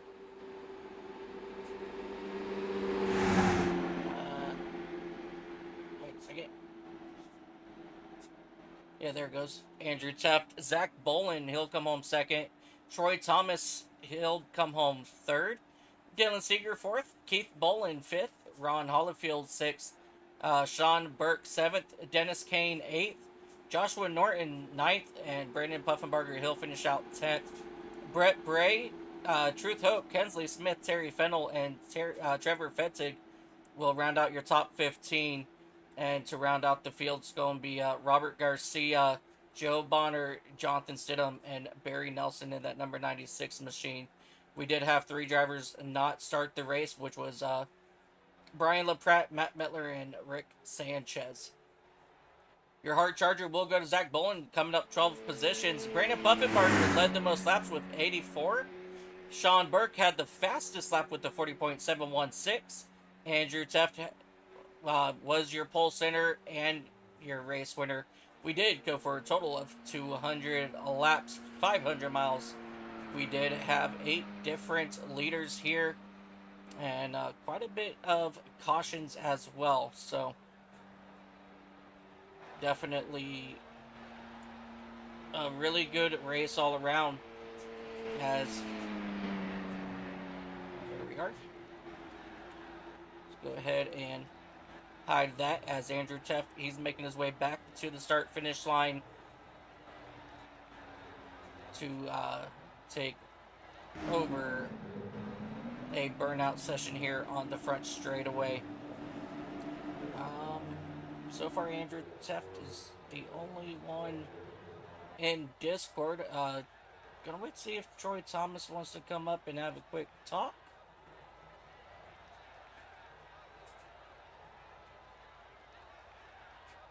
Before we bring up Troy Thomas, let's go ahead and bring up our your podium finishers for the day.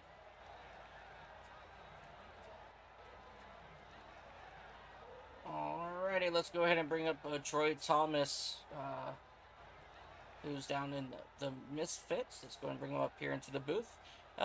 Troy, this is Mike and David up in the booth. You got a copy, buddy? I got you, sirs. Troy, man, what an incredible, long, interesting race, man. You fell to the back, came to the front, fell to the back, came up all the way third. Man, what a race. Talk us through your race, and was there anything you could have done different that final restart? Not hit the wall. The restart beforehand, that killed me, but I couldn't get a good restart, so to save my life, so I don't know what that was, but yeah. It was a fun race, long race, but, you know, I didn't want to go to the back that often, but it is what it is, so. But we finished third, and I'll take it. Heck yeah, and I know it's been a very long day, so we're not going to keep it too much longer here. David, do you have any questions for your third place runner-up? No, I am all good, my friend. All right, Troy, and before we let you go, buddy, is there anybody that I'd like to give a shout-out to? Congratulations, everybody who stayed up and watched this thing. I hope it was a good race we put on for you. Andrew, congratulations on the win here and everything he does for the Racers Elite. We got our new season starting this week, so make sure you join us for those. And you guys for calling the race, my teammates for everything they do, helping up, and then, of course, my wife for letting me sim race. So thank you, honey. Absolutely, definitely. Thank you. Big thank you to all of our spouses and partners to let us do what we do here, especially when it's long races like this. But Troy, man, congratulations on your third place finish, and we can't wait to see what you can do this upcoming seasons. As I say seasons, as we have 4 new seasons starting. Yep, sir. All right, Troy, we will see you later, buddy. Thank you. Alrighty, that's going to be your third place driver, Troy Thomas. let's go ahead and bring up your race winner, driver of that number 98 machine, Andrew Teft. Andrew, it's Mike and David up in the booth. You got a copy? Yeah, I got you. Andrew, man, what a race. What a day. I think everybody was upside down, maybe backwards at some point throughout this race. Walk us through your race, and man, what was it like trying to hold off Zach Boylan there at the final on that final restart? Pretty nerve-wracking. I was hoping I could go a few more laps before that final yellow came out and just kind of ride this thing to the checkered, but I'm sure that was fun to watch. I think maybe 2/100ths of a second separated us off the top of my head, and I was nervous as heck, but I'm sure that was fun to watch. Yeah, definitely really fun to watch. And, I was saying right before this final restart is, you are one of those drivers that thrive under pressure. And having that kind of pressure, with Troy Thomas, he pitted, on that last caution, and then Zach Boylan all over your back wing as well. It's just what an incredible run for you, that final run. And is your competition, what your competitiveness, that's what I'm looking for. Did that help you, that final pit stop or that final restart there? It was a lot about air tonight. I just I think I valued track position more than tires, and you could really control the race with the air if you could get out front. And it was kind of tempting to come in those last few yellows because I figured maybe I'd only fall back to about 5th, but I just didn't want to lose control of the restart. And even just following one car was so I don't know, harmful to your grip and everything, your lap time, that it just felt better to stay out on old tires. But yeah, it definitely had to kind of keep the elbows out tonight. I think everybody was involved in a little bit of something. Started on the pole, kind of fell on my face within those first few laps there, got tight off turn 1 and crashed, and made some door contact with a few guys. I'm not sure if that was me or them. I have to go back and watch this. Should be a fun show, but just kept fighting through, and I was trying to make my last pit stop in a way where I could be out front and just keep staying out for track position, and it sort of just worked out that way. Yeah, definitely. I mean, despite all the cautions, it was definitely one fun race to call. David, before we let Andrew go today, is there any questions that you have for him?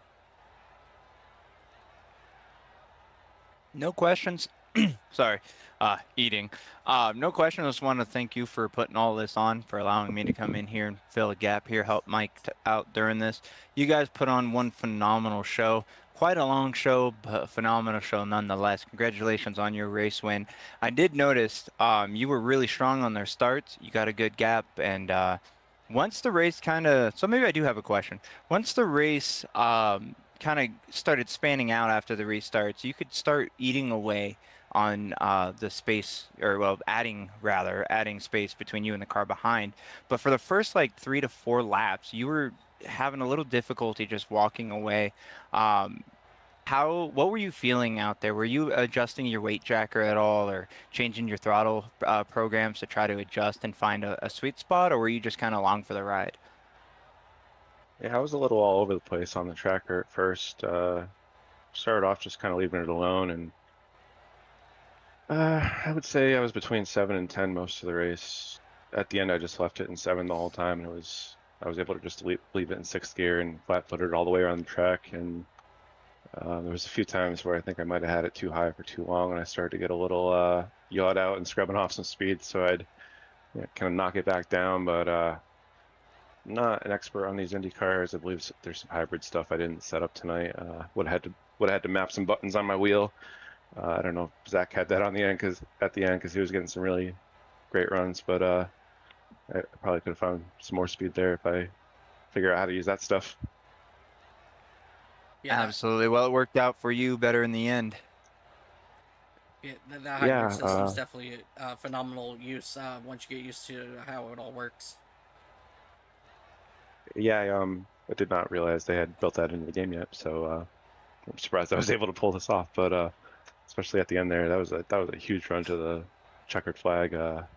I kind of thought I crossed the line for a second, but I must have been just crossing the start of the restart zone or something because I was like, oh crap, I got to go a little bit further. And he's coming. So, but yeah, just good time. There was a lot going on tonight. Everybody really, just kept the race in good spirits, and it's really about Kyle tonight. And shout out to their family and thoughts and prayers. If you don't mind, if you enjoyed the show, they have a really great charity called Bundle of Joy. I'm sure you guys probably mentioned it a million times, but there's a link in the comments. I made a donation myself, but I think it's a really great way to kind of honor his memory. And it was kind of neat to be able to say I watched his entire NASCAR career, but obviously too short. And it's nice to be able to put a Kyle scheme in victory lane, and nice to see so many out there tonight. Yeah, absolutely. And you guys also, we got that QR code up on screen as well, up in the upper right hand corner. But Andrew, before we let you go today, is there anybody else that you would like to give a shout out to? Yeah, thanks to Kensley over at KS Designs for the paint. You can find him in our Discord server if you ever want to paint done. He does really great work. Thank you to Truth for helping out creating so many of the paints that were out there tonight and sharing them with the guys so they could run them. I don't know if there's very many on Trading Paints, but he was a big help in getting all these out there tonight. And I want to thank Chantel and Race Control, you guys, for helping out with this really long show, and everybody for just keeping it cool tonight with all the action out there. These wrecks were pretty dramatic, but it was a lot of fun. And just want to thank my friends, family, team. I missed my grandma's birthday the other day, so happy birthday to her. A couple days gone by, but and we got 4 new seasons starting up here shortly. 3 next week and 1 the following Friday. So if you're interested in checking us out, just head on over to racerselite.com. You can find all our info there. Yeah, absolutely. Well, Andrew, congratulations on your race win here at the Indy 500, and we look forward to seeing what you can do Tuesday night when you return to the Truck Series. Yeah, we'll be right back here at Indy again. Yes, sir.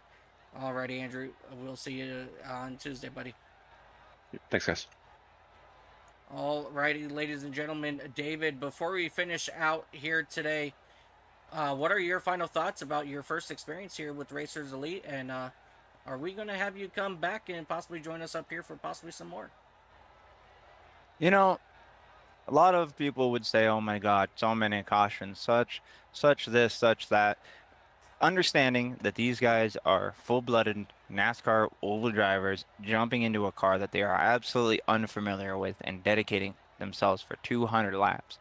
I was absolutely impressed. Yeah, there were mistakes that, obviously could have been avoided, but that's normal, especially when you're learning on the fly like that. I think this was an absolute hell of a show. Pardon the very brief and minor swear word. This was an absolute phenomenal time, and I am very much looking forward to the next possibility and opportunity to be up here in the booth or out on the track with these guys. They are impressive, they are hungry, and they are some fierce competitors. So all in all, I would give this a 10 out of 10 on showmanship, 4 out of 10 on keeping it clean, but you know what? Sometimes the show is better than the run. Yeah, absolutely. As we want to go ahead and congratulate Andrew Teft on your victory here today. Zach Boylan coming home second, and Troy Thomas rounding out your top 3. Again, ladies and gentlemen, Bundle of Joy Foundation, created by Samantha and Kyle Busch. Please, you guys, go ahead and head over there, make a donation, $8, $18. Whatever you guys can do for a very incredible foundation. On behalf of everybody here at Racers Elite, we send our hearts, our thoughts, and our prayers out to the Busch family and all of the NASCAR community as we lost one hell of a race car driver in Kyle Busch, and we know that he's going to be looking down on all future races. So on that note, ladies and gentlemen, we want to thank everybody so much for joining us right here on Racers Elite Network. And until next time, ladies and gentlemen, we'll see you guys Tuesday when I return for the Tuesday Night Truck Series race right here at none other than Indianapolis Motor Speedway. So we are all in for an awesome treat on Tuesday night. Make sure you guys come back, join us there. And until next time, ladies and gentlemen, always remember, no matter what you do in life, have fun doing it. If it's not fun, go make it fun. Until next time, have yourself a beautiful time zone.